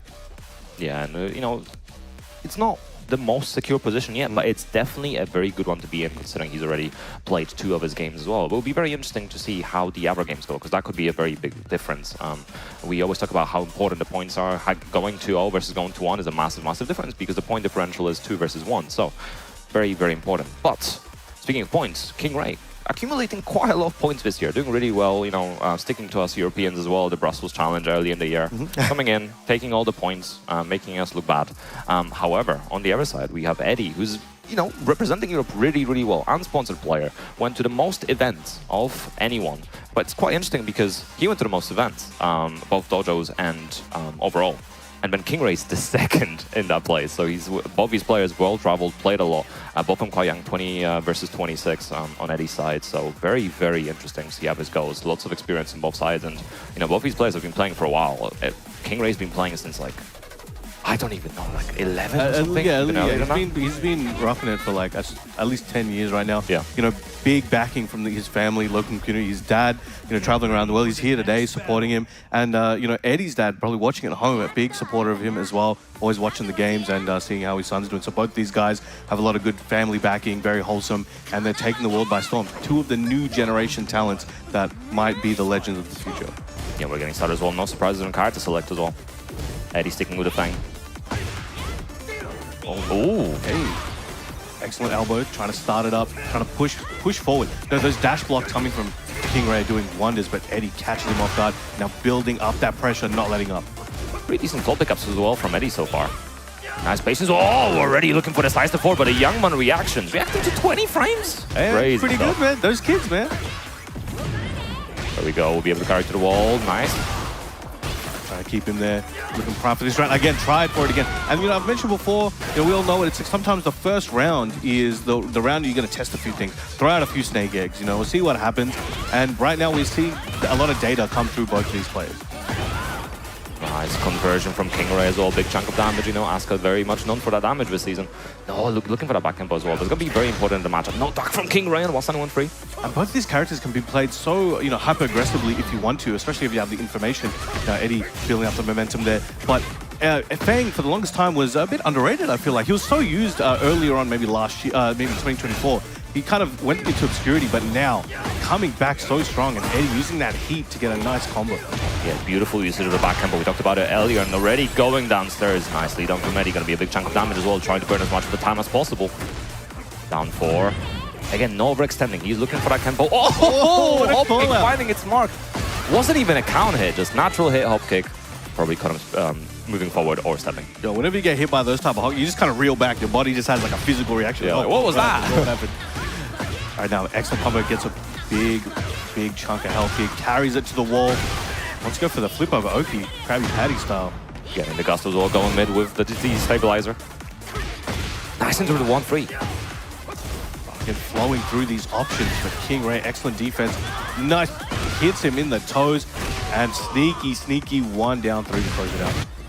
Yeah, King Ray pulling ahead, trying to get ahead of this set. Nice 1-1. Could potentially be a little bit more damage. Nice break 1+2, but we're not going to be going to the floor. Nice break on the other side as well. Those ground explosion. Yeah, both using the cross that will break the floor. Oh, went for the can-cans. Oh, immediate back turn. Tried to test him, see what he's going to do. Yeah, going for sweep this time as well, looking for that homing move. Nice Kenpo 1 once again. Smooth, full charge. Doesn't want to use up the heat option there. Went for the shoulder. King Ray fighting back. Should breaks the floor. Dang. Yep. Good option. Straight to the instant while running free as well. Big chunk of damage. Sidewall, unfortunately, probably not helping him. And the unblockable charge up. Try to catch him on the ground. Using up that heat to make that forward 2 safe. Might have to charge this one up. But whiffs anyway. No, Does this break the floor? No, it doesn't. Goes in the other side. And that's so unfortunate because Eddie could have launched it, potentially ended the round, but the Aizen swing from King Ray Jr. Is this enough to kill? Yes, it is. Oh, I think Eddie was not expecting the whiff from the Rage Art as well, because on full charge up, it is -13. But the whiff could have made it a big launch punish, so very unfortunate for Eddie there. That grab attempt was a good shot as well, because if he was just a few inches, you know, closer to the middle of the stage, he might have been able to make something happen there a bit extra, but King Ray, very composed. He's one of those players that he's been playing for so long. We mentioned we don't even know how long he's been playing, right? He might have been playing in the womb or something. I don't know what's going on. Got a wireless controller in He was there? born in the States, Yeah, but big character switch already. Eddie does have a lot of power characters in the pocket. He was actually the first person to get TGO in Tekken 7 in the world. Crazy. So on Bob, obviously Bob not really available over here, but he did have Falcon Round at the end of Tekken 7 as well. He does also have the Dragunov in the pocket, but going to the Falcon Round, sticking with it. This is a matchup we saw earlier as well between Rangchu and Fergus, so we'll see if Eddie can also dominate in the fashion that Rangchu did earlier. Let's see. Eddie did mention, he was going to kind of alternate between Feng and Bakram. No Dragunov plan today. So seeing that here, power pressing away. Now a lot to adjust to. There's a big change, and look, you can see his approach has completely changed compared to his Feng. He's very aggressive with that Feng, but now with the Fakram, he's trying to close the gap, use the plus range, and then cause the mix, and catching him with these strings as well. Oh. Looking for the parry, not quite finding it. Nice punish as well. The big teep kick working out beautifully for Eddie as well. And it's going to be a very interesting matchup overall, I think. Obviously, between the fact that the Fakram has slightly longer range than Asuka as well, big counter hits, big damage as well. It'll be very, very interesting. Eddie does like going for the low. Excellent duck there. He does like going for the lows when he uses Fakram Ram. And even with any character he uses, he's definitely not scared to go for the lows. So now with Fakram Ram's lows, they're very dangerous. There's a lot of risk on a lot of them. So let's see what King Ray can do with them. But nice. Oh, nice three. Oh, yo, that was great. Going over. Doesn't quite a pickup though. Uh-oh. Hold this mix. Going mid this time. Safest option. That one still catching him stepping. Flipping him over like Krabby. Paddy going for that power crush elbow. And the teep into the jab, closing it out there. Eddie, 2 rounds ahead in game 2. A huge change of pace. I think what's really interesting, you're talking about the lows as well. It's really interesting because Asuka cannot launch 15 frames, right? So it's going to be very important for Eddie to make the most of those lows. But the 14 frame punish will definitely come in handy. Nice duck and punish as well in the down 1+2. That's actually all right. Yeah, the lows are a little bit less risky against Asuka. But there's some good counterplay here we have. Again, looking for that charge up as well. Nice punish. Again, going low. Oh, whoa, in the back. But that pushback didn't let him, natively take advantage of that situation. Bolt was still able to capitalize. Looking good at the moment. Got that heat. Tried to go for that low punch. And again, similar situation to before. Just punished 13 frames. Hey, the throw works out. And that was a very interesting situation where actually King Ray Jr. got the Eisen swing at the wall. However, because the Eisen swing used up the tornado, when he went for down back 1-4, the combo just dropped afterwards the wall because he already used up the tornado. So it's a very unfortunate miscalculation at that wall, dropping a lot of damage and allowing Eddie to get back into that game. And now he's up 1 game. So, well, no, he's got his own game. So it's 1 apiece. It's going down to this right here. We've got a big stake. We might get to the wall. It's going to be a bit of work, though. Yeah, but this Fakram pick definitely working out for Eddie. And King Ray, obviously sticking with Asuka, we see no character switches. I don't know if he's ever character switched before, actually. King Ray? Yeah. I mean, there's been Armor King on occasion, but at a tournament of this level, I think he's going to stick to his OG, Oh, nice parry as well. Oh, tried for it again, but Eddie patient that time, just trying to see what he's going to do. Excellent mind game. Again, those lows, so much damage, and you were talking how much he favors those lows, and evident in how much damage we're bringing to the table from. And looking for the high crush. Oh, went underneath. Excellent duck. He knows those strings. Yeah, big can as well for King Ray Jr. Definitely a good position to be in at the start of the round. Doesn't activate the heat just yet, but still gets the gusto on the board. Tried to keep him out with the teep. Trying to play those mind games. The King Ray a little bit early on the time and catching Eddie. And nice launch there with the counter. This is going to hurt and has all that heat. Is he popping the heat? Yes, he is. I don't think he can finish. Oh, actually, he might be able to finish with the spike down. Yes, it is. Crazy damage, 104. Yeah, the Nanio Augusto doing so much for him in that round. Perfectly even at the moment on the round and game count. Eddie continuing his offensive barrage. Nice. Blocking the wall could have been a little bit more damage. Good burst as well. Trying to circuit break here. Going for the high question mark kick. Trying to play these mind games, change up the options. Trying to catch King Ray making the wrong decision. Spending the heat as well, still keeping Gaston in play. No overusing it just yet. Nice punish as well. Running 3 with reverse plus frames. Ooh, okay. What are you going to do over here, buddy? He activated as well. Nice. Goes for the mix, the sweet bang. And just like that, Eddie on set point. All right, looking good. All he needs is 1 more round. But King Ray not going to go down without a fight. What can he do here? Nice. Excellent punish. Good punishment from both of them right now in this set as well. You can see King Ray's locking in a bit. He's very good under pressure. He's one of those players that he's been playing for so long. He knows how to just block everything out. He wants to feel the energy of the crowd. Let's see if he can bring it back here. But Eddie looking so good. Oh, doesn't actually get the full punish there. Didn't believe it. Sidestep Riot still gets caught by the burst. Oh! Nice, the step into Kankan. Beautifully done by King Ray Jr. He's got all that heat. Still goes for the dash. Excellent late tail spin. Couple drops. Oh, nice range. Spending his stack as well. Eddie still has he available a little bit quite. Oh, up forward 3. Eddie, when his game gets the grab, gonna wake up into an option. Eddie gonna run at him. I'm sure there it is. And Eddie taking game 3. Very convincing there with that Falcon Ram. Amazing work from both players, but he will be getting those points on the board. And the punishment with up forward 3 as well, beautifully done. Yeah. He was so At ready. bait, he's just like, you think you can dash it? Step back, and knee to the head. Big concussion time. Yeah, his spacing was immaculate as well, and it's, it's worth mentioning as well. King Ray Jr. was up and the head-to-head between the two of them, winning a Tiger Uppercut, and Eddie now, equalizing that, taking it back, getting the run back, and the points will definitely be nice. Yeah. I think it's like 1-1 between the two of them now. Last time we went to final round. Now Eddie this time was able to switch it up, get that Falcon Ram, and take it ahead. Now we have Eddie up once again against the machine knee. Again, Brian and probably Feng, maybe? I mean, we could see the Falcon Ram, but I'm kind of expecting the Feng here. Yeah, I would assume it's going to be the Fang, but I guess it depends what Eddie is comfortable with. It's going to be very interesting because this is also round back. So Eddie actually taking over knee at Tiger Uppercut also. So a lot of these players did play Tiger Uppercut. Crazy set. Knee busted out the Nina, unexpected to many. And, I was there watching the match. That was crazy. You could see the emotion on both people's faces. Knee was just kind of like, well, he already made the finals. He was kind of like, yeah, all good. But for Eddie, it was career-changing, life-changing.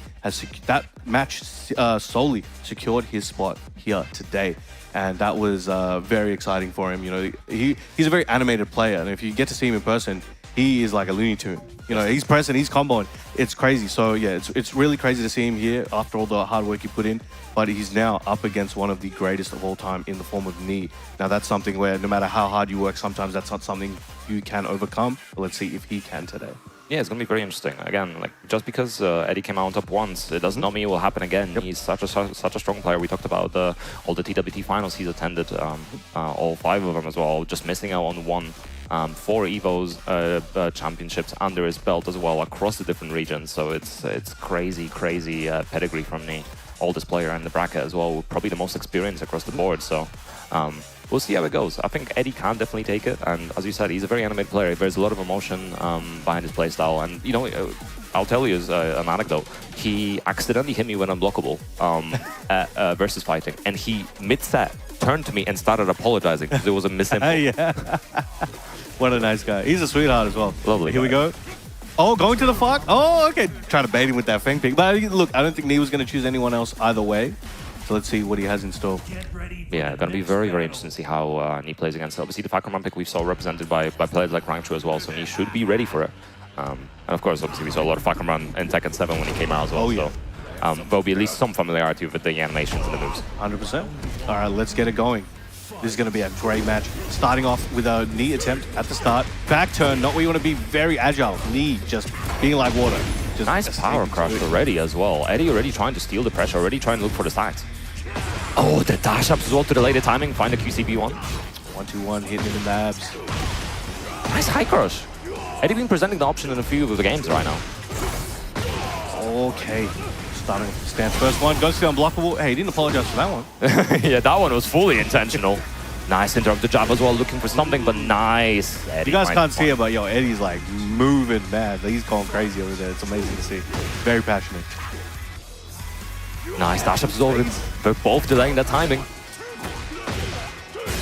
Snap kick to the head. Catches him moving. Where you going, bud? Yeah, that's coming for you. Massive jet kick as well. Combo drops, doesn't get the wall, but still getting those strings on the board. Nice counter hit confirmed from Nee as well. Beautiful movement. Hatchet looking for those plus frames, trying to catch him with that knee at the wall. 1-2-4, one of the knee specials. And catch him with the second hit. This could be it. Yeah, spending the heat gets the optimal damage. Nicely done from Nee. Nee definitely learned a lot from playing against Eddie last time. He was using Nina. Now he's got the Bryant out, but now Buckaram coming from Eddie. Let's see what he has in store for it. But doing a great job so far. He's got the experience, definitely, but the way Eddie plays can be so unorthodox. Look at his timing, staggering it, and just trying to catch Nee with those counter hits. You're looking for that jack kick as well, trying to track movement. Nice, big damage as well, big counter hit. Nice punish from Nee. And that he catch him with the teeth. Stay over there, mate. Yeah, and you know, we saw Nee playing those bigger ranges as well, and Buckaram can really deal with those big ranges. The mid-range punishment from Buckaram and just how much range he can cover is excellent. Keith engage already popped as well. Whoa, the running free actually tracking. Excellent power crush. Okay, now trying to keep him at the wall, kicking him while he's down. He activated on both sides as well, Nee using the time. There's one hatchet, just so many those 4 in a row. Nice punish from Eddie right now. Guaranteed grounded here as well. Spends the stack, plenty of health. Using up that heaters. Trying to run it, and the sidestep counter hit. This could be... Oh, not quite enough. Didn't use the tornado. Oh, that big counter hit. Yo, Eddie just reeled back on that one. Good thing that chair has wheels. Smiling as well, but Nee doesn't end. Last 34. Get that taunt away from me. Oh, so many emotions in that set. Oh, man. Crazy. So the crowd back here is going crazy for this too. Oh, I did not expect that end. The wake up into instant while standing 4 as well, straight away. I respect it. I respect it. Because I think in that kind of situation, a lot of players are like, they're going to hesitate, and Nee was kind of expecting that, trying to enforce the taunt mind game. It might have not even gone for the taunt, might have just gone for a hesitation button. But just Eddie, no fear, while standing 4, closed it out, gets on the board. Nice, that running free pressure now coming through. Oh, big jet kick not landing. Charging up, excellent walk there. Tried to go for that sidestep jet up, but wasn't able to execute as intended, but still gets a nice combo afterwards. Nice, beautiful combo. Big chunk of damage as well. He activated some of his pressure afterwards. It's going to be interesting. Stepping to the right as well, trying to track his movement, not letting him get away from the wall, but big back one. Nice spiking him down. Now, I think for a lot of people throughout the release and until now, for Buckaram, I think a lot of people underrated him, but players like Eddie are able to use his strength really well. You know, like he's seeing now, mind game on the string, plus frames here, catching him with the mix. Yeah, good defense from Nee, though. Yeah, Eddie trying to mix up his options as well from the stance. 18 seconds to go, about even on health on both sides as well. No starter movement to use that jack kick, trying to get the chip damage on the board. Oh, again, big back one. Step to the right, back one. Buckaram's ability to approach is so crazy, but there we go. Nee not letting that one slide. Absolutely crazy, finding a very tactical while standing under. Oh! Nice. Just a big launch, just lets it rip. Gotta let it rock, man. You gotta feel it. Doesn't quite get the wall, but still gets the wall positioning. All right, maneuvering around. Excellent punish there from Eddie. Keeping his turn. Now running 3, keeping those plus frames, but Nee fighting back with the 1-2-4, activating heat, pushing him against the wall. Excellent punish. Locking him down. Yeah, absolutely. Those lows coming in. He again trying to realign, keep Eddie at the wall, but Eddie now taking advantage of his own. Steps to the right. Did he press here? No, he did not. Beautiful punish. Now, what is with Eddie's ability to get people to rage out in those situations? And he's already off axis. Same thing happened with King Ray twice. You know, he does present the threat of that size at 3, right? So then when he doesn't, and a step at the end of the round to try to deal with a burst or a rage out is such a classic strategy as well.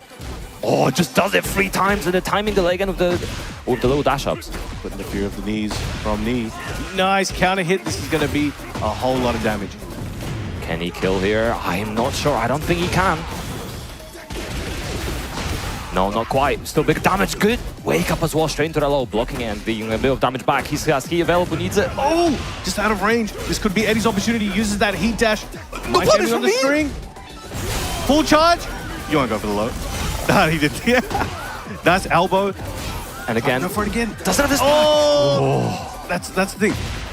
Nee, amazing composure, was able to block that one. All it took was, one hit on Eddie, but Nee was just in a situation where a couple wrong guesses and that was out of his hand. Oh, and the final hit, actually hitting counter hit as well. Should be easy carry through the wall again, but yeah, like you said, Nee's just finding the right, just knows the timing for the lows. We saw against Chicken as well. He's blocking on the right feet. A big step from Eddie as well. The 3+ finding his mark. You know what's crazy? Nee was talking about the situation with Brian's jabs just recently, so now he's we're seeing that here live and in person. Excellent! Oh my God! Goes low, nice punish, big call from Man's reacting out here. He's rotating his options constantly. Again, 20 seconds to go. Eddie a little bit of a deficit. Big jack kick whip. Oh, got him with the counter. Caught him pressing. Knee evening up the score, 1 game apiece, adapting very well to Eddie's style. This is crazy. So we saw a few times in that game where Eddie was just able to keep that ball rolling.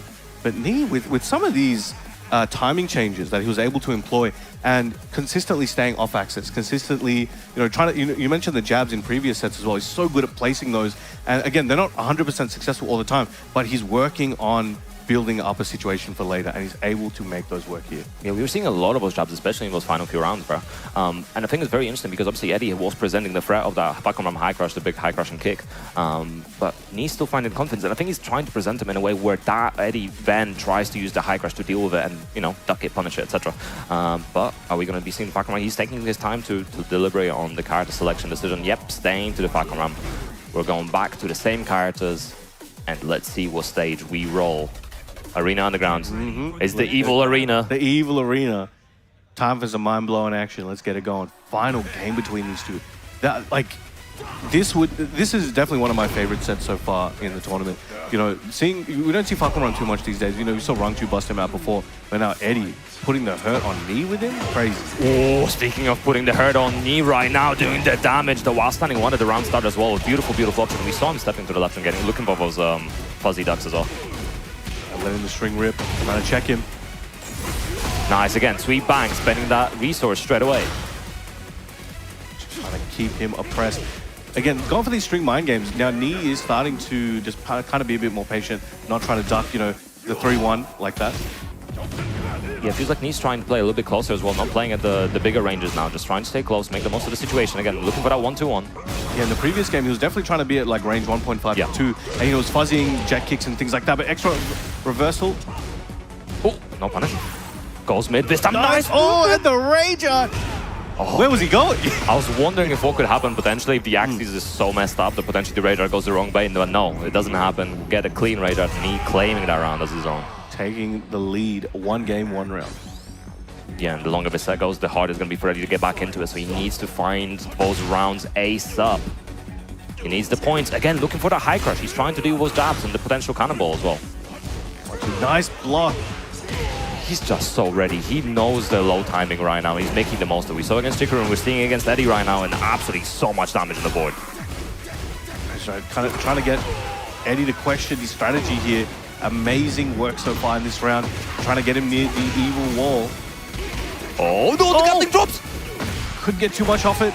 And there we go, Knee, 2 rounds in a row. Set point here on the verge of knocking Eddie down. Yeah, looking forward to take as well. The movement right now, the step into Cannonball, the step into Jet Opera. He knows everything he needs to know right now, taking the wall. And that was just the first 10 seconds of that round. Going absolutely insane with an 83 damage combo. Feeling himself, going for the fake spins. Now Eddie using his heat, trying to take his position back. Jet kick to the head. Again, Knee's so good and he's stepping right quite a lot. And there we go. Catching him on the whiff punish. This is gonna hurt. Not gonna be a great situation for Eddie. Yeah, using the snake eyes. Eddie still has a lot of great health. Nice parry coming through as well. What's the option from Eddie? Going for the mid string.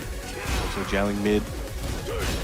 The Hatcher as well just needs something more. Nice punish from Eddie, still alive, but big duck onto jet kick and the while standing 1-2 punish. Beautiful call out from Knee. Amazing, amazing. Their record is 1-1 right now, you know what I'm saying? Like, they'll see the tiebreaker at the next event. We may even see these guys, play again. There's still opportunity throughout this tournament, this finals day. There's LCQ depending on where people land.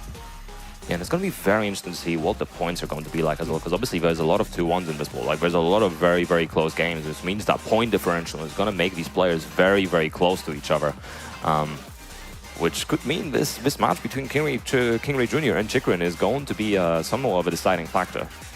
It's going to be very interesting because, as you mentioned before, last time they played, Chikrin fell to Kingray. That was at Tiger.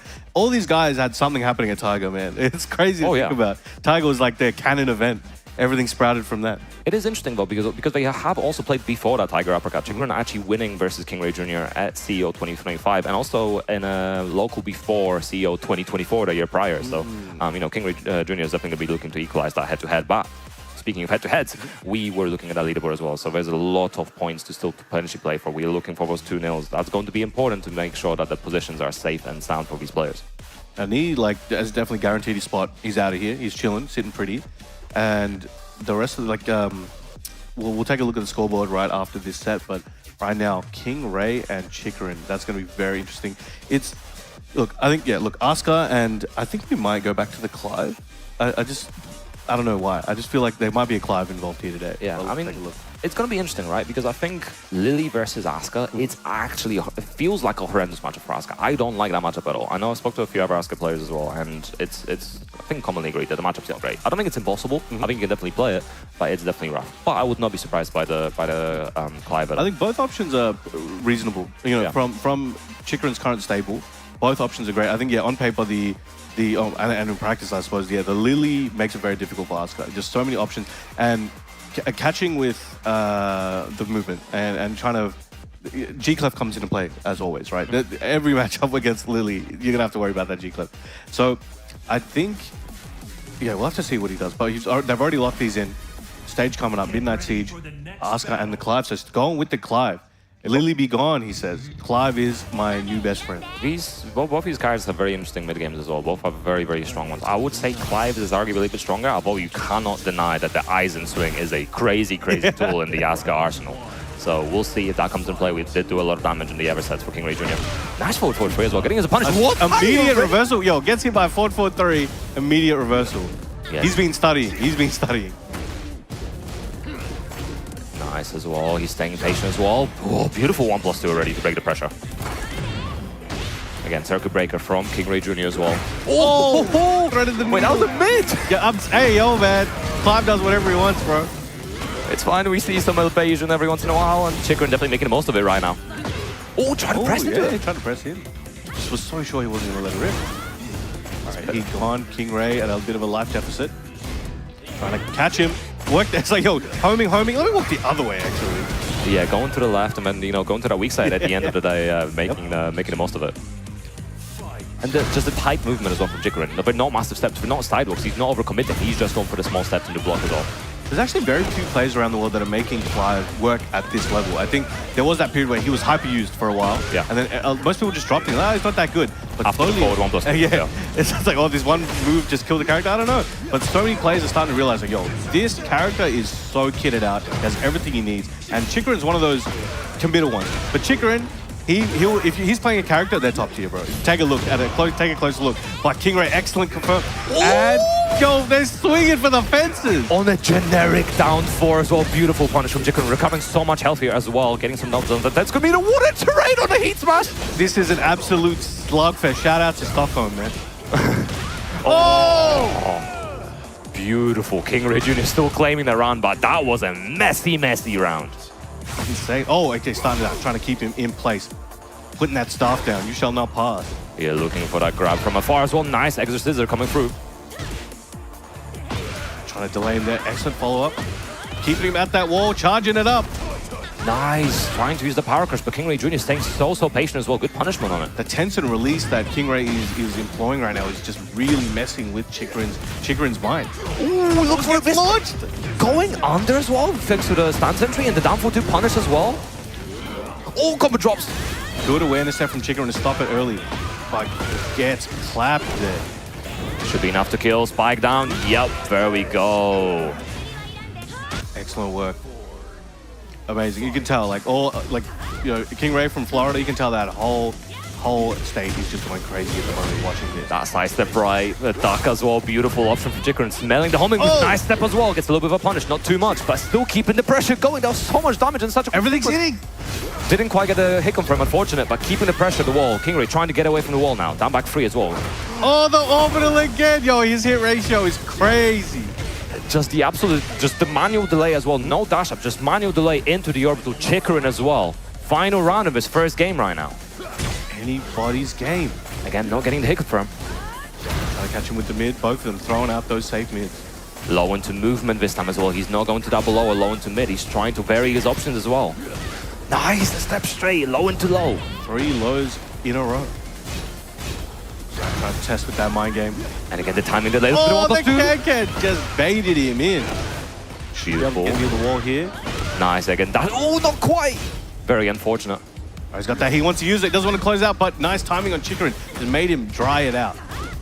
Yeah, the threat of the hit confirm as well, potentially from Chikrin was beautiful in ending that heat. Nice step against the parry as well. Not enough to kill Chikrin. Still alive. Oh, and the classic 1+2 on the wake up. Chikrin just clutching that one out there against King Ray. One game to him. Just his usage of 1+2 on this character has been absolutely incredible. The manual delay as well, you know, he's not just using movement to delay his options, he's also just manually delaying a lot of them, and he's just got such a good sense of timing. Because, you know, often using the movement to like create a rhythm is very, very important, and it's the way most people create delay. But Chikrin just doing it without it. It's like he's counting the beats in his head. He got that rhythm. And he's definitely delivering the beats right now. He is indeed. He's writing a mixtape, and as you can tell, it's fire. It's attached to the sword. He's lighting it up. All right, so first game going to Chikrin there. King Ray needs to make something happen. Already starting off with those mid-range options. Well, that back two straight into the stance. Oh, Hooks him up. Counter hit down forward two. Can never go wrong with it. Slightly awkward axis. King Ray already activating heat, trying to get to the wall. This might be a side splat. Yes, it is. Nice. Not overcommitting, but maybe a little bit after all. Gonna be greedy there with the, I think he was trying to go for a resplat, right? Yeah. Side resplat, and now Chikrin catching in that mistake. The use of jab was nice, but the forward 4-3 afterwards was a little bit more. Approaching the slide as well. Or goes that low jab, trying to stop that momentum, and gets caught with the mega delay into the heat dash. Nice. A lot of damage, man. He's getting close to the wall, too. Hey, yo, what? No enough to kill, but gets a little bit of meat, and down forward one check at the end as well for Chikrin. That's pulling a ahead. game travel agent out here. What? Oh, yeah. Clive Airlines. Sending him down. It's going to be big damage and a good situation. Went for the running three, wasn't able to catch it. Chikrin taking his turn back. The assist from Torgal definitely coming into play right now. Chikrin trying to get a health lead. Nice confirm on down back 1-2. Waiting for it. And again, that manual delay you were talking about coming in clutch once again. Oh, just keeps going. Okay situation. Awkward for King Ray Jr. Dashing at him, using those plus frames. He's backing up, waiting for his option. Excellent block there from King Ray. Not enough to kill him with! Still alive and should be missing the punish as well! That's so unfortunate for King Ray Jr. Still alive. Chikrin looking to end the round. Oh, doesn't confirm it! 1+2 again. That sting of nightmares. Like, I'm going to be having nightmares about that myself. And he's going to beat himself up over it, but you know, he's still in the game. He's going to stay alive. A little bit too far for a punish. That's so unfortunate for King Ray. Very wise spacing there from Chikrin on that. Now gets his combo, really use the floor. Or doesn't need to. But keeping King Ray around that floor area. Empty jump. He was looking for that 1+2 again as well. Oh! While standing 2. Not spiking down. He's going to be trying to carry to that wall right now. It is Clive, so we're definitely reaching it. Okay, with that last hit. Oh, that's going to hurt. There it is. Straight into the pixels. Big chunk of damage. And that's good used as well. Level 4. And the staff. Double staff to close it out there. Once again, 1+2, sealing the deal. Chikrin 2-0 against King Ray Jr. You could say at the end that was good stuff from Chikrin. It was very nice. Shake my hand. Thank you. But yeah, amazing work there. That was very difficult. There was a lot of opportunities where King Ray might have been able to capture that momentum, capture his time. But there was just a few unfortunate drops. You know, there's combo opportunities that didn't quite land the way he wanted to. And Chikrin was just there, lying in wait, capitalizing on any mistake he could find. Yeah, the punishment drops for King Ray Jr. are a heartbreaker as well, because we could have ended our round off of it as well. It was like one into the other, and it was just rough to see. And it happens to the best of us. Sometimes, you know, the nerves happen. And of course, you know, some things just recover really quick. The block sound on some moves is just much lower than others. So it can be a very, very threatening, a very, very stressful situation to be in as well. But that was still a very hype set. But Chikrin just really pulling ahead at the end and just making the most of a situation, just showing the experience, the pedigree, and just how strong he was overall across the years and how strong he still is. Yeah, then he's here for a reason. He's got that staying power. There's never been a time where Chikrin wasn't in the conversation of, you know, one of the best players in Japan, if not one of the best players in the world. Yeah, absolutely. And, you know, it's I think this was a very, very interesting poll to watch as well. Obviously, we can see the results as well.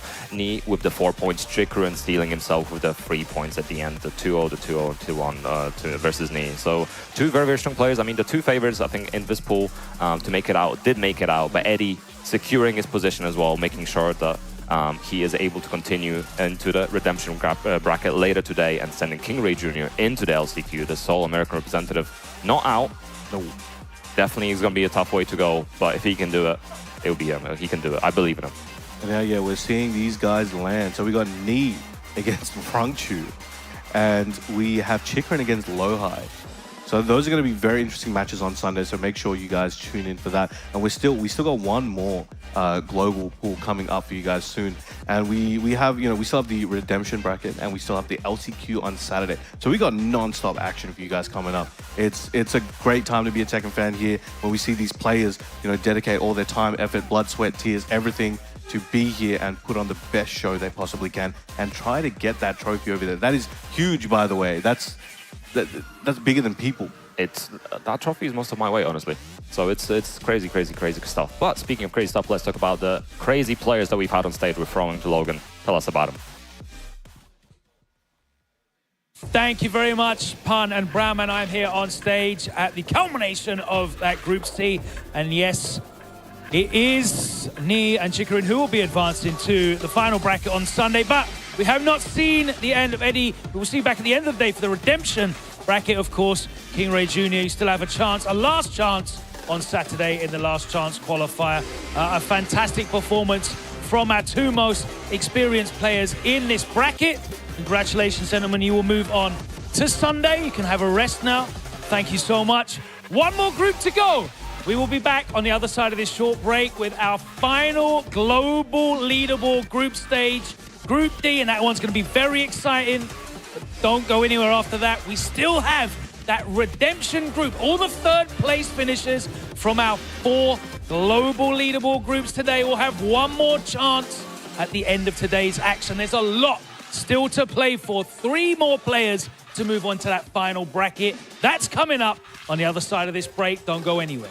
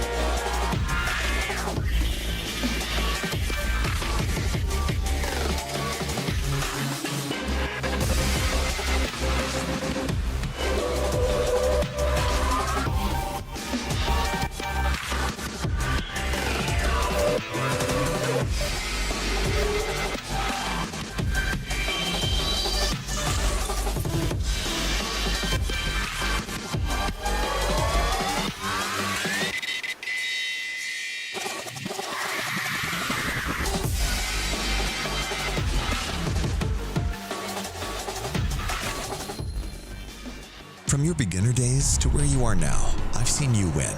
I've seen you lose. And I've always been here, right in front, lighting it all up. We were together when you first discovered gaming. That feeling, the discoveries, the friendships. You never shied away from me. You've cried. You've tilted. Your bursts of joy. You've discovered fame. You felt everything, fully. I've seen you become you. We've always been together in your gaming journey.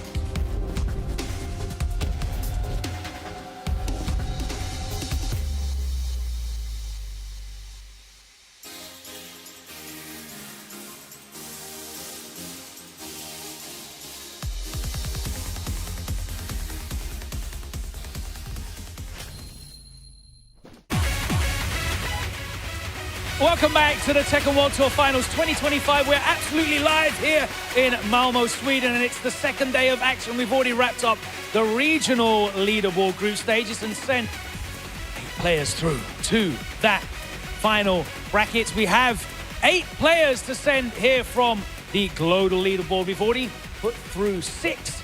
2 more will join at the end of this, our Group D, 4th and final group. Of course, we still have the Redemption group to come as well, where all of the 3rd place players will get one more chance to earn their place in that final bracket. That's all still to come. But right about now, it's time to get into Group D, and we've got 4 incredible players who have been waiting patiently for their chance. It feels like the action's been flowing fast and furiously, and we are already here at Group D. So without any further ado, let's welcome our players. First of all, from South Korea, let's welcome the man who finished 2nd at Evo France with an electrifying performance. Let's see if he can do it again here in Europe. It's Jeon Ding.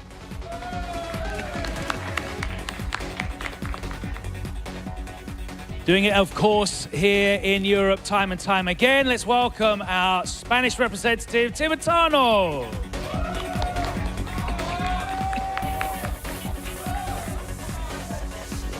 Our Saudi Arabian Esports Player of the Year and one of my favorite players to emerge over the last few years in Tekken. It's Raif. And a player who needs very little introduction but deserves all of it. A legend in Tekken. It is JDCR.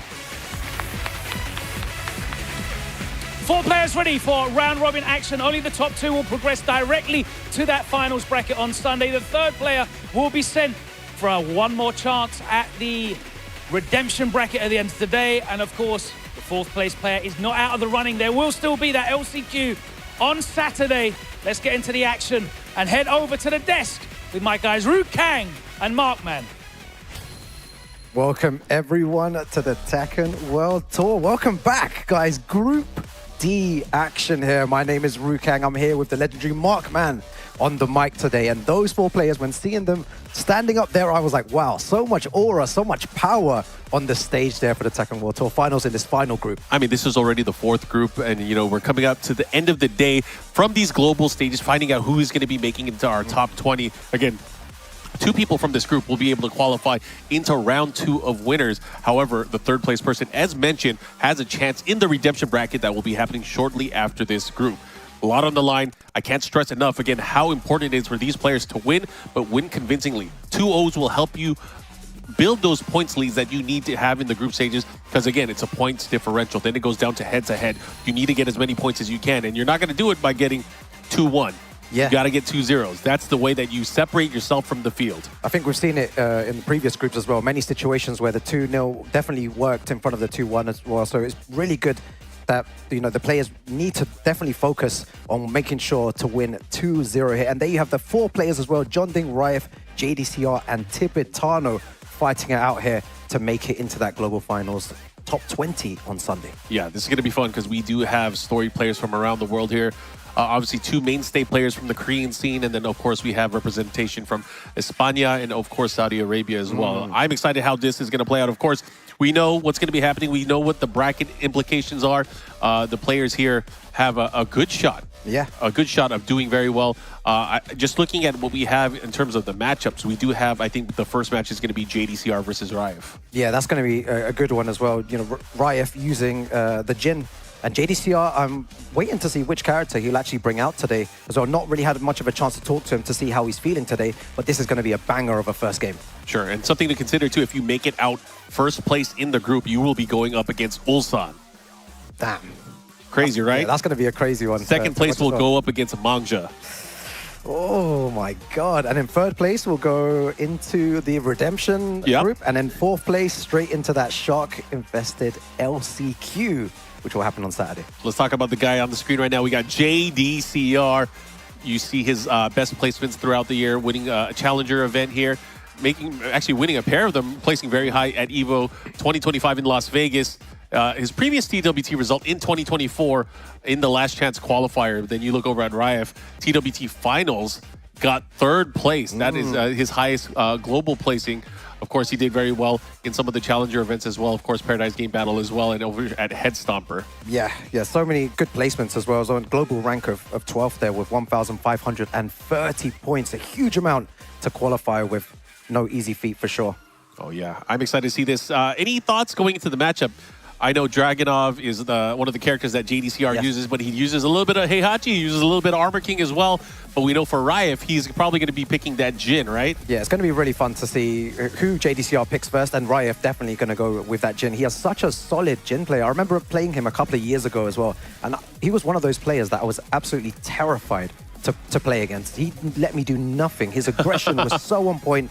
I've never played a player like him, and yeah, this was quite a while back, but now he's evolved and he's playing even better Tekken than he has before. Yeah, we're gonna see a banger of a match coming up here. Starting things off here in Group D.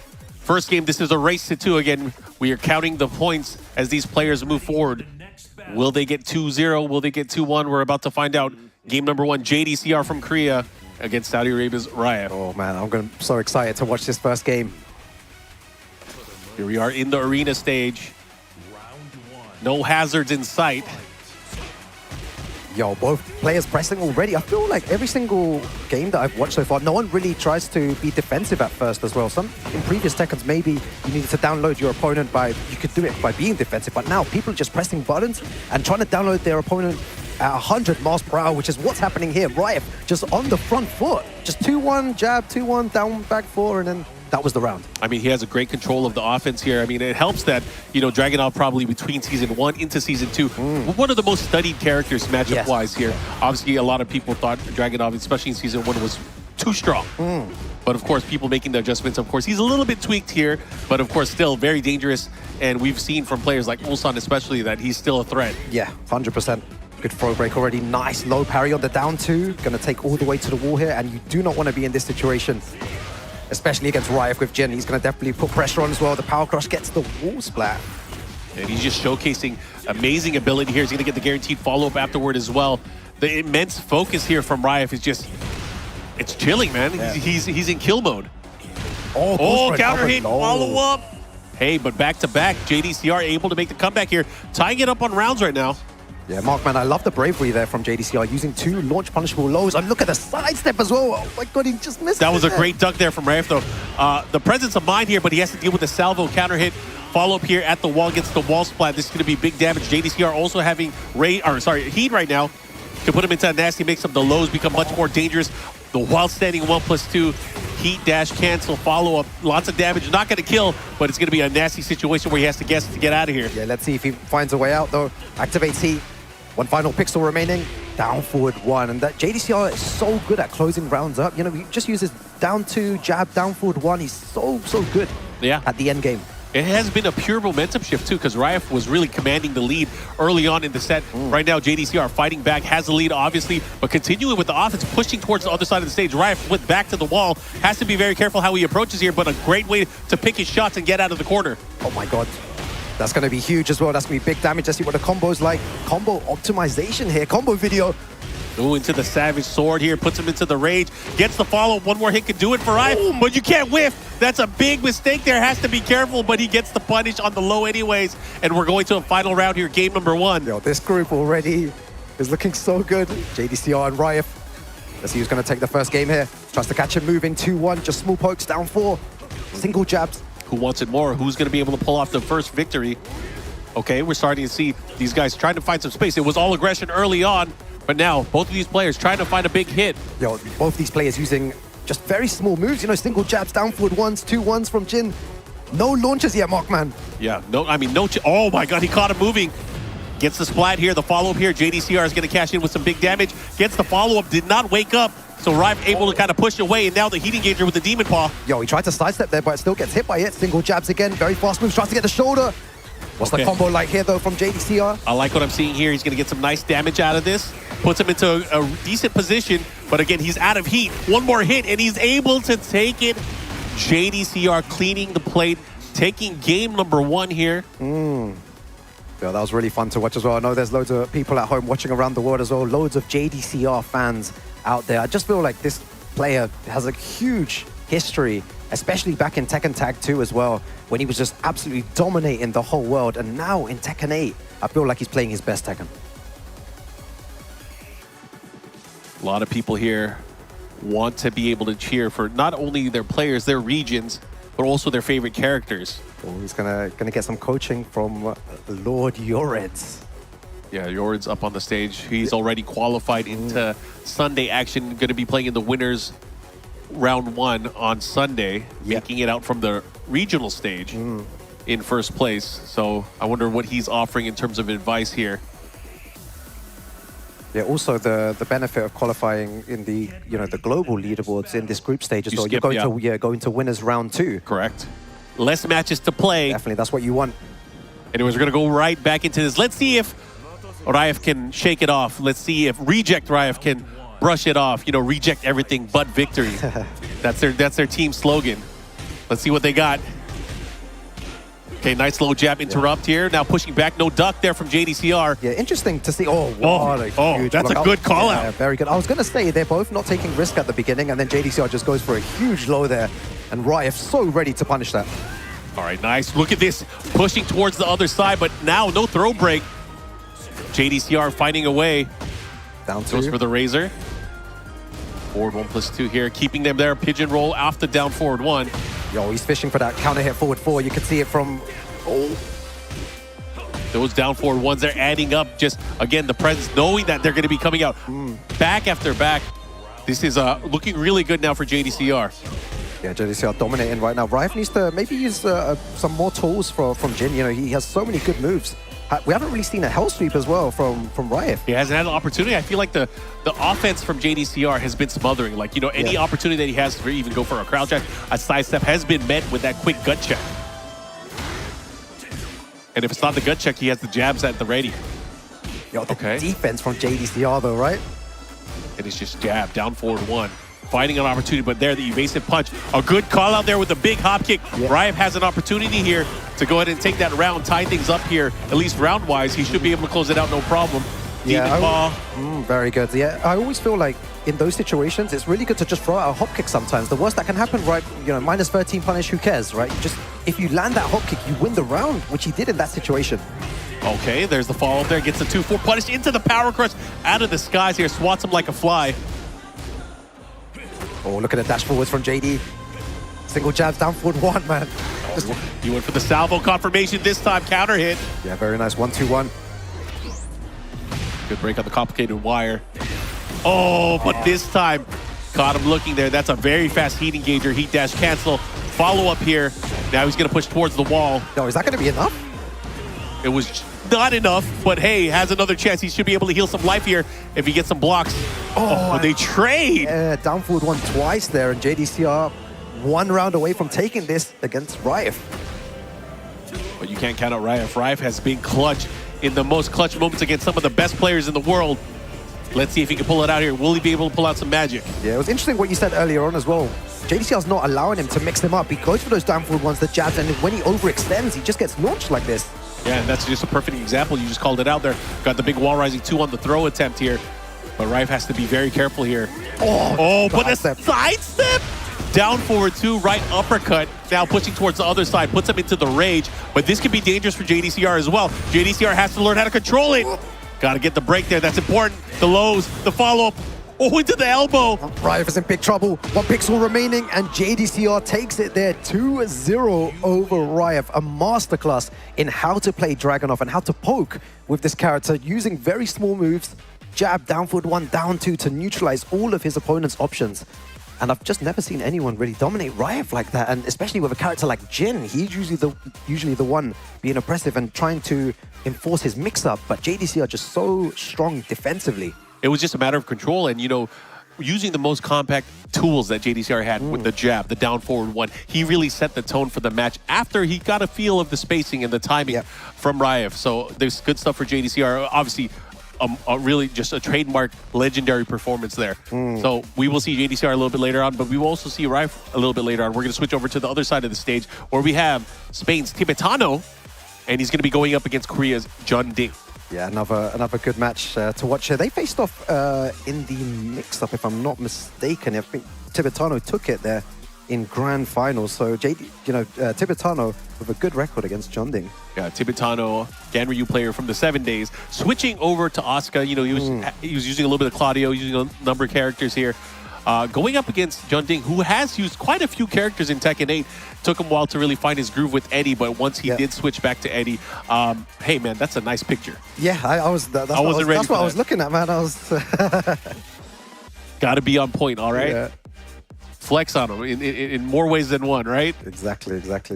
But Junding, really explosive player, without a doubt. We saw that his big performance at Evo France earlier this year, where he ended up getting second place. You were casting the top 8 for that one, and that was pure energy from the crowd, especially. It was so good. Everyone was so hyped as well. It looked like Junding was going to take it at one point, and then Arslan, just absolute dominance from him. And you can see their global rank 15th with 1,395 points. First place at the mix-up, 5th at Clash of the Olympians, and 9th at Evo. So he has a really good record in his previous TWT results, 17th to 20th in the TWT finals of 2023. And then you see Junding over here. Second place at Evo France, second place at the mix-up, and second place at UFA. So many second places, Mark, man. I mean, he's either gonna get top. He's gonna get top 2, right? Yeah. Let's see if we can make that magic happen again. 2 years ago at the LCQ was able to get 5th place or tied for 5th place. So let's see how this will play out. Of course, we can kind of guess it's gonna be Eddie going up against Oscar. Yeah, we can kind of guess that might be the matchup here. However, I would not be surprised if we saw other characters come into the mix. Right now, those are the characters they are hovering, and they have locked in. This is Group D. First set of games for these players, but this is the second set of games that we're going to be seeing here in this group. As we tally up the board so far. If you guys are just tuning in right now, you guys missed out. JDCR was able to take down Raif 2-0, but now we're going back to the scoreboard here. Spain versus Korea. Yeah. Tibetano versus Johnny. I know there's going to be a lot of Spanish fans in the chat. Espero que tengan un buen día todos. Espero que le guste el Tekken ahora. Vamos España. I know that's going to be in the chat. We got a good reaction from the crowd too. They like that. The Spanish contingent back there. Okay, there's the follow-up. Keeps him there. Oh, while standing 1-3, able to land there. He should be able to close it out. Jun Ding able to get the big damage early on. First round to him. Yeah, something about Jun Ding is that he really disrespects frames a lot. When watching his videos before as well, even if he's minus, in a bad situation, -8, -9, he is not afraid to press with Eddie as well. You need to make him respect your frames. Otherwise, he's going to press so many buttons. Yeah. I mean, that's the crazy thing too. It's just the mix-up. It's just knowing, like, yeah, I'm at a disadvantage, but you would not expect me to press, but I will, right? Exactly, yeah. And that's why he's such a strong player as well. The defense is really good, the mind game, but also willing to disrespect. There you go. Oh, gets the follow-up here. This is going to be big damage from Tibetano. He's not going to get the kill, but he's going to be pushing it. But Jun Ding has rage. You got to be careful. It's going to be a lot of damage if he gets a big hit here. Oh, he went for the evasive punch, but I like it. Tibetano just made it a little bit tight at the very end there, able to close it out and tie it up on rounds now. Oh, very nice to see the guaranteed damage afterwards as well. Oh, he just looked at him, stalking his prey. Second hit, able to land. How can you slap? I love the way that Tibetano plays. So aggressive, so smart with his buttons as well. It's really difficult to shut him down. Jun Ding is a player that can definitely shut that down. And a lot of people will say that is the name of the game. You got to have that aggressive nature. Force your opponent to deal. And he doubled up the cans there. And that's the danger, you feel like it's your turn. It's like, I'm going to be aggressive now. And then he just throws out a can, a back three. He's one of those Asuka players that's more prone to doing that. Oh, yeah. And that's the thing, is like, if you have a read on the situation and you know that this is one of those moves that can rob your opponent, might as well do it, right? Exactly. Because that whittles down on your opponent, too. Oh, he gets down 4-2 on the float, not able to convert with the combo. Oh, second hit, able to land. Yeah, I like it. Ooh. One of those players not afraid to use that down 1+2. Can-cans, where's the back three? Can-cans again, and that's the danger as well. If you do it twice, if Jun Ding's ready, he's gonna launch you for it, and you're gonna lose a lot of damage. Has a situation, goes for the throw as well. Gets the conversion, the follow-up. What's the mix, though? Oh, the spray kick, that was brilliant. He had to get out of there. Oh, what's the mix-up like after this, though? Goes for the big low, taking huge risks, doesn't matter, though. Still a bit of time left, 20 seconds. Yeah. Back three. Oh, power crush. I like it. That power crush was well placed there. Now we're going to a final round here. Game number 1, Tibetano, Jun Ding. Oh, he went for the 4-4, 3+4. They traded blows there. Oh. Yeah, and that's the 3rd or 4th time that that's hit. Jun Ding is not ducking. And the scary thing is that he can kind of mask that move and mix it up with a lot of the very powerful mids that Asuka has access to as well. Okay. Oh, he's going to punish that for sure. Gets the knockdown here. I like it. Gets the follow-up as well. Right now with the nice lively Tibetano. You better get up right. One more hit could do it. And one more hit did do it. Tibetano on the scoreboard first, drawing first blood in this matchup. 1-0 over Jun Ding. Yeah, they even got the flag over there, Mark, man. You see that? They've got the Spanish flag over there. His teammates supporting him. Yeah, I can't wait until we get to tomorrow, where more of the people, more of the community are going to be here. And it's going to be full. It's going to be packed. It is going to be a packed arena, so I can't wait for that. Yeah, of course, today is just the players here. Exactly. And that's the thing. There's only 4 of them supporting Tibetano, and they're making huge noise. Imagine hundreds of people here shouting and screaming tomorrow. There's a wise man, he once said, make some noise, and people are definitely doing that. So shout outs to Tasty Steve. You'll see him next. Okay, jab check. Junding starting to sidestep, starting to move now. Not something that we're used to seeing. Has the wall positioning here. I like that. Gets the follow-up here. He converts to the big spike damage into the guaranteed follow-up. Very nice. Use that forward 3 again. I would definitely want to see more of that to try and mix Tibetano up. Tibetano's pressing the right buttons at the right time. Caught him nice looking. damage. Okay, what's the mix? He's gonna go. I was gonna say, there's no way he's gonna go for the low again, is he? Oh, counter hit, guaranteed follow-up. Is that enough? No, not enough.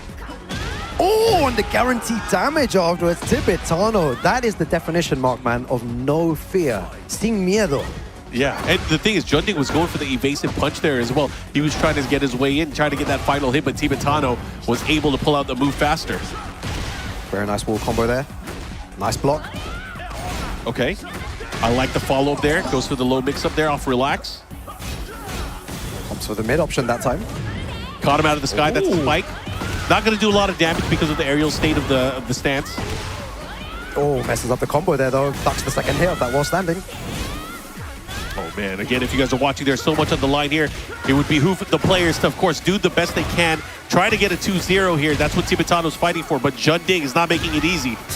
That's going to be yo, big trouble, Mark, man. What's the mix-up after this 15 seconds remaining? Big trouble, big damage here. Looking to close things out. One more hit can do it here, but it could be either way. There's no time. Oh, he gets the follow-up. He went for a reversal for some reason. What a block. He pressed. He pressed. Oh. Crazy stuff. Junding with 3 seconds remaining. Oh man, that was crazy. Junding able to squeak that out. This would have been a huge difference. It could have been 2 rounds straight here into 1 more round for the set, but Junding fighting, living and fighting another round. This is one crazy. of the best players in the world, if not the best Eddie as well in the world. Okay, he's gonna get the wall here. Now what's the mix-up? He went for the course over 4. The follow-up here, what's he gonna do with it? Back against the wall. Putting more pressure up. Tibetano really knows where to press these buttons here. Try to get him with the Spaki, maybe? Or is it just the pressure? Try to keep him looking. Oh, what a block this time. God. This time he gets the big punish while rising 2. Follow up here. Yo, you saw the patience of Junding as well. Just there, just waiting, blocking that. Oh, and a rager of his own as well. That's going to hit. Yeah, it's going to hit. It's going to get his turn back. He's going to heal some of that life bar as well. You got to remember, though, Eddie still has a lot of his life left. More than half. Not only that, he has Majinga level 2, so he has access to, of course, some trickier moves. Look at this combo, though, Markman. Oh, he's trying to get, he got him. Big unblockable, now life lead in favor of Tibetano. Oh, he's going to get the follow-up, and he gets the hit. And just like that, 2 rounds to 1. Set point for Tibetano. Yeah, Tibetano's going to want to end this here now. Back free. You need to be careful. You cannot overextend against him. He will he will back free, and he's going to get huge damage, Mark. It's going to go to the wall, and look at that damage there. Oh, and he got the back 3 on a crush as well. Now, this time, continuing that momentum back and forth. He should be able to close it out here. Tibetano takes it there, and the small little crowd, it goes wild 2-0. Against Junding. Yeah, and that's huge. Again, we were talking about it. You got to get those 2 zeros. You have to get as much of an advantage. So now Tibetano tying himself up with JDCR. JDCR winning 2-0 earlier in the group stage, but we will see Tibetano a little bit later, and Junding, of course, we're going to see him as well. These 4 players have to go back and forth playing against each other, and we have, of course, a 3rd game that's going to be coming up, and that's going to be the 2 people that lost the previous sets that we saw. It's going to be Junding versus Rayev. Yeah. So this is a really, really important matchup because they both lost 0-2. Yep.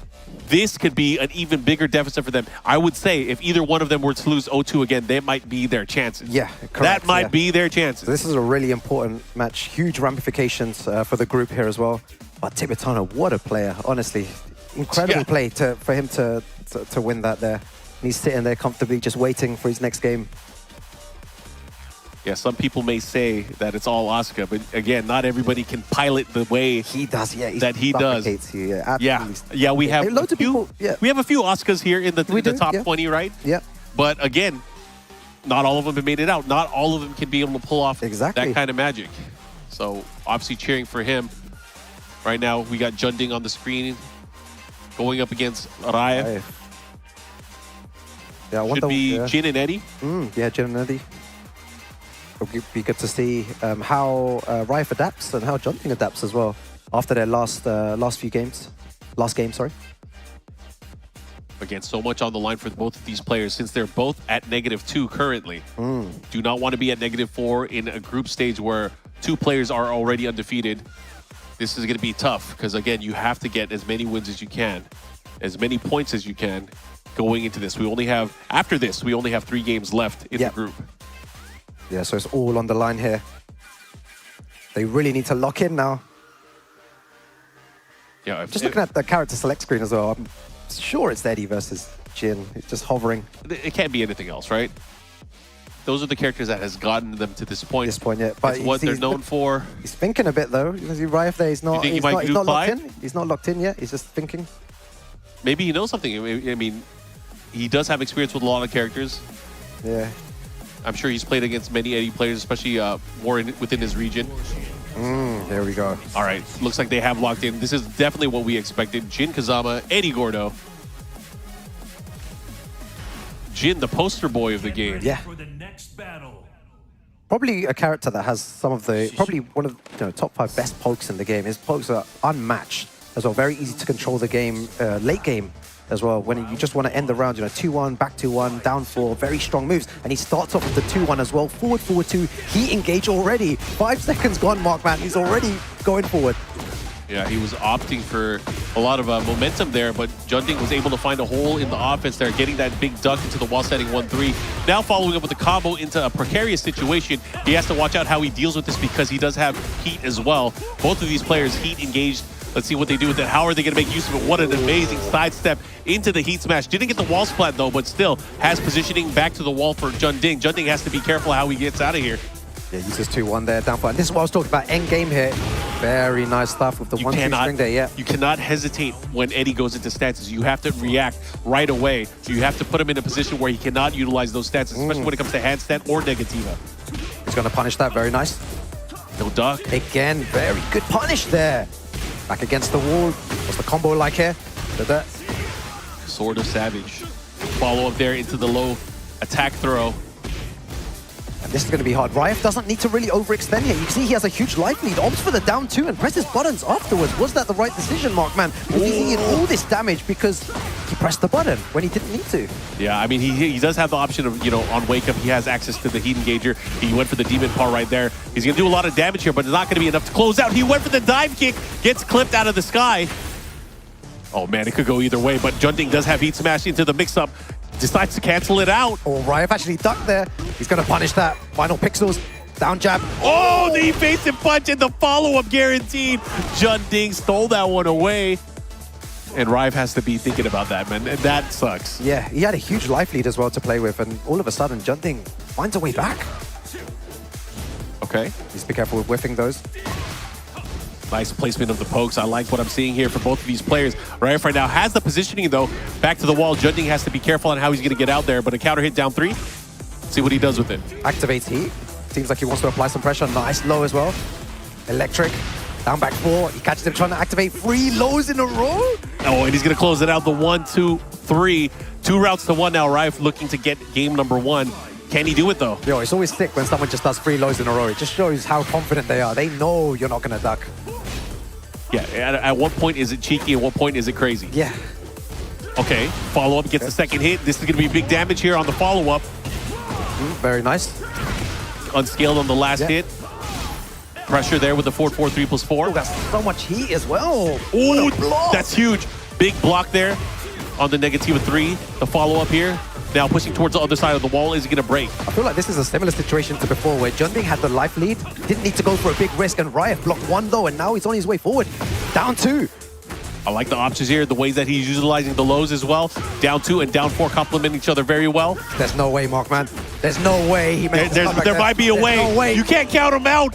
And the hopping low, able to land there. Junding pushing it to a final round here in game number 1 between these two. Again, so much on the line. Both of these players at -2 currently in the group stage. Need as many points as possible. Let's see what they do. Yeah, good jabs. Oh my God, the evasive punch. Yo, he's getting so much mileage off that. So trying to whiff punish, but Riot just throwing out jabs. It's not possible. He has to be careful though. If he's opting for that up forward 2 so much, he might be able to swing and whiff, and Riot might be able to capitalize with a big launch. Anyways, we're going to the other side. Has the wall, Savage Sword. What's the mix? Yeah, crazy punish here. He still has access to heat. You know, Junding's going to want to turn. Wants to go into heat. Very nice launcher there. Yeah, he's going to activate. He has to. Now he's going to play the game. Let's see what he got. What's the mix? Goes for the 4-4-3 low. Oh my god. Low? There's no way. He goes for the mid. Oh, the punish there. Oh, and the counter hit, the follow-up. Oh my god. This is huge. He has access to Rage Art as well. There's only a few seconds remaining as well. If he does everything correctly here, it is going to be over. Very, very nice stuff. And Rive takes it with 0 seconds remaining. Really good play at the end there as well. Nice composure. Yeah. That was crazy. You know, every hit doing extra damage, of course, having Rage at the very end, having access to your resources there with Heat, being able to extend the combo even further. That was good stuff. So Rive finally on the scoreboard in the group stage, getting one game. We're now at the Phoenix Gate. There is an interaction at the start of, or there's an interaction at this portion of the stage. If the interaction breaks early, it will go to the potential final round early. So we'll see how this is going to play out for both of these players. It's not hard for either one of these characters to get to the wall either. Yeah. You're right, using a lot of down 2 as well, Mark, man. He had so much success with it. Justin's not blocking that down 2. And the thing is, it's tough to, like, mixing up that down 2 with the down 4, but also complementing the crouch dash mix-ups. It is tough to deal with for Eddie, I think. Double low. Tries to catch him moving. All right, again, pressure. 4-3. Right now, has a good lead. The follow-up is guaranteed because of the wall splat. Jun Ding taking that round. Oh, just with it. You know, that's why Tekken, in Tekken, it's so important to know, you know, your range is there, right? Just out of range of that 4-4-3 and punish him really hard for it. Yeah. Look at the amount of life he's lost, Mark, man, already. And that's the thing, too, just being able to react. Even if a move whiffs, putting yourself into a favorable position and knowing the option. He was still ready with that wall setting, too. Able to get the launch here. Side wall stun here. Oh, gets the counter hit. Oh, big trouble as well. Heat engager. How do you make a comeback here? Delays that nice back 2-1 there. That was the move you called out earlier. It's a great round ender. So really tests your opponent, especially because of its max or its range, its ability to kind of close in on your opponent. Puts Jin into a nice favorable position right now. Jun Ding still trying to find a way to start things off. Gets a big counter hit on the back 1. So he does have the life lead here. He's going to be pushing towards the other side. He does have to watch out though. Yeah, Rave does. Oh god. I was going to say, you can see the way that he's trying to get away from the wall. He's trying so well. Yeah, he's sidestepping, but he's also ducking, trying to make sure that he covers his bases, right? But oh, the low doesn't come out fast enough. Oh, tries to use a down jab there. Doesn't work out though. Oh, has to be careful at how he approaches here. Mix up smash mix. Goes into the rodeo. Rodeo, finally its mark. Now what? Into the hell sweep? There's no way. Hell sweep, the first one we've seen. Oh my god, the lows are coming out. Oh my god, he's still going low. Lows. Does not respect the shoes.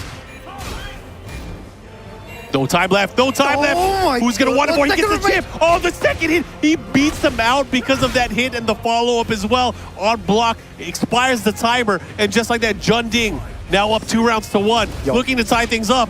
Yo, that was so smart as well to do that. Knowing there was 2 seconds remaining, he was like, I'm just going to finish this string. I know the first hit's going to hit. So good. But now the pressure on. Jun Ding trying to stay alive here. We stress the importance of this match as well. Oh, the slide step 3+4 not able to hit.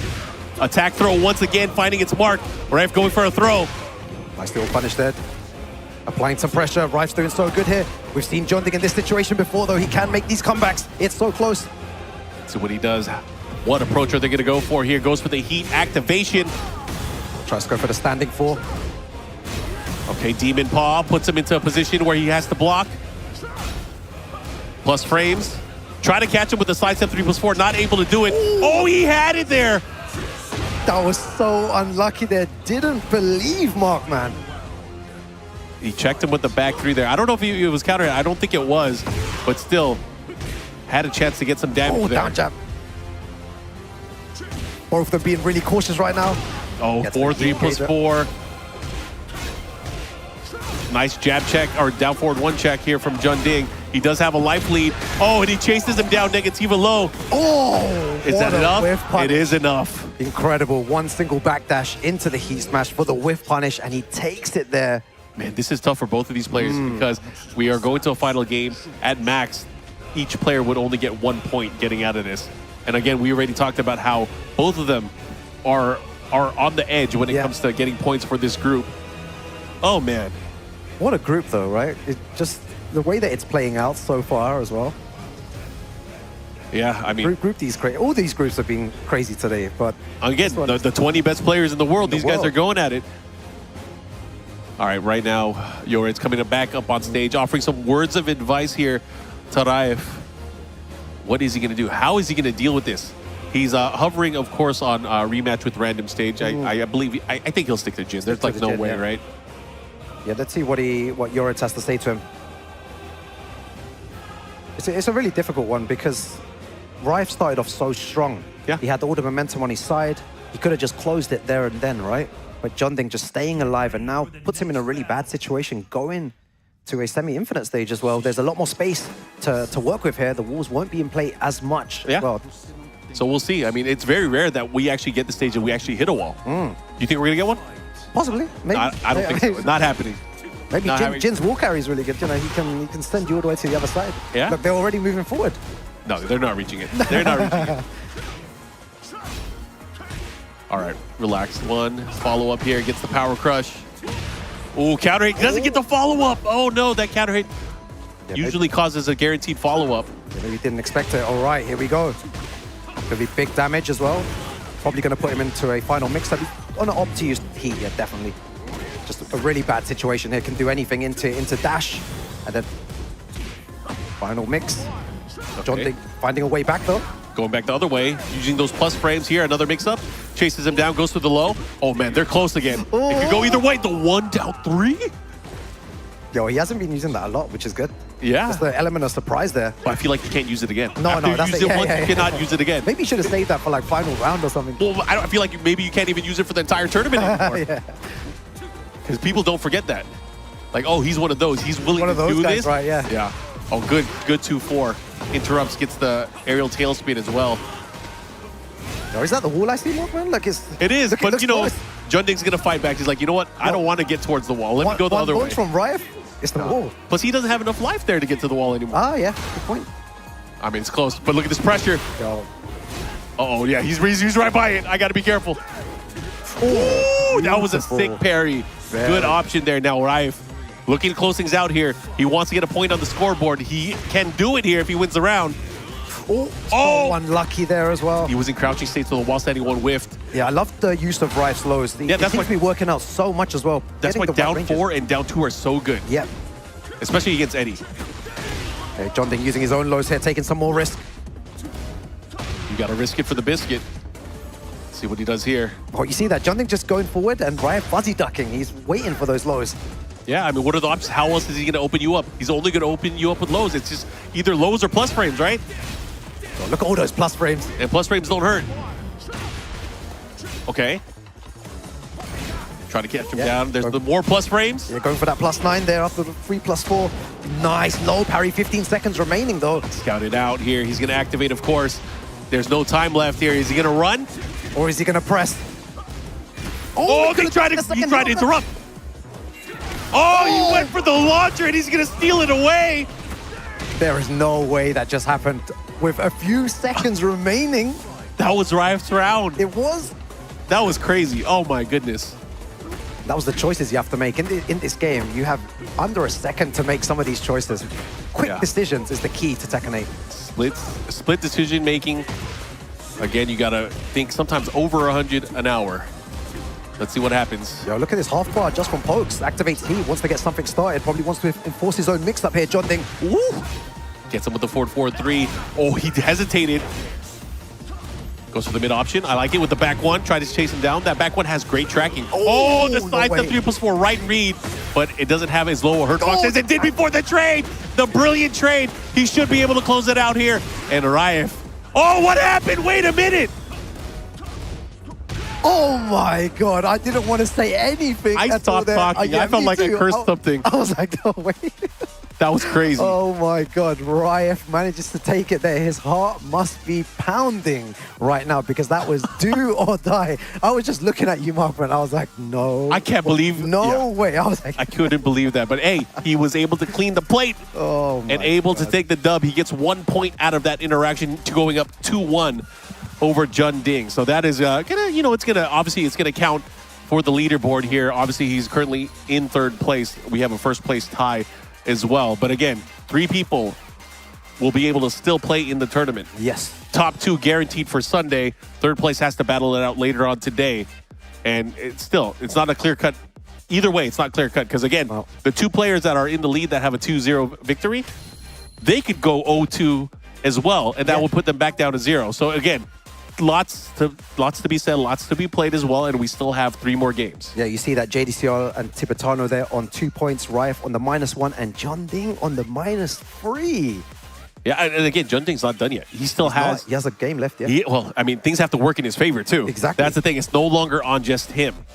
It's on how everyone else performs. But that's the beauty and I guess the ugliness of round-robin pool play for 4 people. Yeah, you need to always be playing at 100 miles per hour in order to do good in these groups, man.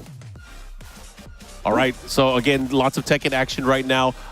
Just double-checking, I believe we are going to a break, so we're going to have more games and more matches coming up. But again, if you guys are tuning in, this is Tekken World Tour. We are in the global group stages, and we're closing in on the final group before our redemption bracket, but we will be back with more Tekken 8 action right after these words.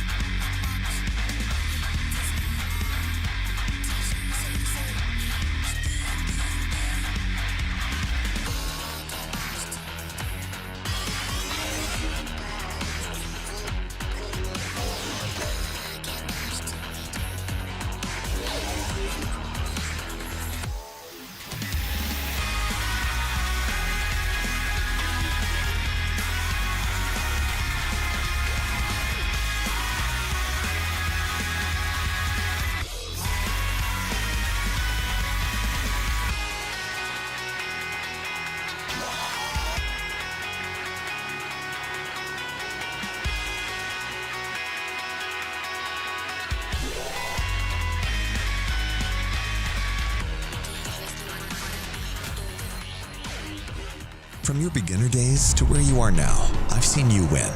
I've seen you lose. And I've always been here, right in front, lighting it all up. We were together when you first discovered gaming. That feeling, the discoveries, the friendships. You never shied away from me. You've cried. You've tilted. Your bursts of joy. You've discovered fame. You felt everything, fully. I've seen you become you. We've always been together in your gaming journey. It's the best, it's the favorite rivalry of most the players. Ni versus Arslan, I think. Yeah, it's for me, it's the Ni versus Arslan, yeah. I think Arslan versus Ni is the best rivalry in Tekken history. I think Arslan and Ni is like the #1 history in Tekken scene. My favorite rivalry. I think so. I think Ni versus Aslanish. very difficult. I think it's Aslanesh. Yeah, because EWC beat him 2 times. 한국에서 가장 잘하는 선수와 파키스탄에서 가장 잘하는 선수끼리 붙기 때문에 저는 그 라이벌 구도를 굉장히 마음에 들어합니다. 제가 가장 좋아하는 라이벌 경기는 무릎 선수와 노비 선수의 둘의 경기가 저는 가장 재밌게 생각합니다. 왜냐면은 둘이 좀 역사적으로 오래 만나기도 했고 또 캐릭터적으로도 브라이언 대 드래곤 오프는 제가 개인적으로 재밌어하는 매치업이라서 둘의 경기를 되게 좋아합니다. 지금 가장 라이벌 구도라고 하긴 잘 모르겠는데 작년을 기준으로 보자면은 물골드 선수와 디프 선수 뭔가 이제 부를 곳이 붙을 것 같은 그런 느낌이 들어서 네. That's a hard one. I know everyone's gonna say Arslan versus Ni, because that's like the classic. Everyone is just, that's been going on since what, 2018, 2019, and that's just been happening, from Tekken 7 till now. I would say my favorite would be probably JDCR versus Ni. I think during Tag 2, the turning point of Tag 2 and Tekken 7, people are kind of asking questions like, oh, who really is the best between the two? Because you had JDCR traveling so much in Tag 2 to all of these American events, and he was winning literally everything. But you had Ni, he was winning everything in Korea. So it was kind of like, oh, who is actually the best between the two? Because, JDCR, he's shown he's undisputed internationally, but can he still compete against JDCR? So I think that rivalry between those two, that's probably my favorite in terms of Tekken FGC. Unironically, Arslan Ash and Ni. Ni and Arslan Ash. I think it's the most common, but Arslan Ash versus Ni is my favorite, so far. A lot of people are gonna say it's Arslan versus Ni, but I think for me it's Ni versus JDCR because it's what got me into the game and hyped me up to play more tournaments and play the game actually. I say you probably get this one a lot, but definitely Arslan and Ni because they play each other all the time. They kind of exchange a lot on Twitter as well, so it's definitely a storyline there.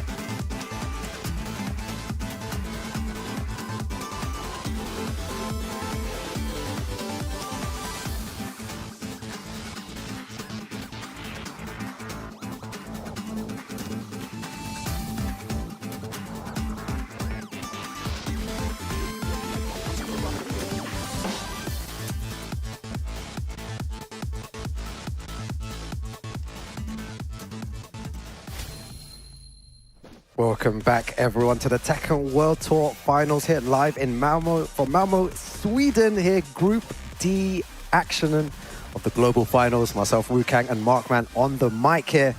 Bro, those last few games, really sick to watch. Really sick to watch because, there was a lot of back and forth, especially towards the end. We started off with 2 back-to-back 2-0s. Then we had that nice tight set against Junding and Raya. If you guys can see where we're at right now. In terms of the point spread, again, the top 2 players will make it out, go into the winner's side playing on Sunday. Third place will make it out and play in the redemption group that will be happening right after this. So again, player has to stay on. Fortunately for the 4th place person, they will be eliminated from today's tournament, but they will be able to play in the LCQ. Of course, that is going to be happening tomorrow. Yeah, the LCQ, shark-infested brackets, but talking about strong brackets, look at this as well. Winners round 1 there, majority of those players from the regional. We also have the redemption group top 1 versus the LCQ top 1. And if they manage to make it through into winners round 2, they'll be up against Mulgold, who is our overall points leader. Exactly, yeah. And the winners of today will go into that winners round 2 and will fill those spots up. Yeah, and you guys can see it. Whoever gets first place in Group D, which is where we're in right now, they will go up against Ulsan from South Korea. And whoever gets second place in this group will go up against Mangjao, also from South Korea. Yeah, that's insane. You don't want to face any of those players, really. So it doesn't really matter, you know, where you end up. You just need to qualify from your group to give yourself more of a chance to win the Tekken World Tour Finals. Yeah. Regardless of who you play, there's just going to be monsters everywhere on the way to the top. And that's the big difference on Sunday as well from prior years, that everyone will be starting on the winner's side. Everybody will be starting on the winner's side. Obviously, it's going to be a little bit longer of a day. We're going to have more Tekken, more good-ass Tekken for you guys to watch.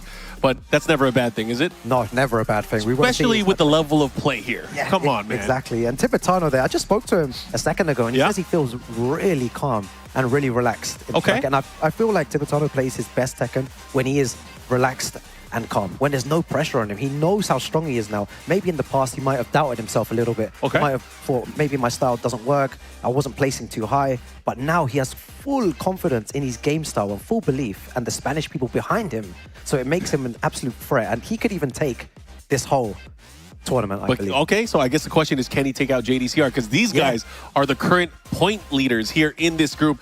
Both of them going at it. Only one person will come out on top. That will also put them into the first place for the group. Exactly. And JDCR, we know he's a player who has very strong defense. Yeah. His movement is always ridiculously good.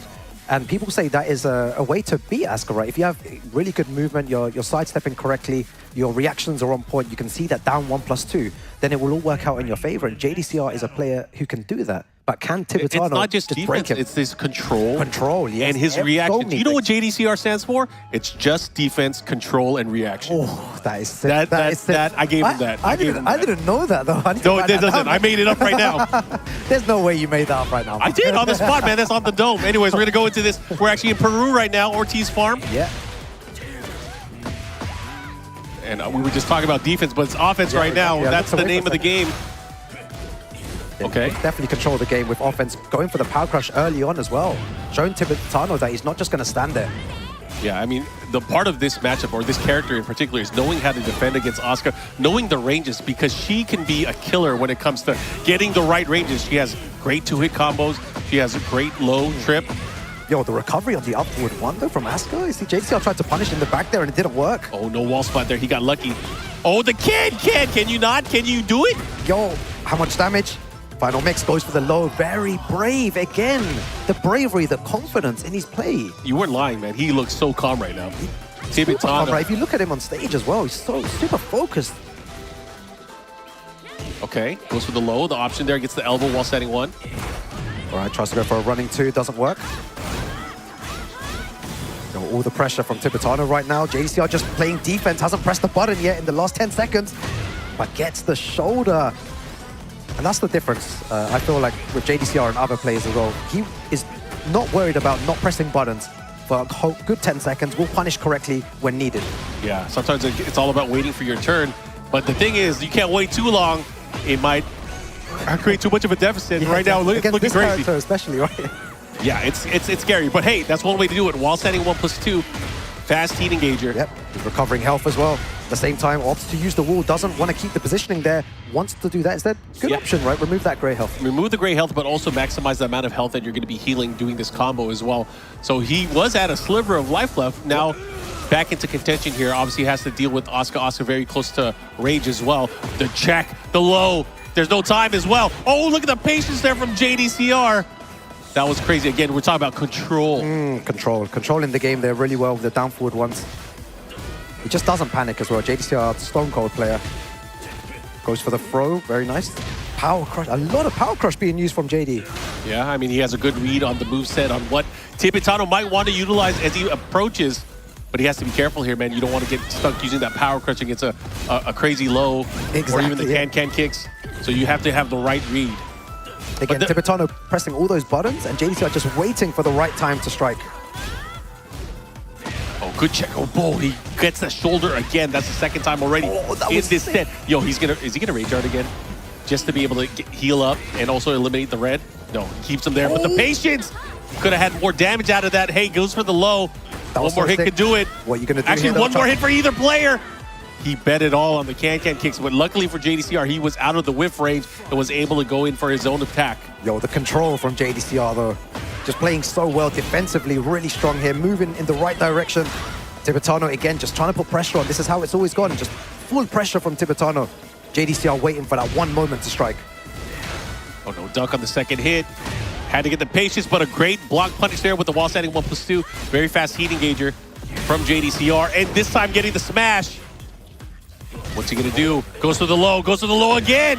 Oh man, I can't believe Tibetano. He's crazy. He pulled out that low in that situation. I think that's one of the first times. Good block as well. Could have got a lot more there. Still has access to heat. JDCR, what's your defense like? Tibetano's pressing all those buttons. The down jab. And the low to take it. JDCR looking strong there. I really like the way that JDCR has played. The way that he is controlling the game and just waiting and waiting and waiting. And when it matters, he attacks, and it seems to be working every single time. Tibetano's can-cans are not working. His back three, his backies, everything is not working. Man, he looks so strong. Yeah. JDCR came to play. You're just waiting there. Having to think about it right now, getting some coaching. Let's see if I can listen in, because they speak Spanish. Okay, you're a man on the streets. Let us know what they're saying.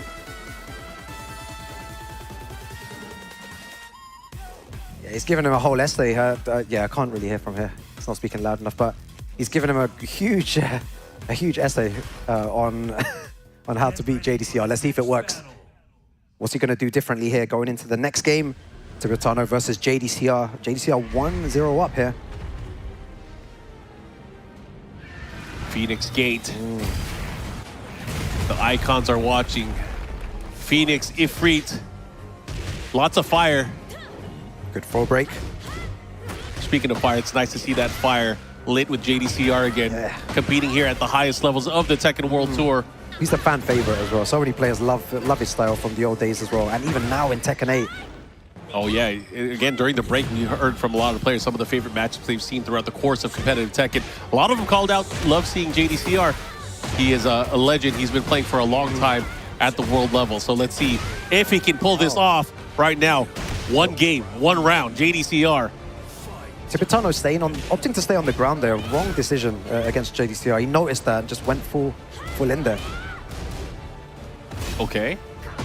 Caught him looking. This time getting the big low. I wonder if he's going to go for more down 1+2 here. He's got the install. See what it does.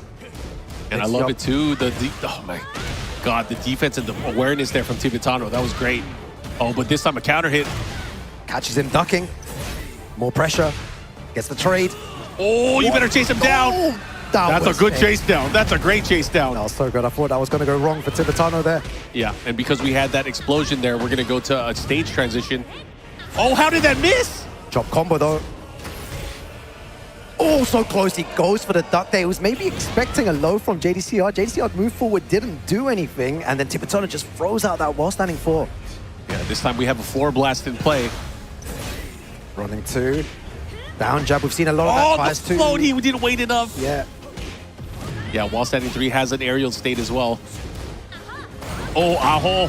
The sidestep. We were talking about that before, and danger of overextending the can-cans for your troubles. That's a party favor. We're going to spike him into the air with the floor blast. Yo, look at the damage as well. Huge damage. Yeah, look at the gray life here. Uh-oh. Okay. Here comes JDCR. He's always found a way to use that while standing 1+2. This time, making excellent use of it. Going to push towards the other side of the stage here. Very close to the wall. Goes for the pigeon roll. Follow-up. Yo, look at that health as well. Regaining so much here, JDCR.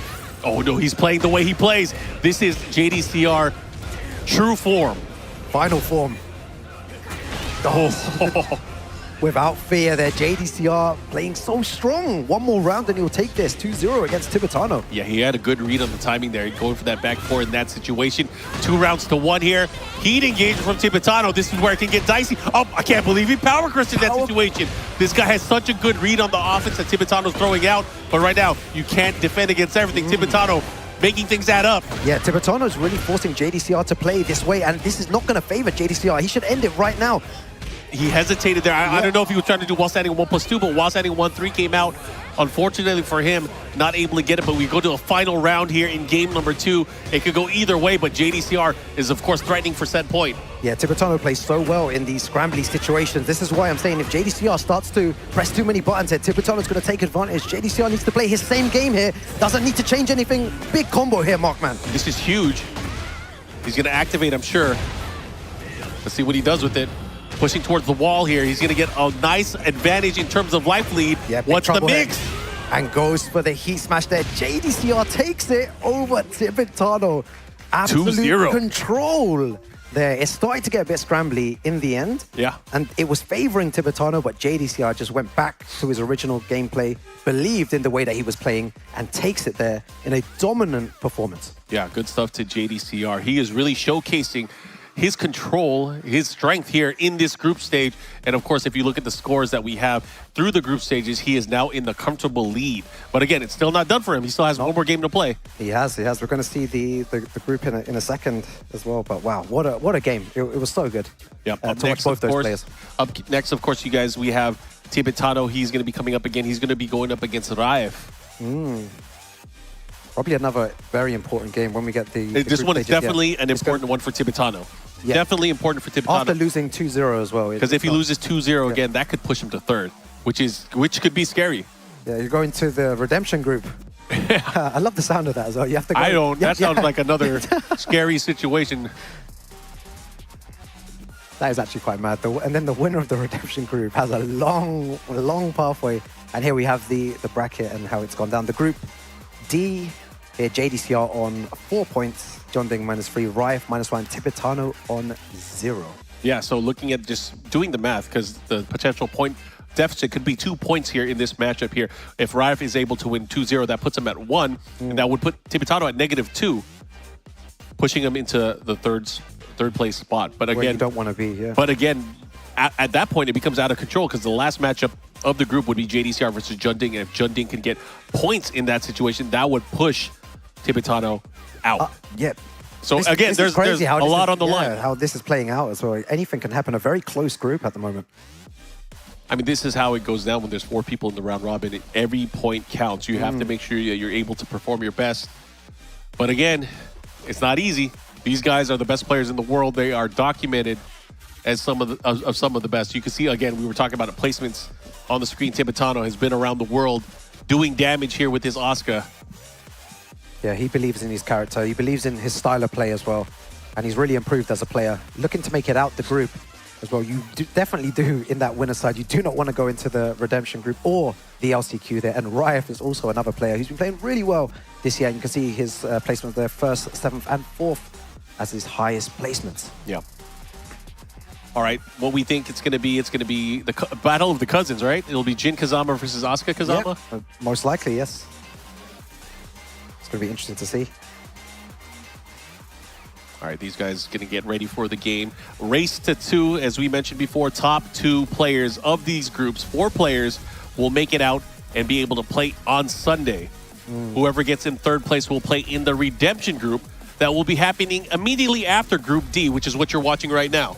So I hope you guys are getting ready for that. We have Tasty Steve and Majid Obama getting ready for that. They're going to be blessing us with the action, so I can't wait to see that play out. Of course, that's going to be happening in just a few moments, but we have to close out Group D where we're at right now. Yeah, we've got 2 final matches, I believe, here. We've got Tibetano versus Raif, and then after that, we have JDCR versus John Ding to finish things off for Group D. Yep, and then for tomorrow, I hope you guys are getting ready. Which character is that? I have not seen that from Raif before, but he did not pick Jin Kazama. Yo, all of a sudden, everyone seems to have like a pocket Falcon Realm this week, and everyone was training with the Falcon Realm. This must be a big pocket because there's a lot of Falcon Roms here. This is crazy. This is now the 3rd Falcon Rom we've seen today from our global challengers, but this is crazy. I think Raif looked over to us as well and was just like, yeah, I'm going to go for the Falcon Rom. Yeah, he must have something. Let's see what he got. Gets a big counter hit down 4, the follow, but the can. Can you not? That's what happens. Can you not poke against me? That's what happens if you try to be too aggressive against Asuka. You think it's your turn, you're going to get can-cans and lose all this damage as well, more than half. One nice block on the down 1+2. It's never your turn. Oh, he misses the conversion follow-up. Maybe not warm with Falcon Rom yet. And sometimes it'll take a while, but he gets the 1-2-3, the follow-up. Gonna get the combo here. Not gonna get the kill, but it's gonna be a lot of damage. Yeah, I feel like Raif needs to find a way to activate Heat. Nice block. Okay, gets the patience there, gets the knockdown. Oh, the neck kick. The wall though. Is that gonna be it? The right he combo? has range. Let's see it. What do you think? Call it. 1 pixel. Yeah, 1 pixel. 1 remaining. pixel? What do you think? I'm not gonna call it, man. Yeah, that's why I put it on you. Oh, that's more than 1 pixel. 2 pixels. Here we go. Let's see what he does. Can he clean it up? And he gets the whiff punish. Good stuff there. Rife able to take that round. Yeah, very uncharacteristic whiff from Tibetano again. I can't believe he can't get in that situation. This is what makes him so good, the unpredictability of Tibetano. Nice damage. Okay, trying to chase him down there. Wasn't on wake up. Oh. Nice dunk, he flashed it. Yeah, doesn't do anything really with it. He needs to be very careful here. He's whiffing a lot against Rife. Gets that low parry, very nice. All right, he gets the side wall stun, has to make an adjustment here. Not able to get a full combo, doesn't matter. Look at the life lead. Very nice punish as well from Tibetano, fighting back here. All right, tied up on rounds here. Again, so much on the line for both of these players. This is such an important game and set Yo, nice low for parry this as well. group. It's been the same thing every round here. Tibetano takes to the wall. Now you have to guess. You need to find a safe way to get out. How's he going to do this? Manages to get out. Okay, down forward 2-3. Follow up here. Let's see what he does with the combo. All right, Garuda activation. Yo, oh, how did he get behind? Oh, you got to be careful how you're utilizing the kicks. Gets the follow up here. Mix up time. What is it? Caught him. Spring kick again. A lot of spring kick from Tibetano. Again, uncharacteristic. Rife's really putting him under pressure here. Tibetano needs to wake up. Okay, chase down there. The Naniwa, the Gusto. The 2 rounds to 1. Tibetano looking to get on the scoreboard first. He is 1 round away. Yeah, really interesting here. It's really dangerous. Tibetano whipping a lot. Rife not taking advantage of it. Rife now trying to put some pressure. It's going to get a good float combo here. Yeah, not going to do a lot of damage, but again, the momentum, the positioning, that's what he needs. And if Asuka gets that, she can be ultra dangerous. Oh, back against the wall. Putting some pressure on the can-cans again. You spoke about that before, the way that he does can-cans and all these other buttons at different times, and it seems to work. Like a madman. But again, there's how you have to some method play. to the madness. Yeah, there is some exactly. method to the madness.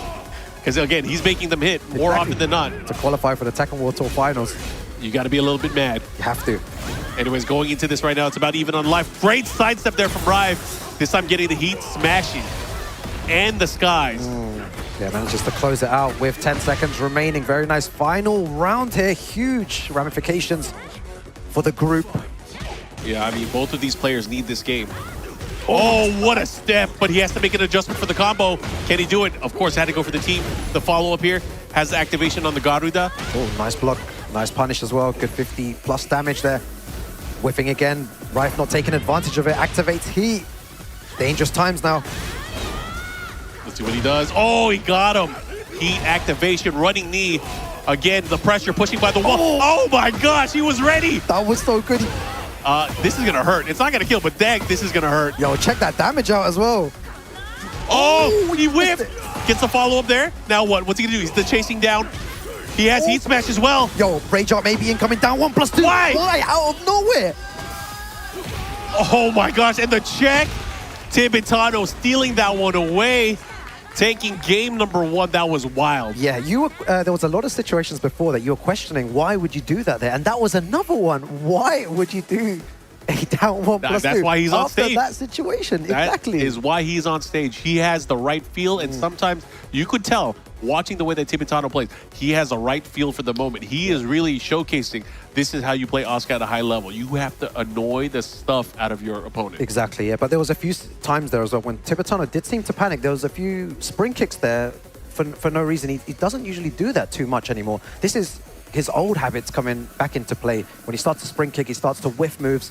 The player that I know doesn't do that anymore, right? He plays so solid and he makes decisions like that. Crazy, crazy moves, and they just work out. Yeah, and the way he uses the spring kick too, it's really in an effort to stop the momentum of the Yeah, opponent. exactly.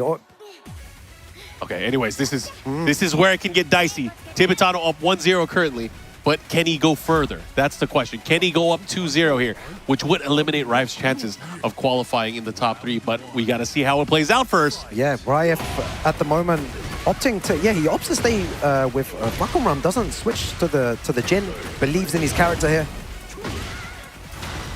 Okay. Punish, yep. Oh, the spring kick again. Yeah. The conversion too. Here we go with Rife. Let's see what he got. He has heat as well still. Will he utilize it? But Tibetano activation first. What are we saying, Markman? Comeback time here, down 1+2. Are you going to go for another one? Yep. You going to do it again? I hope so. I hope so. Right here. Oh, he caught him. No wall splat though. He got very lucky. I like the use of the activation there. Oh. There's no way, right? There's no way.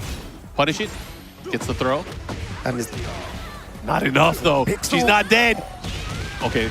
Rife able to pull it off here. Yo, the slow motion there, right? So close. And both spacing. Very nice interrupt there from Rife. Is he going to activate? No, he decides to let him float.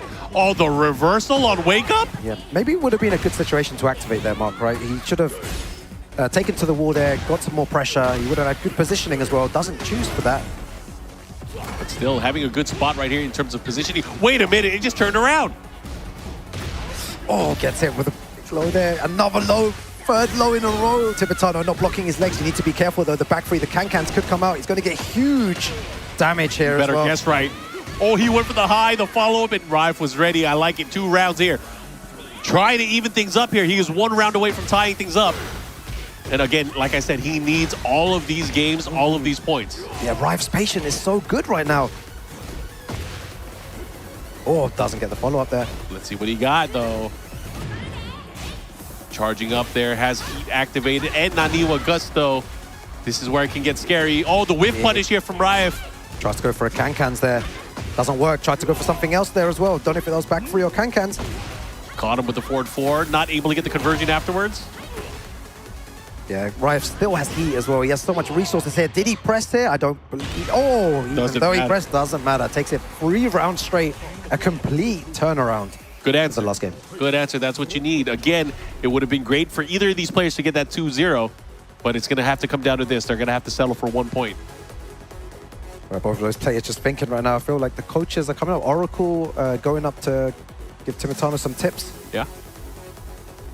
See how it works out again. If you guys are watching and tuning in, this has been a fun-filled day of our global qualifiers. Our global qualifiers, actually, the top players from around the world, except for the top 4. The top 4, you guys see those guys on Sunday, but everyone else has been battling it out, trying to get into day 3, or sorry, Sunday.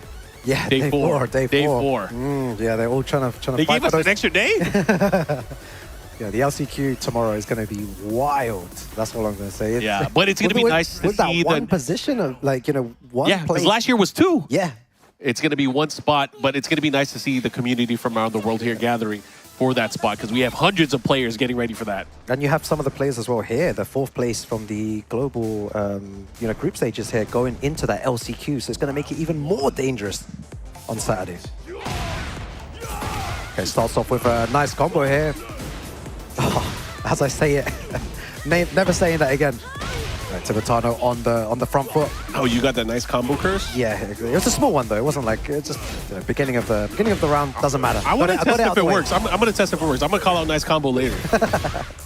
All right, here we go. Goes for the rage art once again. Try to be insistent with it, but this time getting punished for it in another round. That's 4 rounds straight now for Rife. Rife really starting to turn things around. He's making Tibetano play at his pace. Exactly, and that's what these players have been trying to do against Tibetano. If you start playing, if the game turns like really scrambly, it's in Tibetano's favor. But Rife is trying to slow it down and just playing really small Tekken. But right now, Tibetano is just running all over Rife. Oh yeah, and then gets the counter hit, the follow up there.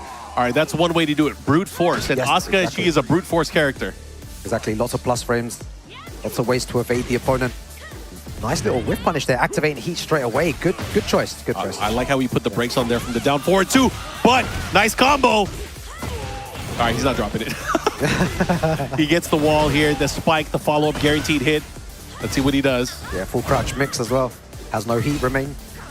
Good block this time. I like it. He gets the follow-up guaranteed stun into the comp. Oh, what happened? I should have said it there. It worked that time. Oh, he's trying to get out. You can see it. Tibetano wants to get out so desperately, but Rife not letting him. The chase down. You got to watch out here. One hit could do it for either player. Oh, the delayed third hit. He was ready, or was not ready, I should say. 2 rounds to 1 here. Rife on set point here.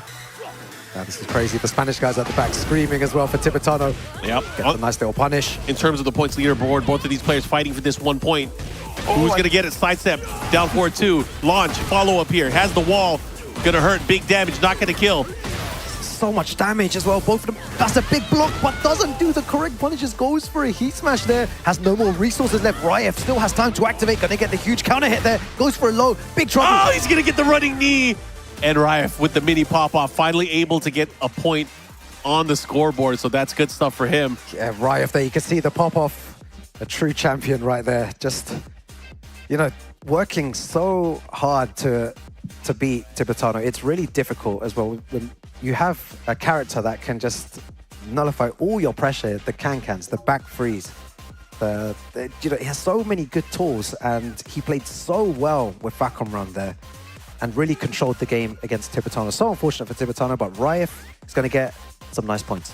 Yep, definitely going to get some points here. We're going to take a look at the points leaderboard. Obviously, we have one game left in our group stage. You guys can see the players on the stage right now. It's going to be JDCR versus Jun Ding. That is going to round out Group D. JDCR obviously undefeated so far throughout today. Yeah, look at that. JDCR on 4 points. Yep. Jun Ding on -3 and JDCR on 4. Raif on 0, Tibetano on -1.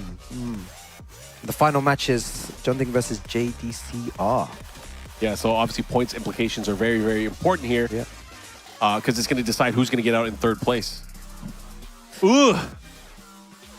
Lots on the line. Yeah, crazy group, man. Just the caliber of players is so difficult.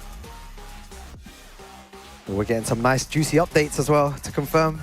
Yeah, we have our mathematicians working around the I'm glad clock. I don't need to do it. I'm glad I don't I'm not need to do doing any maths whatsoever. That's the left side of my brain. Why do commentary? It's right side only. Anyways, we're going to go into the action here. We got JDCR back on the stage, the legend. Really showcasing, again, his mastery and control earlier on. He is now still undefeated in terms of games. Oh, no. Oh, no. I'll let you talk about that later. Jun Ding here, sitting down, getting ready for this matchup here against JDCR. We're just getting confirmation of everything, and then they're going to get started. Our final match of Group D. And then we'll be moving into our Redemption group straight after as well. That's going to be fun. I'm excited for that. Again, still have a little bit more Tekken for you guys, but again, it's a full weekend of good-ass Tekken because tomorrow is the LCQ. We have hundreds of players from around the world battling out for one spot and one shot to get in on Sunday, and they're going to be facing the winner of the Redemption group. Yeah. That's going to be the crazy part. Round one of our top 20 that is happening on Sunday. So again, if you guys aren't locked in yet, lock in. Get your snacks ready. It's going to be a fun-filled weekend. Here we go. It's going to be fun. Final game, Group D, JDCR, Jun Ding. Let's go. Right, it's going to be another tough one to call as well. Both these players, we know how strong they are, traveling the world, gaining those points. Let's see what happens. All right, starting things off here, we got the Eddie and the Dragunov, kind of what we expected here. Again, doing the same as before, just jab, down forward one. That's all he wants to do, just control the game at the beginning. Both of them playing so slow, different pace to other games we've witnessed. Oh, nice. Able to get the sidestep 3+4. The follow-up here. Yeah, huge launcher for Jun Ding. Gets the activation, oh, he was close to getting a clean wall splat there for the follow-up, but he still gets the damage. Jun Ding able to take round number 1 versus JDCR. Jun Ding looking really good here to finish things off. The approach here with the back 2, going for the down back 2 as well. Really trying to chip away at JDCR's defense. Yeah, it looks like Jun Ding's he's definitely trying to enforce his own game against JDCR. JDCR just trying to react to his stuff, and the nice 1-2-1 there, heat engager. Back against the wall, uses that to escape. Follow up here, caught him.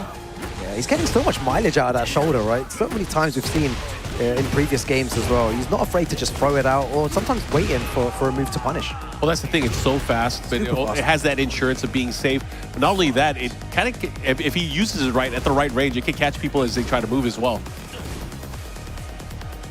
Oh, okay. 4-4-3. Yeah, trying to mix him up with that. Oh, he's ducking from range 3, and that's what he was looking for. You can see Jun Ding just pressing into him. Reverse spring kick gets the follow there, goes for the hatchet. JDCR has heat right now, so it's a little bit more threatening here because he has access not only to the heat smash, but also the follow-ups from the heat dash cancel. And again, now just chopping away that mid check there, that down forward 1. Man, this is so good Tekken. Oh, I thought he sidestepped there. Okay, goes with the lows, the follow-up into the elbow. All right, JDCR up 2 rounds to 1 now. Jun Ding in big trouble. Yeah, JDCR playing really well at the moment, looking like a monster. Yeah, again, already had an uphill battle here. In fact, if Junding actually wins this set, he's actually still in fourth, even if he wins 2-0, because he's going to be at -1 point, and then you have to consider the head-to-head. Head-to-head, yes. So he's just here to play spoiler on who gets out first and second. Oh, the 1-2-1 heat engager. Oh, here we go. Yeah, nice punish. Not been taking his mix-up afterwards. That one time he did, though. There's going to be good damage at the wall. Oh, I was going to say, he missed the follow-up there, but still was able to clean it up here. Final round here. Game number 1. Running 2. Again, a lot of mileage, and he gets the wall splat from that as well. Yeah, he gets the wall splat. He gets the follow-up combo into the mix-up. Whoa, big block and a big punish here from Junding, the wall rising 2. Yeah, huge read back against the wall. Makes a good decision there. It's definitely going to cost them a lot of health. At least half bar there on JDCR. Trying to catch him there. I don't know if he went for the grab, but the power crush able to land here into the mix-up. Mid option, should be able to close it out here. Very, very nice. Good stuff by Junding to take the first game there. And JDCR looking puzzled. That's the first game that JDCR has lost.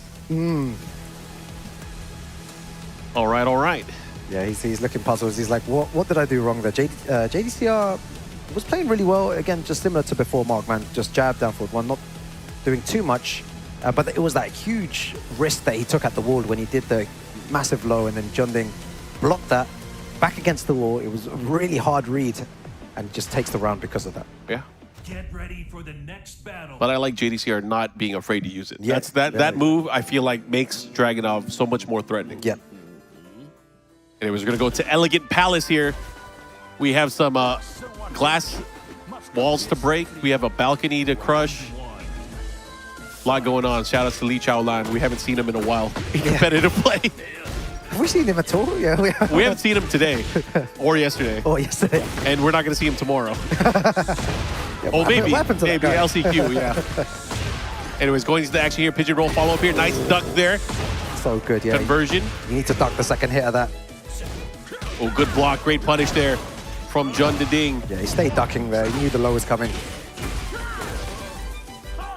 Trying to get the splash, the follow-up from crouch down forward 3. The unique get-up here from JDCR and Dragunov. Down 2 to finish things off there. JDCR, 1 round. Let's see what adjustments are going to be made here. Watch the approach here. The 4-3+4 able to snap and catch him. A single jab there? Yeah, the float, man. Those floats are brutal. Yeah, uses the heat to extend the combo as well. More pressure. And again, the heat is on. Got to be very wary in how you approach here. Got to watch out for certain things. Yeah. Heat smash ended up coming out here. Now, Junding, you have a chance to use your heat as well.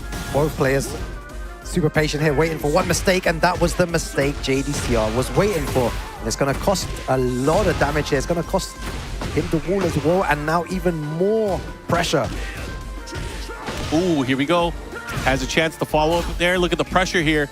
Life deficit. JDCR with the advantage. Of course, second hit able to land for Junding. Oh, he floats them. Again, so many floats there as well. 10 seconds remaining. JDCR has a huge life lead. He should just run away at this point, Mark. He has to. Oh my God. It's 5 seconds remaining. Are you serious? There's no time. There's no way. Oh, he caught him. The split second at the very end.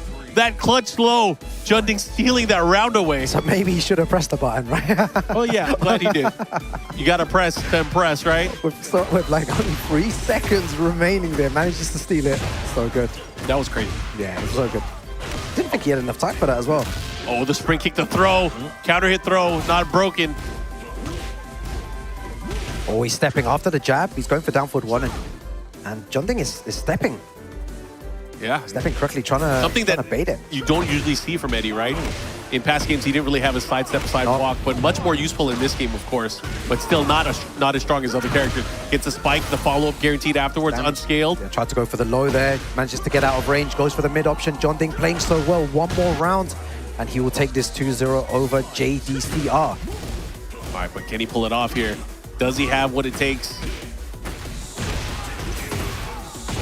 Nice combo all the way to the wall. JDCR fighting back here, looking to tie things up, at least rounds-wise. Forward 4-3, able to land. Second hit, gets the spike, counter hit, follow-up into the launch. So he saw that first hit whiff. He tried to whiff punish. It didn't work. He's going to lose loads of damage because of that as well. Oh, that's unfortunate. Oh, the get up again. Salt? No. Yes, he caught him. Catches him trying to run away. Now what? Oh, he's going to do that shoulder, isn't he? Oh, uses the heat smash instead. 33 damage, not bad. Yeah, got him out of the air. Didn't do quite as much as if it would have hit grounded, but still able to get the momentum. But speaking of momentum, Junding pushing. Wow, the spring nip up, the follow-up. He misses the hit. Drops the combo. Really dangerous situation. What a duck. He was ready, locked and loaded. We're now going to a final round here. Game number 2. See what happens. Who takes this? Who's going to be the one to take the huge risk first? Double lows. JDCR ready for that second. Low punishes correctly. Yeah, Junding's just attacking those legs. That's the 4th low in a row, Markman, from Junding. I mean, how else is he going to open him up, right? He has to find a way in, but again, the way that GDSR is moving, like laterally back and forth, trying to find openings, it makes it harder for Junding to place these pokes. Oh, see the whiff right there. I was just talking about it. So close. Uses the down jab there, gets whiffed. Both of them just waiting for one opportunity. Single jab, tries to activate heat, doesn't work out. Now he activates Markman. Yep, he went for the up 1+2 there, tried to catch him, try to clip him with his toes. Oh, uses the shoulder heat dash, trying to push to the wall. He has good wall positioning here. Okay, I like that activation. Get off me. Now what? How are you going to deal? Back one. He tried to go for the wall standing one there. Big low option. He dash cancel. Oh, the spike with the elbow. Look at the time. Oh, 5 seconds remaining, Markman, and he takes it there. Junding 2-0 over JDCR. Yeah, he does get 2 points there. But again, we mentioned earlier, even if he didn't get that 2-0, still going to be stuck in 4th place. So unfortunately for Junding, I mean, we'll look at the official scoreboard and we'll talk about it in just a bit. But that is the end now of Group D. Man, oh man, what a set of battles for all these players. Yeah, they all played so well. Tremendous. It's so difficult to even make it into the top 20 leaderboards of the global finals. And for them to be here on the big stage, you know, the pressure is immense when playing on stage. And you have to play so well at the beginning. You know, in maybe group stages, you don't have to do too much in brackets. But here, you have to play 100 miles per hour instantly at the beginning. Yeah, and again, it's tough. And again, this is just to qualify into the final day. It is not even close to the end. Let's go ahead and look at the official leaderboard here. Look how close it was against all these players. 3 points separating first place to last place. But again, because of the head-to-head, the 2 players that are tied at -1, Tibetano comes out in 3rd. JDCR ends up winning the group with Rive 2nd. JDCR and Rive qualifying. Tibetano, we'll be seeing him very shortly as well in that Redemption group. And Junding there on -1. Yeah, he's been playing well this whole season, this whole year. That means JDCR is going to be going up against Ulsan on Sunday, and that also means Rive is going to be going up against Mangja. Yeah. Oh man, you can see the smile on JDCR's face there as well. He saw him just so happy to be there and to win that group as well. Incredible play, masterclass in how to play Tekken 8 defensively as well, moving around a lot, using very simple moves. It was great to watch. Yeah, definitely great to watch. Again, to just see these players, again, we've seen them throughout the entire year, but to see them again at this biggest stage for the Tekken World Tour, the finals. And the great thing is, like, even though we're going to lose one of the players into the LCQ, there's a good chance that we can see him again on Sunday if they make it out of the LCQ. But unfortunately, only one of them will make it out. You guys can see that. Those are the players that we have accounted for so far. We are done with the group stages from the regional stage and also the global final stage. You can see the players that are locked in. We still have the Redemption group, which we're going to decide right after this. But you guys can see some of the matchups that are happening, both in Winners Round 1 and in Winners Round 2. Yeah, just the names there. You know, Low High Chikrin, you've got a match there. You've got Ni versus Ranchu as well. You've got JDCR versus Ulsan, Manja and Rive up there. Mulgo just waiting patiently as well. You know, he's over there just waiting for the winner of the Redemption Group Top 1 and LCQ Top 1. Absolute monsters in this bracket here. These are the best of the best Tekken players in the world. Yeah. All right, guys, without further ado, we're going to go and send it over to the stage. We got Logan Sama ready to talk to our players from Group D. Logan, take it away. Thank you very much, Mark. That brings to a close Group D, and our 4 global leaderboard groups are now concluded. 8 players advance into the finals bracket on Sunday, and as you saw on screen earlier, we know what those pairings will be. Mangja versus Rive, Low High versus Chikrin, Ni versus Ranchu, and JDCR will be facing Ulsan.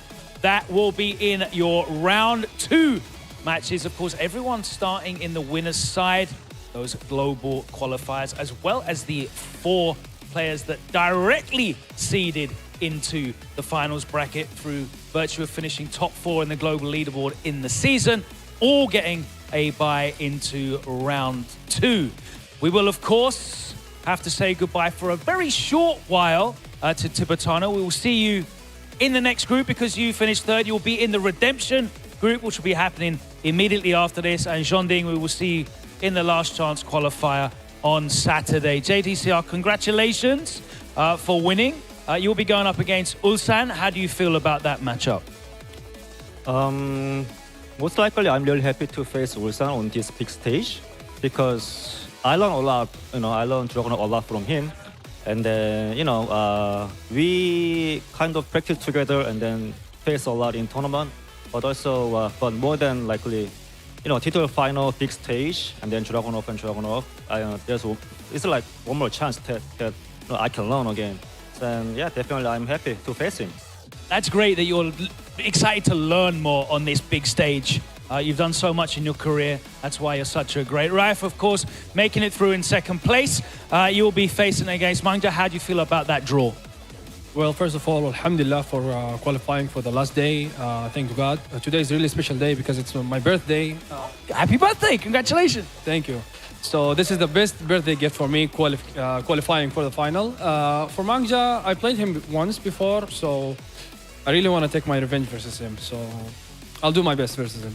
Well, you have your chance. Enjoy the rest of your day. You have something to celebrate on top of your birthday. Of course, you survived. You made it into the final bracket. That is the end of Group D. But as I said, coming up next, it's not the end of today's action. It is time for the Redemption Group, and we will be seeing Edge, Gosain, Eddie, and of course, Tibetano fighting it out or finishing third in their respective groups today. One more chance to earn a place in that finals bracket on Sunday. We'll be back on the other side of this short break with that Redemption bracket here, live from Malmö in Sweden. The Tekken World Tour Finals 2025 will continue. We'll see you then.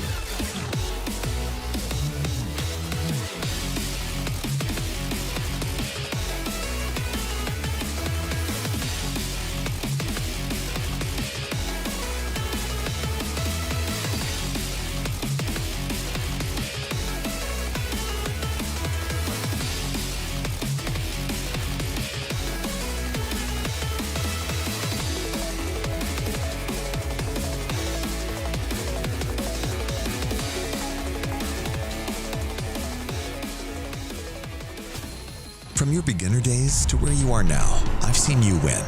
I've seen you lose. And I've always been here, right in front, lighting it all up. We were together when you first discovered gaming. That feeling, the discoveries, the friendships. You never shied away from me. You cried. You've tilted. Your bursts of joy. You've discovered fame. You felt everything, fully. I've seen you become you. We've always been together in your gaming journey.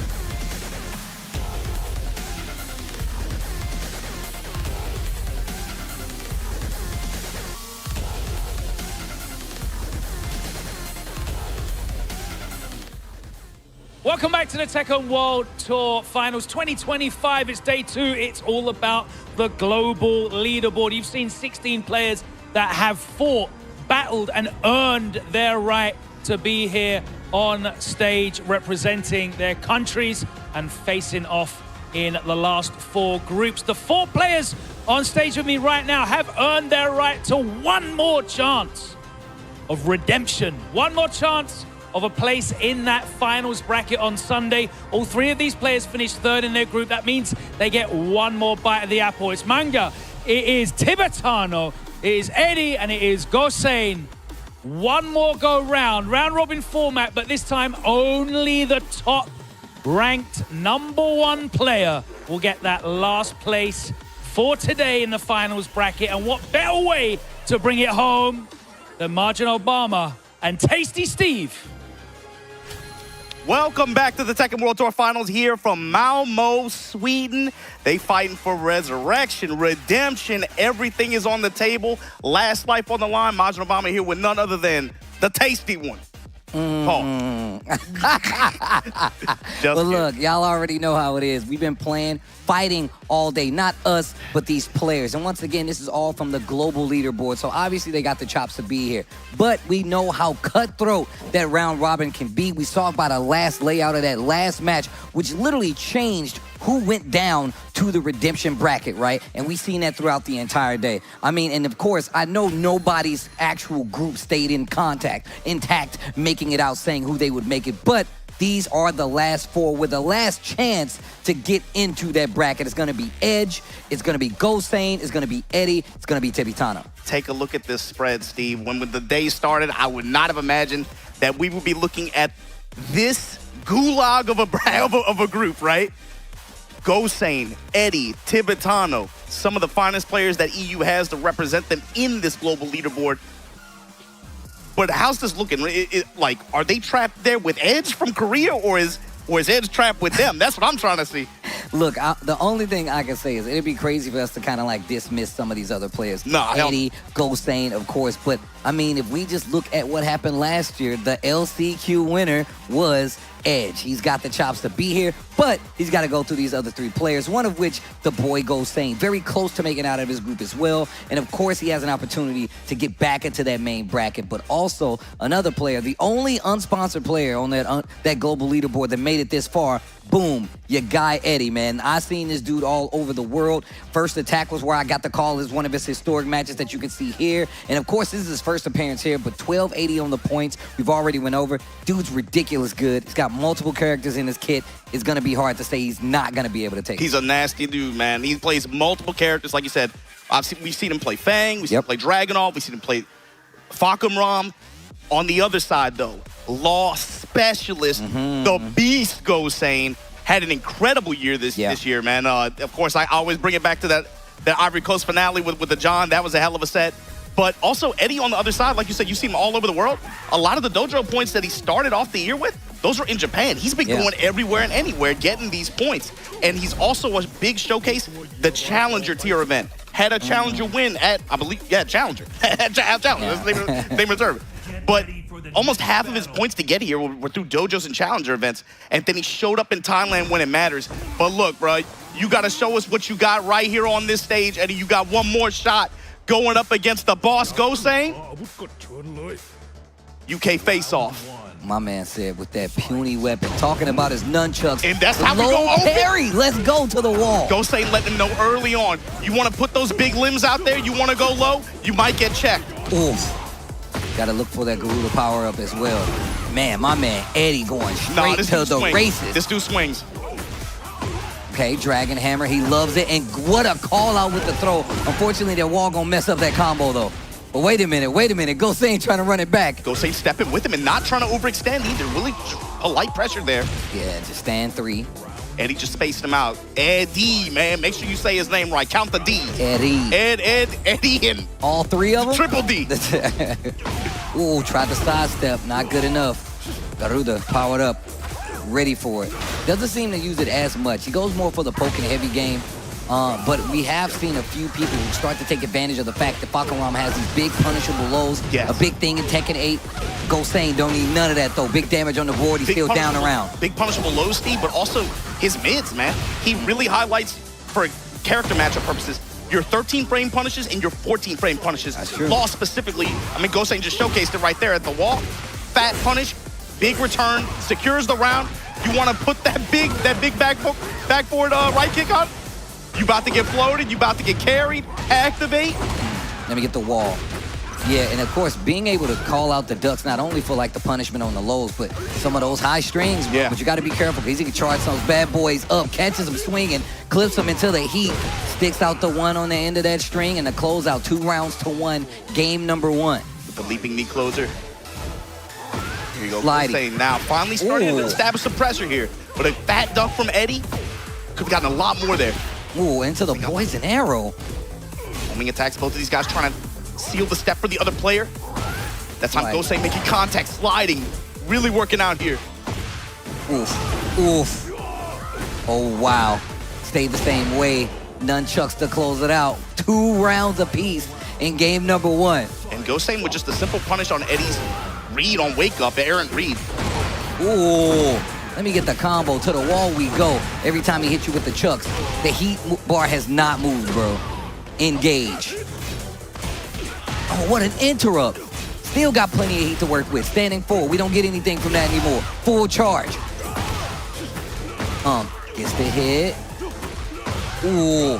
Gets away from that breakable wall, though. This next exchange could be the end of it. Try to take the steps. Eddie says no. The pokes are adding up, and he ducks too soon. What a call out. Gosane. Game 1 on the board. And look at Gosane's approach, too. He's really...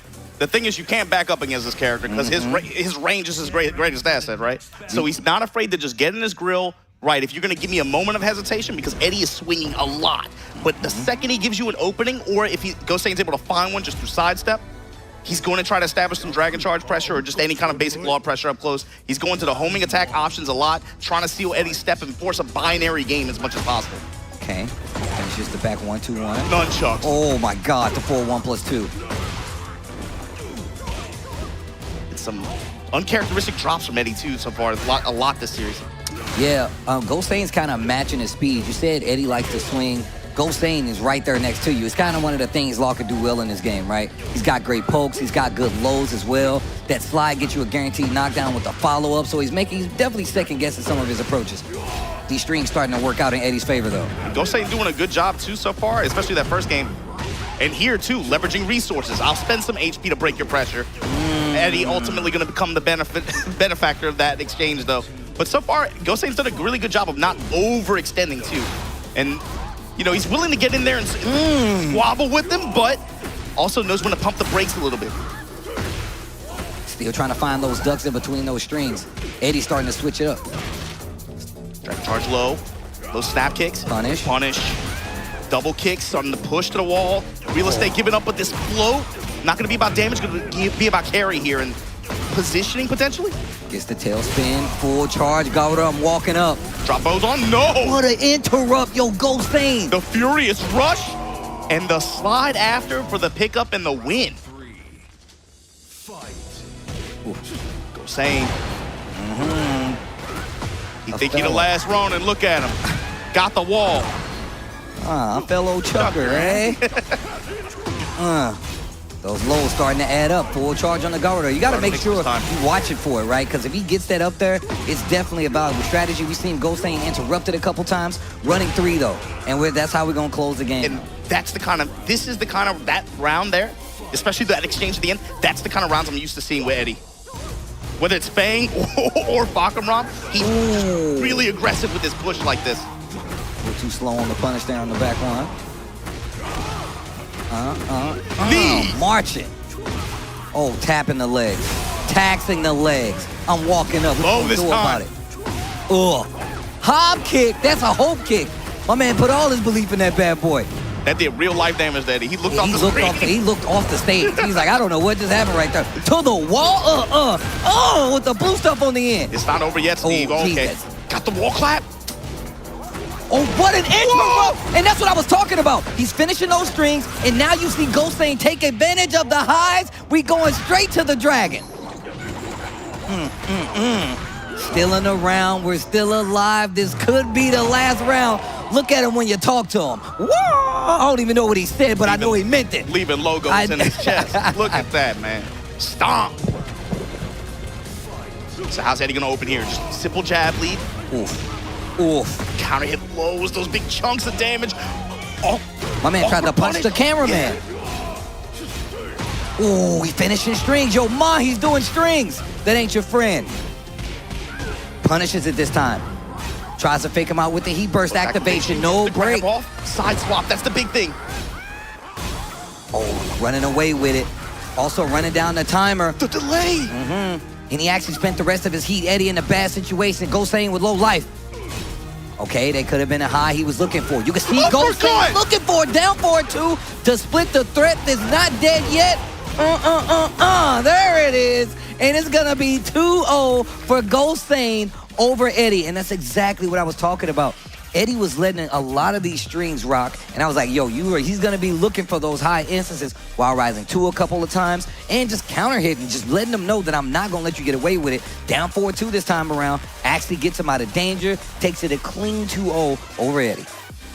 He gave him the space in a moment, just that small gap. Ghostsane with the patience at the wall. He knew he had the positional advantage. He knows Fakumram with a big body, especially in that corner situation like that. It's going to be hard for him to step unless he gives him the out for free like that, right? So it's just about waiting for the opening. Threads the needle with the uppercut. Gets the 2-0 win. That's the big thing. Remember, this is the redemption group. We're in the gulag now. There's no 2 spots out tomorrow for Sunday. It's only the winner here. Only the winner. So everybody here still controls their own destiny. Fighting in the gulag, trying to get back to the big map. But of course, Tibitano, look, man, Tibitano's been playing amazing. Not just, throughout the season, but especially this weekend already. And look, if you're going to show up all year, you at least need to show up here. Tibitano doing it so well. But we got to talk about Edge. Last year's LCQ winner and still a threat. He was playing amazing in his group, and it was just the way the cookie crumbles. That's how good the talent was in his group that he had to fight his way through and still go to the redemption. I mean, both of these players, man. You got the rated R superstar, and then you got Tibitano. Vamos, look at that, man. 1395 points. From España, representing, and again, you got to talk about the mix-up and the way that went down. First place finish for him, that was a big come-up. Yeah, no, that's definitely, I mean, look, every year he's definitely been increasing his presence, right? You've been seeing him show up, 9th at EVO 2025 and still out here cranking out the points to show up here. But look at this, 4th last year at the finals, and look, that was coming from the LCQ. My man fought his way through the LCQ and still got that 4th place showing at the finals last year. We saw him do an amazing job at Combo Breaker and just throughout the year as well. The best Hwoarang on the planet, and you can't say anything else. And you got to talk about this, Steve. Look, we're both Americans. It is what it is. All the guys on the stage, too, they probably have some matchup experience against K-Wiz. I know some specifically, right? Yep, that's fact. Edge, of course, this dude's different, right? He's just like the pinnacle right now. This is the Lich King. But it's going to be about playing the player, and these players have been watching Edge's footage all year long. They're trying to pick up on his habits. And the thing that Edge is so good about, too, is being able to pick up on how you react defensively in some of these situations that are wrong, especially like +4 scenarios, being able to just like certain stance pressure. He's a different kind of kicker, but here we go. Tibitano, Edge, game number 1. Down 4-2, finds his mark. A few exchanges, got the life bar just a little bit low, but now we're going to the wall, and we've seen what Edge can do with some wall pressure. But the can kick split the difference. 2 cans, that's 1 for you, 1 for me. Still got the heat. Back to the other side of the stage. That's the equalizer. How is Tibitano going to play in some of these scenarios where Edge wants to bully like that and then bring it back? We saw it in the last group stage. Get clipped out of the air. That's the thing, Steve. Is Tibitano sitting on the stage? Both of these guys played really well in group phase. My man got a 4-pack, the cans again to the other side of the stage. And she got that glow, too. Down 1+2. Mixing up between Tenjin and Aizen. Oh, my God. The 4-1. Both. Yo, perfect. Man, Tibitano looking real good. But he needs to keep this pace. Don't give Edge that space. Don't give him the chance to be able to establish pressure and comfort. This is the pace that Tibitano wants to play. He does not mind scramble. But I will say this. Edge is one of those players. Nice counter. He's one of those players, man. You talked about his adjustments. They get really strong in this later game, so I'll be surprised. Oh, nice. Cancel Peacekeeper right in your face. Edge is likely going to try to carry this as much as he can without heat. Still gets the wall. I mean, big damage. There's the mix, the roll and snap, and that's going to be the round. Okay, okay. Trying to get some momentum back. The seasons are changing.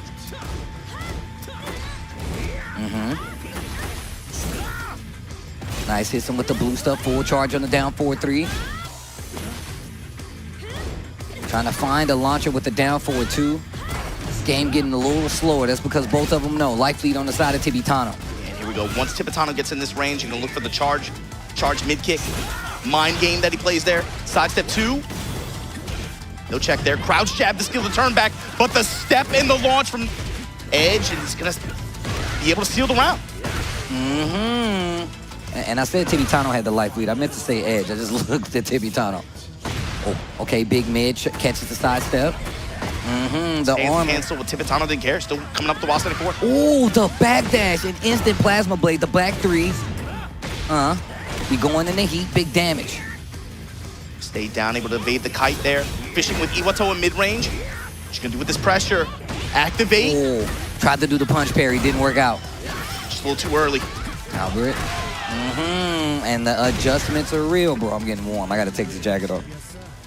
I was about to say, man, they were talking about if you wanted to play Tekken 8 without heat, you should have came to Malmo Suite. Yeah, it's cold bro. as hell outside, man. It's cold, bro. I ain't got enough like lotion. The 7 circle. Like the 7 circle. Like the 7 circle. I ain't bringing enough lotion, bro. I'm gonna tell you that right now, Look, bro. I'm glad you said that, bro. I went to the supermarket to get some lotion. I forgot mine. I got ashier when I put it on. My elbows are torn up right now, bro. Like, I'm embarrassed. My man, he gonna cut your shirt off. I'm embarrassed. You gotta chill. First, I had to ask him, I'm like, "What? Yo, is this lotion?" They were like, "No, that's for your hands. This is lotion." Oh man. Oh man. It took like 10 minutes to rub in, and then No, for real. I was like, "What the hell? Why am I more ashy now?" Right? It's for protection. It protects against the cold. Man, y'all didn't make this for people like me. Oh man. Getting some help on the stage. The best Tekken coaches act out the moves. You see my man, he was like, He's gonna do one of these. What was he telling him to do? What is that? I don't even know. I don't even know. Hit him with that down back one. Yeah, like that. Yeah. Actually, that might have been it. All right, here we go. Game 2. Edge bringing it back. Steals the first game. Still best of 3. 2 wins gets you a dub. But every man, how many times today have we seen a round make the difference between qualification and this? Yeah. You in the redemption group now? Tibitano, you gonna make something happen here. Oof. Oof. Oh, he opening up with a mix. And he got the gusto with him too. Okay. Activate, give me some more. Wow, tries to interrupt it, gets clipped for his troubles. Tibitano getting brave with the ducks up close. He bursts on the side of Edge.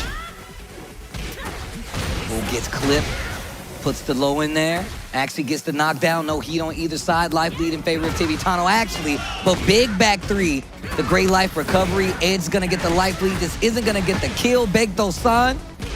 The jab, not dead. There it is. And after the group performance that Tibitano just had. Gets the counter hit throw. Plus frame, and then goes with the launching mid option. Oh, big damage on the table, and he still got heat. You ain't dead, but the next guest, Black Kite. Spain, trying to wake up for my boy Tibitano right now. And remember what we said, the way Edge breaks down habits. That call out after that +4 situation like that. He knew Tibitano would press. Charging it, nice, gets the heat engager. Okay. The Demon Slayer gonna get the hit. Tension with the buff. Okay, counter hit. Tibitano can close it out if he do it right. The wall. Tibitano can close it out if he do it right. He has a pulse. Long way to go, though. Sir, this man's alive. Engage. Ooh. The wall pressure here. Simple jab, back up. Eats the heat burst. trade in his favor, +4, trying to step off, but Edge not gonna let him out of dodge like that. And 2-0 finish over Tibetano. Edge making his mark early on here in this group stage. Once again, man, well played on both ends, but like I said before, man, if you watch these guys' groups, it was just unfortunate that neither one of them made it out. I mean, both of them were playing crazy good, but that once again just goes to the talent that actually survived, you know, that hellhole, bro. They was in that bad boy fight. So that means Eddie and Gosane. But that does set up our next match. It's gonna be Edge versus Gosane. And this is a curious one because we were just talking about this, right? Gosane, I mean, this is like he was a former teammate of K-Wiz in some tournaments that we've seen. So this is a character matchup that he knows intimately well. But against Edge, is he gonna be able to? It's gonna have to come down to a lot of, for Gosane, he's got to be in his own head a little bit too. He has to take note about what his defensive habits are in some of these situations and not let Edge get too ahead of himself or get a strong read. Like, for example, in some of the situations there against Tibetano, right? He was peeping what Tibetano, how he would react to this, especially like what the Right Flamingo 4-3, right? Okay. In that situation. Then he goes for the launching mid after he notices he wants to press there, right? Is Gosane going to be able to take notes about how he's behaving like that and be able to keep Edge off balance? Edge plays at such a speed, though. Yeah. Like, he plays a very fast speed. And most Huarangs do, but Edge is a lot more decisive when he's playing. He's like, once he gets a game plan, my man don't veer from the map at all. He's like, oh, until you tell me otherwise, we're going this way. And I'm really curious to see. What were you about to say? And everything's on the table with him, too. Yeah. How many times have we seen him just rage arts? Not even panic rage arts, but literally, I'm in rage. You did something with a gap. Radar. And one of the things he has not like shown today that, I mean, he's shown it, but they blocked it, that just frame skyrocket. Up close, you second guess a lot of your options, and he definitely got those in his back pocket. So, and we seen him hit one and it was blocked. It's in the back pocket though, like, right? It's like he'll pull it out when you least expect it, or like you're aware of it as an option, but he hasn't shown it so much, and then boom, the second you give him that opening, you're gone. And you're touching the skies, and then you're at the wall. And Warong's just doing Warong things.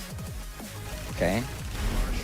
I'm about to say, we about to see it. Well, I mean, we've seen it before, right? We pulled it out of the LCQ last year. It wouldn't have been that strange. All right, locking in on the Huarang. Match 3. Let's see. Redemption is on the line. You trying to get back to the big bracket, this is the way you got to go. Gosane got to ride that momentum into this set, man. All right. Breakable floors, but walls too. Let's see what you're going to do with it. Who can take advantage? Trading with jabs in the round opening here. Back one. Yeah, back one. He got a punish, though. Gosane got a touch. Oh, big counter hit. Decisive with the decision making. And Nice gets the launcher. Gets the other wall. Small mishap on the combo, but still gets a couple of more hits. That was definitely while rising too. That was definitely while rising too. And he might die for it. Baked sign with the chop. First round, Edge. It's tough too because so many Warong's attacks like that. The whiff recovery is so fast anyway. If you're even slightly off, it's really easy for him to just get out of dodge. Nice, the lows, okay. And he's definitely got a few moves that puts him out of harm's way, right? Back one, I'm glad Gosane was instantly ready to deal with it. Great punish on top of that, engage. He fished a little bit too hard with that Rekka. Willing to duck. Okay, Gosane, showing some knowledge. Better than me. I'm not ducking, bro. I'm terrified. And I play King. I got a kick counter, and I still ain't messing with it. Big damage on the board. Round 2, game 1, looking real solid for the Edge. Plus frame, and then the mid chop after. Edge has not really given Gosane the opening. Like you said, kind of just piling on pressure. Bullying the way he does best. Okay. And that's where it has to start. Good defensive answer from Gosane. He has to be able to maintain pressure. Ooh, nice counter hit, gets the knockdown. Okay, I thought he was gonna get hit by it, but no break on the throw, and that's gonna take us downstairs. What you gonna do with it? And it turns into a launcher here on this stage. Real close to getting that wall heat. Timer slowly running down, spins the rest on the dash. Great break on the throw. Gets the wall splat. Gosane's got a chance here. He's got plenty of heat too. That was all pre-tornado. Break the floor. And he's got Rage Art. No, take the dash in the follow-up, and yeah, Rage Art. Okay, stop that round count bleed. Leave the logos on your chest, though. That's pretty good. Get up. Round open slide with the nunchuck. Down jab, stop the pressure. Wow. And that kept it in his back pocket. I'm telling you, bro. The thing is, and the only reason I said that is because Law's one of those characters, he plays up close, he's trying to poke you. That's when you really want to use it. And now you second guess your offense because you know he's got him. Locked and loaded. There's the low. And that last round did not go well at all for Gosane. Edge taking the game. Damn. Yeah, that up-close game from Law. He could definitely get real comfortable. He's got a lot of fast pokes. Probably does it better than most of the characters in this game when it comes to the up-close. Yeah, for sure. He's brought, like, I mean, tons of options, right? Especially the jab strings, the Rekka strings. Let him get the, Dragon Charge pressure. He has all these options like that, but man, if you don't get a chance to really establish pressure like that, and Edge is not really giving him a lot of real estate to work with in that department. Homing options, he's willing to crouch jab too. I'm gonna steal my turn back. Drop the hammer on him. And look at this offense. Gosane getting a lot more oppressive with the offense. It's a lot of delays too. Not a lot of immediate attacks here. Crouch jab, but the step and go just barely inside. Instant nunchucks, gets the launch. He can get the wall. I'm not sure if this is gonna kill though. Oh, just a sliver. And the down forward one, play that record. Hit him with a 10 string. Good answer, good round from Gosane. And great step. Yo, power to the people while rising too. Gets the wall, big damage. 102. Kip up, and Edge right back in there. While standing forward, DC. Woo! Wow. Touch the sky. Okay, nice block. The wall, gonna switch it up. I like that. The cancel, good awareness. Peacekeeper gets the dash afterwards. No, no, no. Side swap though. Positional advantage. Gosane stepping into the... Ooh, great ducking comes up with the... Okay. While standing check, and he gets the counter hit interception. Gosane trying to take a game in this set. Let's go. Wow. Edge tightening it up, but gets hit by that Dragon Hammer. 4-1+2 from the Law. To the wall we go. Still got heat. Not gonna spin it just yet. Ooh. And stop on him. Activate, micro step to the right. Big pickup here for... Drops the combo. Got back four, cancel. Gosane's movement is so good right now. Great side the step micro block. step block, the micro step duck. Down jab. Nice interrupt. Slide. Especially if you want to go for the hybrid. And Gosane runs it back in the second game. 3 rounds straight on top of him. Really well played by Gosane there.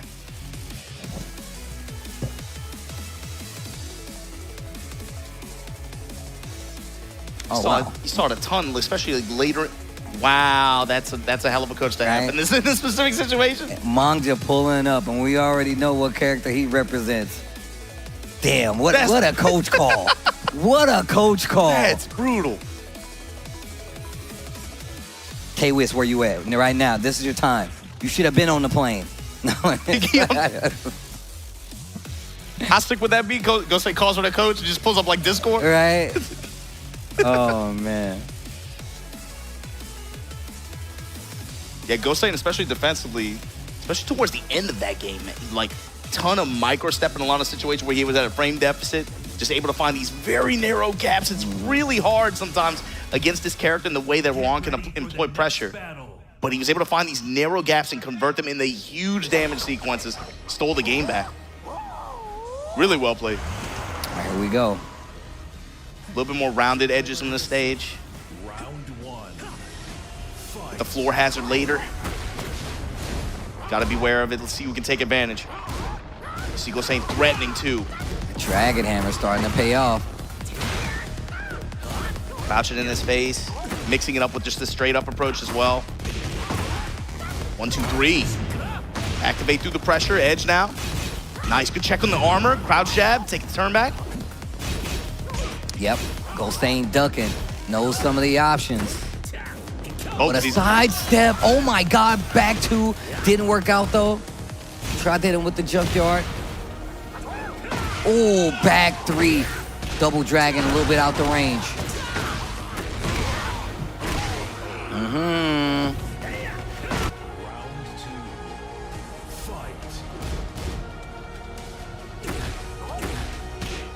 Good poke starting off. Edge definitely anticipating some side steps coming from Goldstein, so he keeps going to these big tracking mids. He blocks the low this time though. Small exchange, Life's in the lead on the side of Goldstein. Goldstein's playing this really well, man. Stays punish. ducking. Had the duck and had the punish. Oh wow. Playing so up close right now. Oh, caught you flinching. Like an and one crossover. Go make him pay. Take him to the wall. Close enough. Okay. Oh, knee hike. He went for it in that first game and it didn't work out, but now finds the hit. Tornado. Time expiring as well. He's gonna press. Oh, punish. Okay, I like that. He actually stopped the punish. Not sure if Edge was prepared for it, but got him the round. One round apiece. Final game. The floor is lava.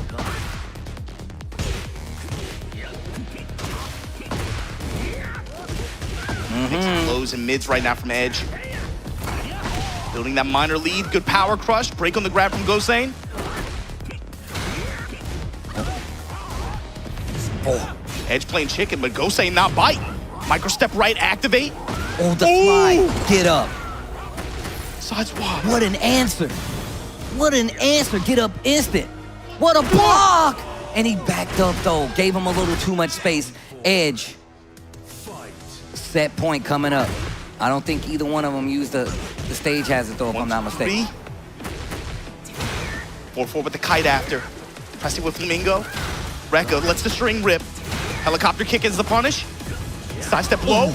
Oh, just a little too slow. Check. Just a little too slow. Edge makes him pay. There's the explosion.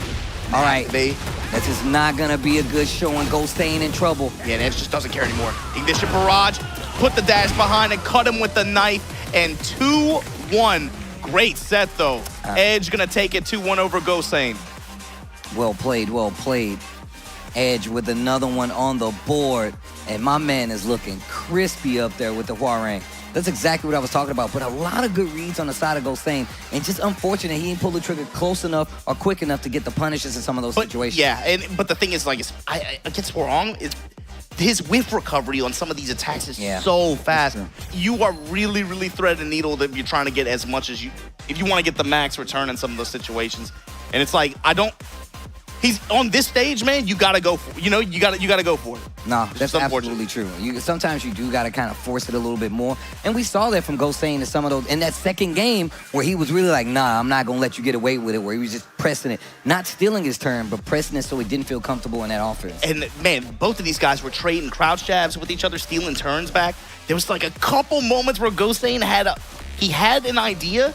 It was right, but he was afraid to pull the trigger too in a couple situations like that. Maybe that could have made the difference, but that was a great set regardless.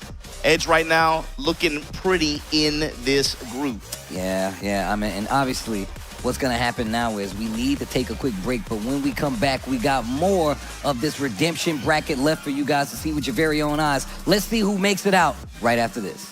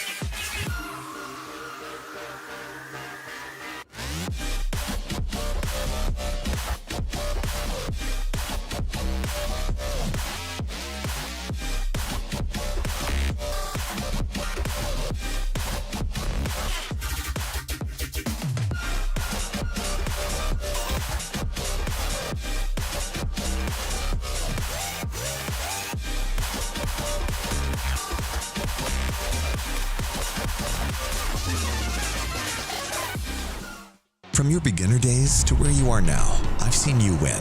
I've seen you lose. And I've always been here, right in front, lighting it all up. We were together when you first discovered gaming. That feeling, the discoveries, the friendships. You never shied away from me. You've cried. You've tilted. Your bursts of joy. You've discovered fame. You felt everything, fully. I've seen you become you. We've always been together on your gaming journey. I'd probably say CEO, maybe. Yeah, I think it's like one of the best events so far. But also EWC, if we see at the prize or something like that. But overall, if I see as an event, maybe CEO. I think my favorite FGC event is Ati versus Arslan Evo final. For me, EWC. Yeah, big money. Because it's my team is Prank, and first tournament Evo Pranks because I think it's very important for me. And second prize also is good. I think so. Yeah. 저는 콤보 브레이커 대회가 가장 인상 깊게 기억에 남고 그 대회에서 좋은 성적을 거뒀기 때문에 지금도 열심히 성적이 잘 나온다고 생각합니다. TWT 파이널 2025. 제가 제일 좋아하는 FGC 이벤트는 아무래도 에보인데 에보 미국을 가장 제가 제일 좋아하는 이벤트입니다. 왜냐면은 에보 USA가 가장 그 탑에 돼서 가장 큰 무대를 가지고 있기 때문에 그게 저의 페이보릿 스테이지입니다. 제가 지금 제일 좋아하는 가장 인상이 깊었던 대회는 역시나 에보 재팬이고요. 이유는 그 대회가 있었기 때문에 지금 제가 여기서 프로게이머로 활동하고 있기 때문에 아무래도 그 시작이 된 그 대회가 가장 기억에 남네요. Favorite FGC event, I would say, would be Headstomper. Headstomper is a really great time. Every time I always go there, it just feels, it's like a very cozy vibe. Coming to Headstomper, everyone just seeing everyone there from Europe and internationals as well coming down too. It's always a nice time just, catching up with everyone. It just feels like a little like friend gathering, I guess, like a whole meet up together. So I would definitely say Headstomper, just for the casual vibe. I'd be biased if I said EWC because I was one of the lucky ones to go there, but outside of that, I'd have to say Evo France was so good. I want to be biased. All people gonna know it's EWC. It's the best. Then I think the finals, one of the best. Maybe Evo France. I love Evo Vegas especially, and Esports World Cup. At the moment, I think Esports World Cup has another level of production and stuff, so Evo Vegas and Esports World Cup. Amsterdam finals in 2018 because I was in the finals at the time and there was a huge Irish crowd there as well, so it felt really nice to have support there and just to have everyone cheering for me.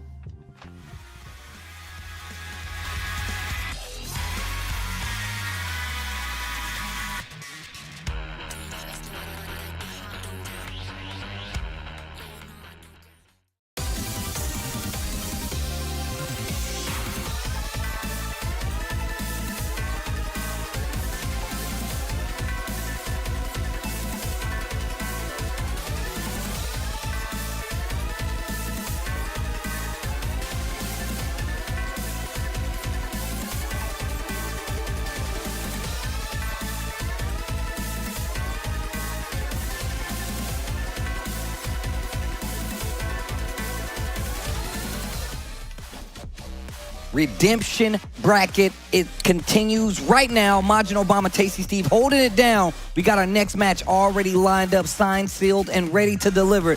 But I would love to take a look at the scores to see exactly where people are lining up. Of course, these are all the third place winners from the respective global groups today. And those are the players who got an extra chance to survive and maybe make it back to that top 20 bracket. Yeah, we'll see. We're more than halfway through this group, of course, with Edge right now being the standout.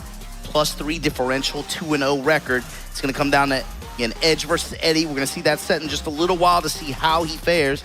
But everybody else is still kind of in the mix, especially Gosane, right? He's somebody who poses a big threat to him here.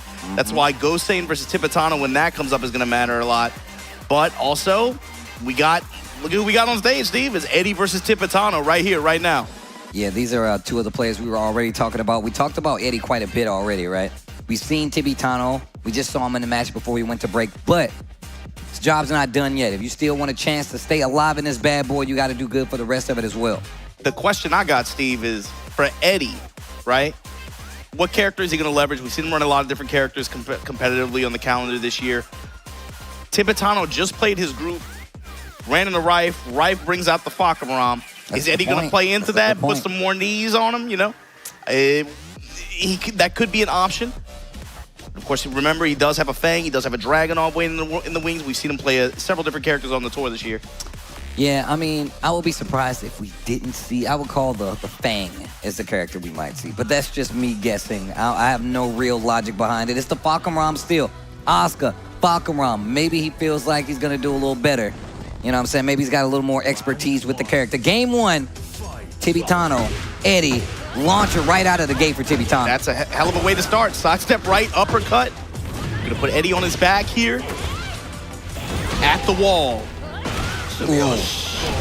With the flip at the wall, and again, Sumiyoshi. Nice block, and the punish taking full advantage. And I'm telling you right now, when you're a player or a character like Fakaram, when people really punish those lows, you really got to second guess what you're doing. Especially positions matter, right? When you take some of these while standing punishes at minus 13, minus 14, especially with a lot of his kicks. Characters that have fat punishes that can convert into splats or anything like that, you gotta be careful about how you pick your lows out. Oh my gosh. Okay. Oh, no. Knees and elbows. You can't touch those. And that's the kind of round Eddie wants, just violence. Oof. Counter hit, launcher. Bow. Knees. Plus frames, and here we go, Tibitano. Reversal of fortune. Break the wall down, he got that gusto on him now. The spike.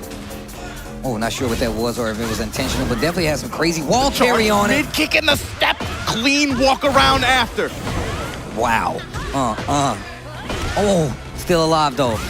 Full charge. What a block and a punish with the while standing 3. The activation, he's gonna get some health back from this as well.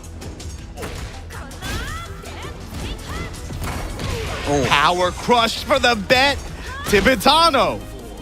What a call out. Remember, this is best of 3. Inner strength. First of 2. That's how you know this character got some brawling miz, man. That you forgot about inner strength. Yeah, right? That's the last thing you think about. That's how you know they got good move. Sidestep 2 with the dash to support it. Sumiyoshi with the follow-up. Gusto activated. Uppercut. My God. Cuts the evil in half. Seal the deal. Cut 1-0. the evil in half. Boom. Especially after the way that group stage play that just went down went. He has to be pleased with the early result of this set so far. But Eddie now on the dojo. How's the wraparound going to work? How's he going to adapt to this? It's been pretty hard for him to get his game started, especially once Tibitano saw the lows and was like, nah, bro, I ain't going to let you get away with those. That's exactly what I'm talking about. Lose at 25% for going for these lows because you think they don't know. Oof. Break the glass. Take him to the wall. One more. Bring it down. Plus frame going up for one option. Okay. Step back, activate. Check you trying to step. I gotta be honest, I thought he was too far for that actually, but it's worked out.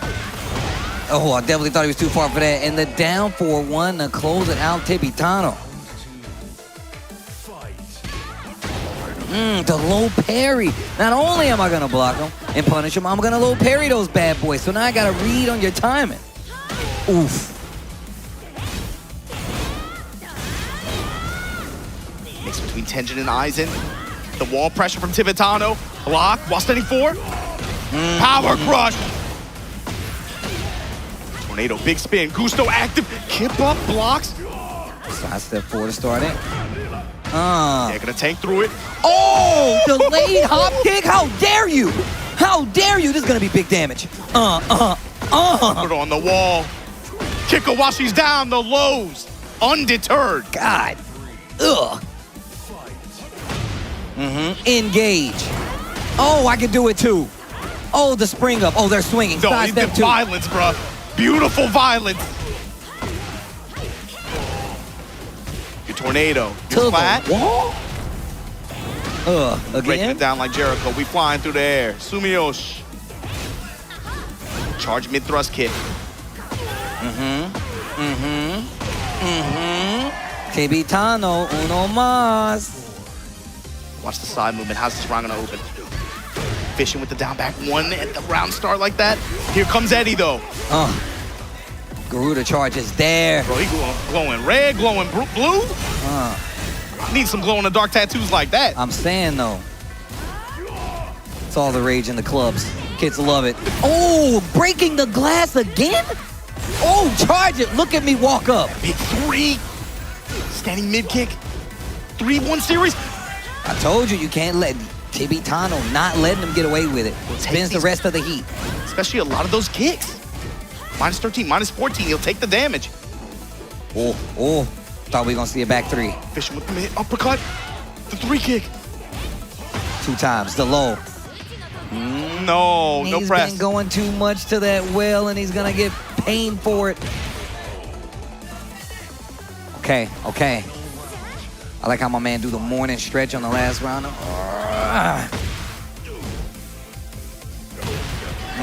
4-3. The accuracy, the consistency with him getting these counter hits, bro. And you see why you got to stretch here, man. Look at the damage off that shoulder. Chip damage adding up. A 4-1. Here we go. The tusk to engage. The sweep. 4-4-1 plus Punish. 2. Get up. No gusto. Up 4-3. The consistency, and once again 2-0 Tibitano. From range, he didn't do it the whole set. Showed pursuit, pumped the brakes, let it rip at the perfect time for the money. Tibitano. Clean finish over Eddie here. Okay. In the redemption bracket. Tibitano's not done yet. To the other side of the stove. Now he's got to fight Gosane. Yo, he's like an old person in the kitchen right now. He walked from one end of the kitchen, got this pot going over here. Cooking. That's because he's cooking, Walking bro. back over to the air fryer now.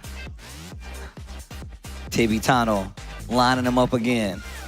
Gosane, Tibitano, next match. Once again, this is for the 3rd place survivors of all the global groups today. Unfortunately, if you got 4th, I see you in the LCQ. But right here are the guys at a chance at redemption. They can prove it. But then they also got to fight the winner of the LCQ. That's the thing with this group, man. Whether you got 4th place, 3rd place, or 2nd place, you're going to be in the LCQ. It's all about who wins. So that's why, especially for Tibitano at this point, we got to think, who's going to play Edge? Eddie, right? So even then, Eddie is going to have to play this out, and if you're Gosane, if you're Gosane and Tibitano, you're looking at that set, you're like, Eddie, I need you to come up big with something, dog. So this set still matters. Well, let's see what happens. Gosane, Tibitano, coming in hot off this victory over Eddie. UK versus España. Boys got the flags out too. That's how you know it's getting real. We ain't even close to the finals day. We still got the LCQ. And then we got the big boy bracket, where the gamers game.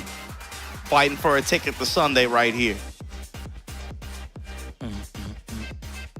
But I do like people getting multiple chances. Reminds me of that King of the Iron Fist tournament where they ran like 20 tournaments in one day. The national last chance qualifiers. Bro, what crazy, bro.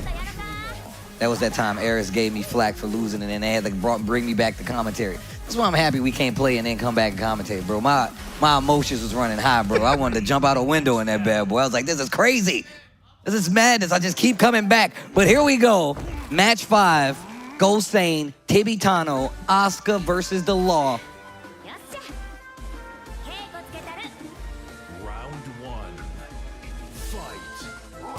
See what the approach is. Early check on Gosane's slide here from Tibitano. Knows what to expect. Just gonna queue up the activation. Step with him at the wall. No? Take about 45% on the life bar. Okay, gets the pickup. Realign. I like the adjustment. Oh, held it a bit too long.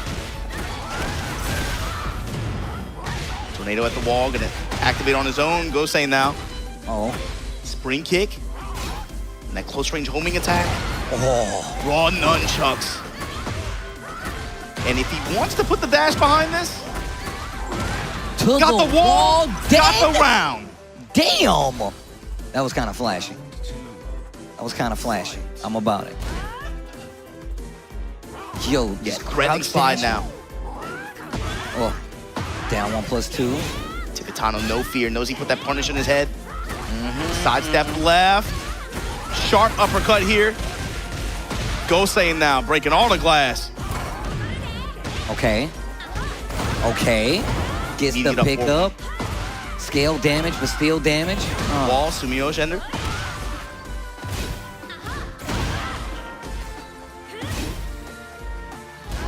Again, willing just, I'll take the chip damage.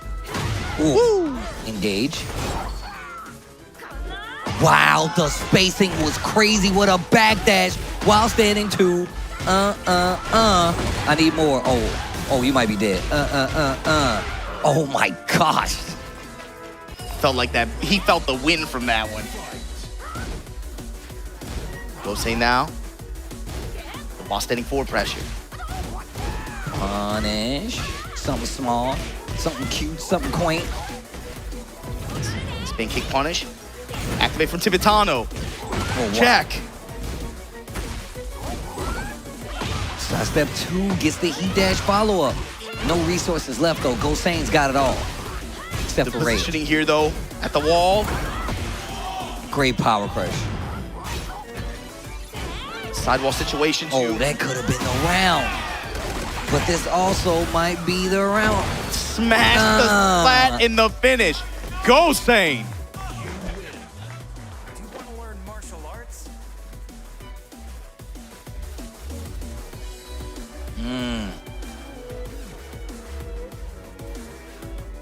Getting some help from off stage. Gosei looking sure of himself right now. Gosei's playing really well today. What do you tell him in this scenario? Because I'm going to tell you right now, Gosei is looking real good.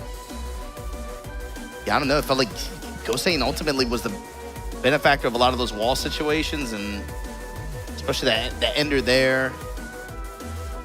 That one round where just the down 1+2 just barely whiffed in front of him, finds a fat long. Yeah, man, his combo conversion has been great. He's found like fat damage sequences to close out rounds. Been able to maintain positional advantage as well. The pressure, he's not trying to overextend. He took those slide punishes early on. Fine, I've established it.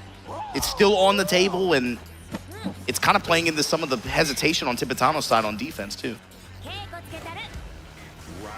Let's see how far I can take it, Tibetano. Gotta do something. Test him with these jabs here. Ooh, charge it. Gosei caught ducking. Could have been worse. Could have been worse. And that's exactly what I was talking about. Finally tries to move. That's when he charges it the least. Activate. Gosei looking to step. Step right. No. Okay. Wreck is just going through him. Slide. Nice. Threaten with the slide, then just walk up, activate. Okay, down 1+2, gets the follow-up. I like the down forward 1, stops the approach from Gosei. Round number 1, game 2 is Tibetano. Multiple hits. Fishing with that upper, he wants it so bad. I mean, they added up too. Gave Gosei the life lead, and now he's running away with it to Zabaki though. The activation got the wall now. Ooh! Okay, okay. The delay, a fat. What an offensive sequence, and then just goes with the smash at the end. Airborne, Tibetano. Really strong clapback right here. Okay, counter hit, engage. The roar of the dragon, Steve. Back up, activate. Oh. 4-1, gonna give him a down back 3.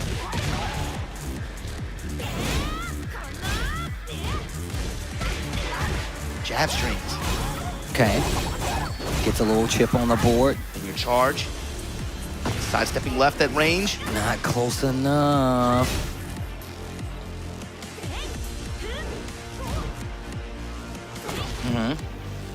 Starting to fit those lows in. Got a little too angsty. No break on the two throw. Ooh. And the chucks for the follow-up. Gosane getting it back. Did a good job of slowing the match down. Speeding it back up too. Cannon open. Nice duck. Just a big launch. Great return here. In heat too, 94 damage. And the Rage Art is gonna hit this time, but I'm not sure does this count as in the air or not because of the slide. It's not gonna be a ton of damage. Yeah. I mean, she did take some damage, so maybe more than what she got normally. Heat burst. Tibetano gonna queue up now. The can. What's the mix here? Nothing. The slide. Get up. 1 round away. And Gosane. Gosane right now layering his offense. Gets the counter hit. Rocking with the hammer. Plus frames. Grab broken, but the hop kick. Makes him pay for it. To the wall we go, and he's got heat. And the activation after. And one. Hella damage. Oh. Trying it again. Getting a little cheeky with it. Gets clipped out of the air. Oh, the heat smash. Tibetano needs this round. Still shining. Still has Gusto. Counter hit. Oh, didn't believe in the hit.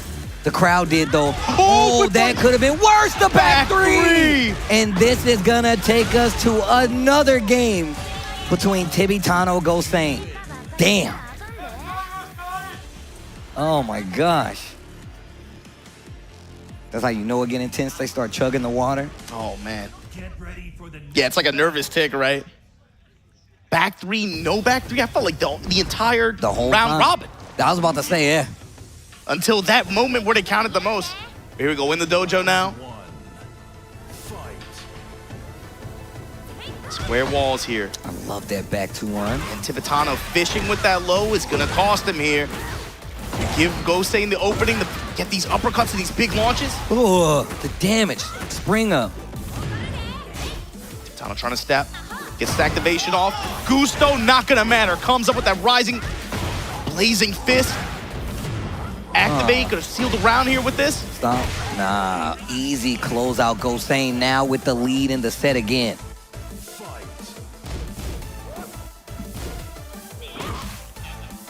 Oof. I like how he dashed forward and did that. Just Yeah, in to case realign. Side step. And the grab out of the armor, it seems. He's there. Should be able to get the wall.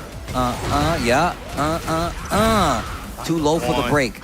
But instead keeps the pressure. Side step. not deep enough. Man. Side step 2, speaking of. Sumio's trying to step to realign. Oh. Making him pay for it. Making him pay for it. Smart. Tibetano with the jab. 1 round apiece in his final game.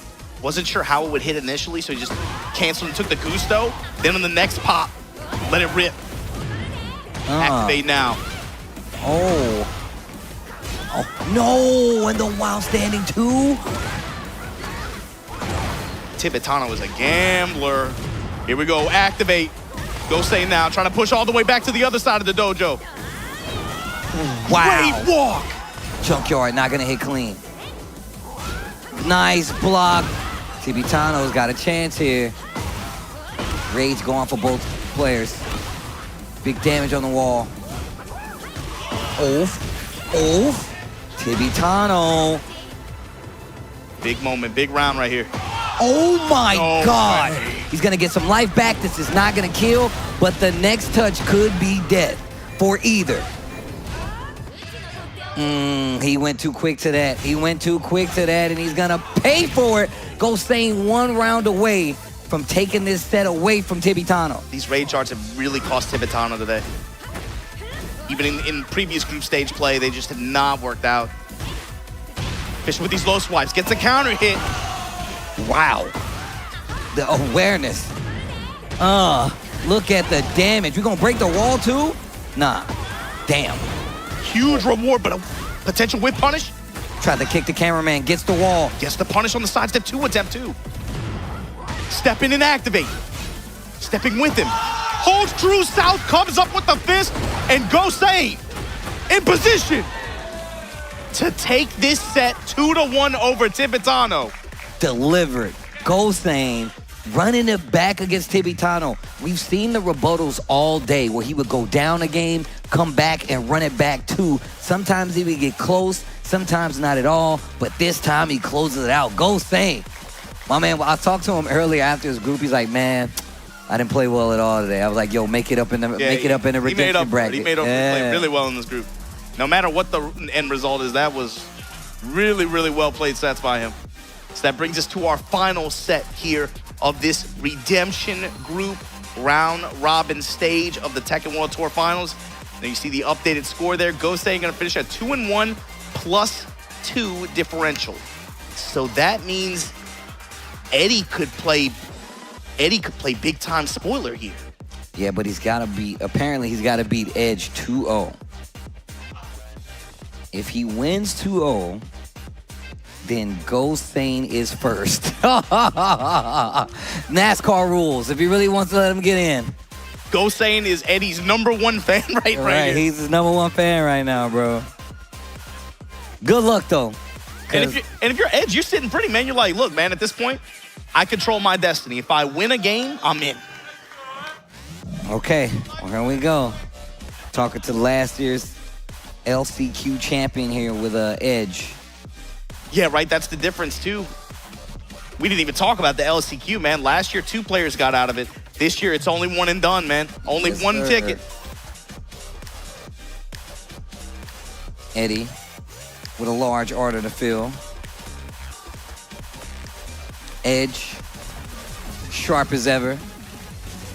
We've seen this dude play through so many different tournaments and just nothing suffers. Yeah, you got not the execution, not the decision making, nothing. You got to think too on Edge's part. He's like, man, I did my job in group stage, but he probably feels like he shouldn't even be in this position, you know? Right. He's like, man, that was my spot. What the hell? I was off today. I wasn't even supposed to be here. And this time, Eddie playing with the drag. Okay.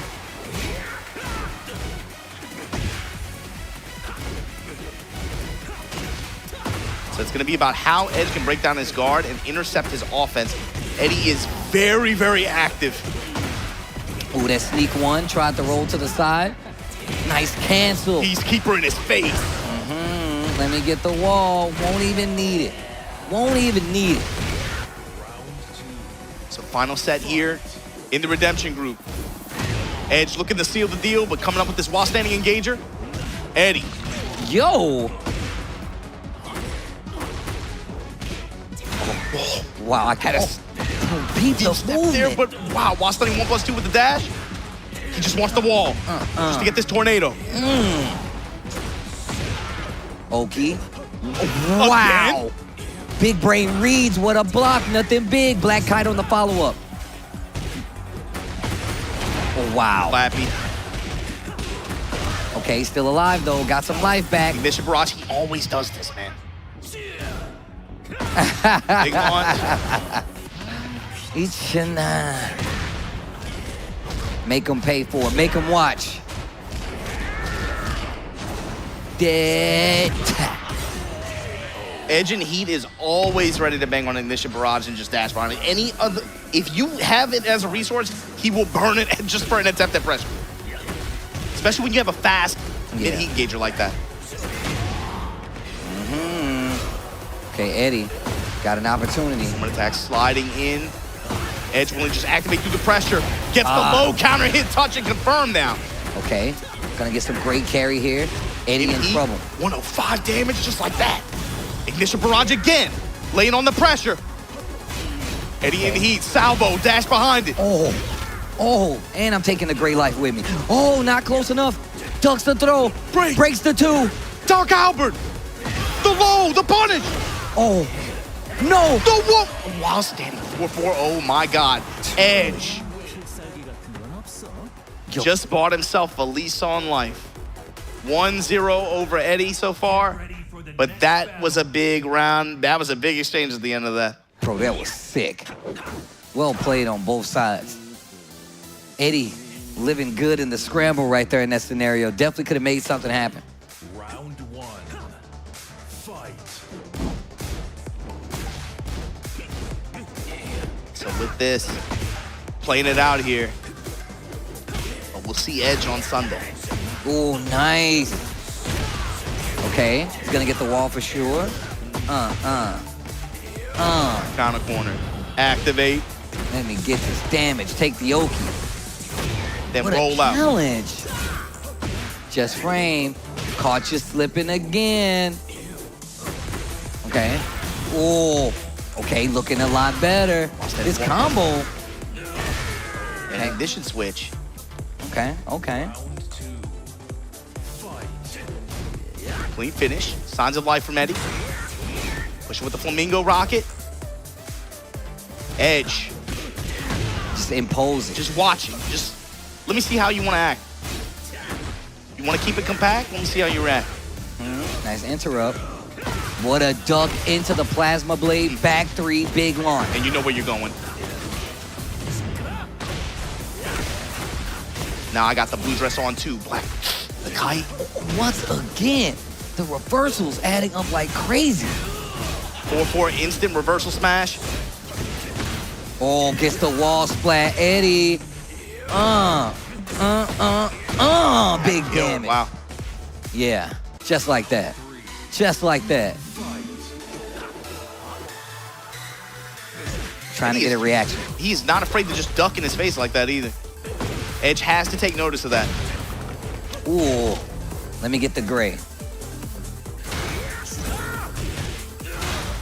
Great movement from Eddie so far too. Okay. Runs right into this Peacekeeper.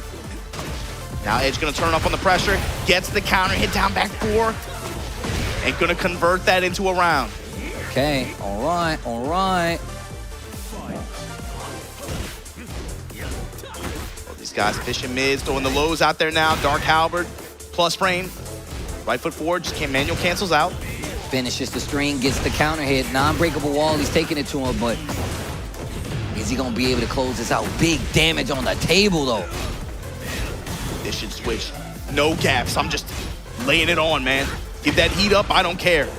Steady 1+2. Oh, nice. And this should be the round. Eddie finna get one on the board. Okay.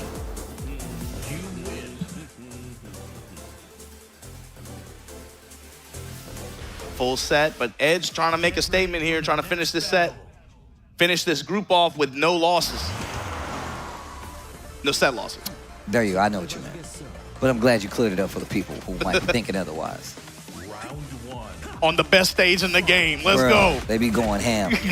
That wow, wow, wow, I love it, bro. Fall down.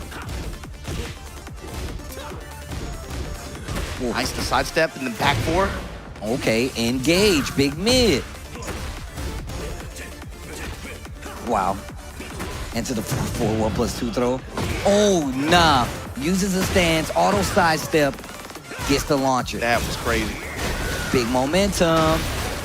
Finishes the string, yo, mom. And then the mid strike to finish it out. Jabbing him after just to make it wake up. I know we on that graveyard shift, but he's like, this is my group. That was my ticket. He stole it from me. Nice punish, gets the launch. Trying to get to that wall. Does it. Oh my God, ignition barrage. And the Dark Halberd to finish it. Edge all the momentum in the world right now. Set point. Down trying to forward. finish it off. Just to start it off? That's not the first time we've seen that this weekend. Round start uppercut. Nice, engage. Uh-oh, uh-oh. Parallel to the wall. Uh-oh. The ghost looking on. Clive liking what he sees. Pigeon roll. 2 times. Just trying to take a bath, bro. Slide on him. What a clean walk sidewalk. around. Down uppercut. Again, this dude is crazy. Cancel. Oh, wow, intentional. Get off me, man. Hands off the man bun. Now for one, down back 4 mix. Plus ring. Oh, watch the birdie. Through the and floor. And we launch for that. And that should do it. Edge takes it 2-1 over Eddie. And man, still a crazy set. Eddie showing the character diversity. We've seen all 3 of his characters. Oh wait, I can't remember if he played Fang today. Yes, he did. He did play Fang earlier today. All 3 of his characters we've seen on display. Unfortunately, neither one of them could stop the boy Edge. And you can see it starting to sink in. He's like, man,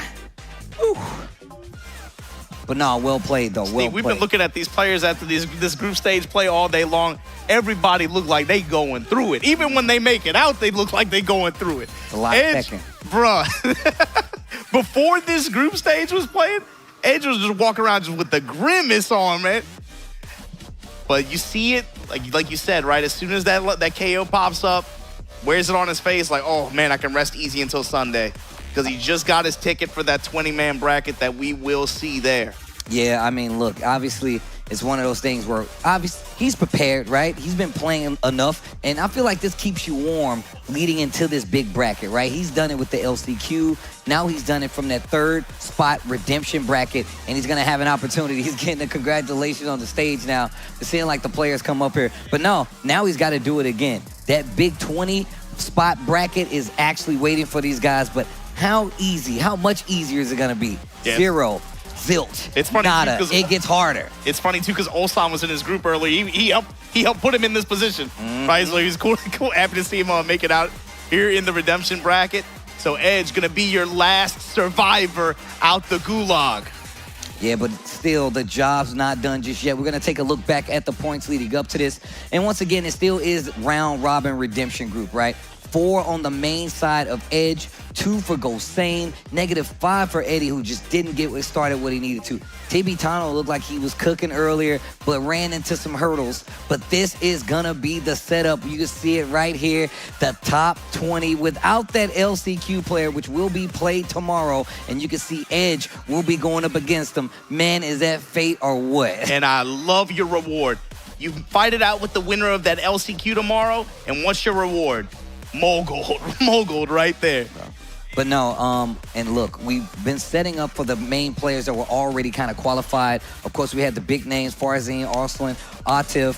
These guys are already waiting. They're going to be waiting to fall off from what's happened here in these first 2 days of group play. But still, we got one more big tournament for you. Lots of players are flying in from around the world, including people I thought would never even get on a plane. But they came here for the LCQ, and if you've ever watched the TWT finals, then you know the LCQ might be the craziest tournament that happens the entire year for the TWT. Tomorrow gonna be a bloodbath, man. I don't know who's gonna make it out. Like you said, is that some? Do I know? I've seen some people in the hotel lobby. Just wait for tomorrow. You'll see. But yeah, a lot of people signed up for this thing, and it's gonna be crazy, man. Like I said, the European LCQs especially, these things always turn up. So we're out here in Malmo, Sweden. I can't wait to get tomorrow started, man. That last spot, whoever wants it, you're going to have to go up against Edge, first thing winner's side in the bracket the next day. But yeah, have the time of your life, man. Have fun. No, good luck for real, because it's not going to be easy. Trained deadly, I should say, especially as the TWT participants. But I think we got my man Logan Sama prepared and ready and waiting. But we're waiting for this big collab with M.Rage, X-Tekken. It is coming this summer. They got King in this bad boy. They got Reina, who's also going to be included, especially many more. You know I love me a good collab. Make sure you guys stay tuned. They already gave us these sick jackets. That's who supplied them for the new year. But of course, they have some really cool merches you guys will see. I can't wait to see it. Make sure you guys support M.Rage. And with that being said, my guy Logan is on the stage with the people, the players you guys are going to be seeing for the remainder of this weekend and the TWT finals. Logan, take it away. Obama, Steve, thank you very much. We've got 9 players here on the stage who are very happy to go directly through to the finals bracket on Sunday. None more so happy than Edge, who had such a difficult day. Started out in Group A, came so close, 1 game away, a 3-way tie. Only finished 3rd, but an incredible performance. You've secured your spot there in the finals brackets. Congratulations. Of course, Ulsan and Mangja, you also came out of Group A. Do you think Group A was the most difficult group today? Sure. I love that. Of course, Group B, we saw Lohai and Rangchu make it out as well. Obviously, you will be moving into the finals bracket on Sunday. Are you going to be spending all day Saturday training, or are you going to catch any of the LCQ action? I will practice with watching LCQ. Whilst very smart, and you guys at home can do that as well. Congratulations to Nia Chikarin. Of course, he qualified. Also, very, very experienced on this stage. You get to go through till Sunday. Saturday, training for you, or you'll be watching the LCQ? I wanna more practice, and I really enjoy watching the SQ. Yeah. Of course, you will be playing Rangchu, the reigning champion. Your first match. How do you feel about that matchup? He's very strong, but this is my mission because he's very strong, but I want to beat him. Yes.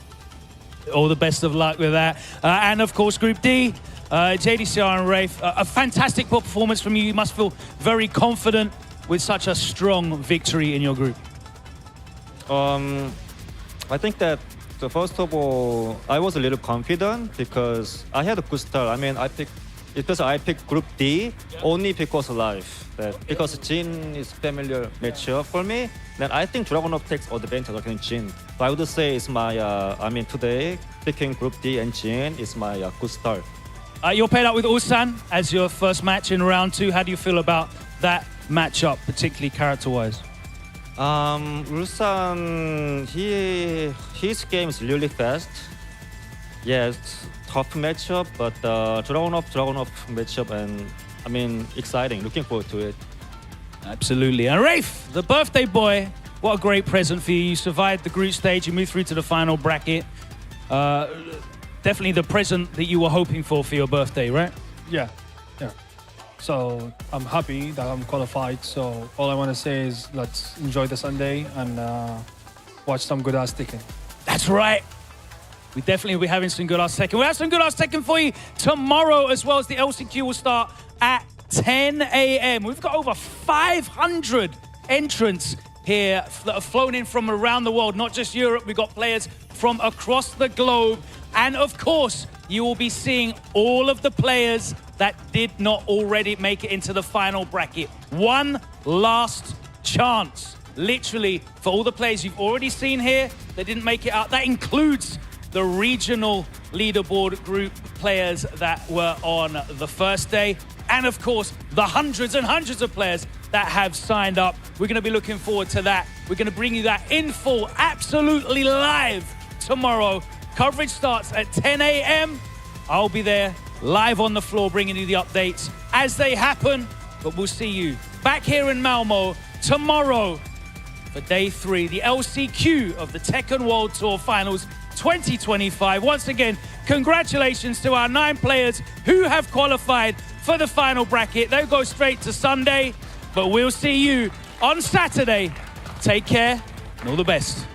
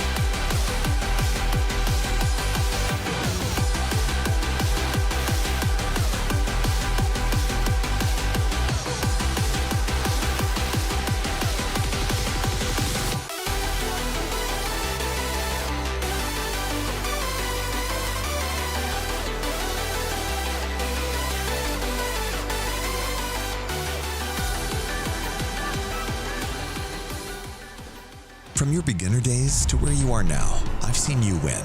I've seen you lose. And I've always been here, right in front, lighting it all up.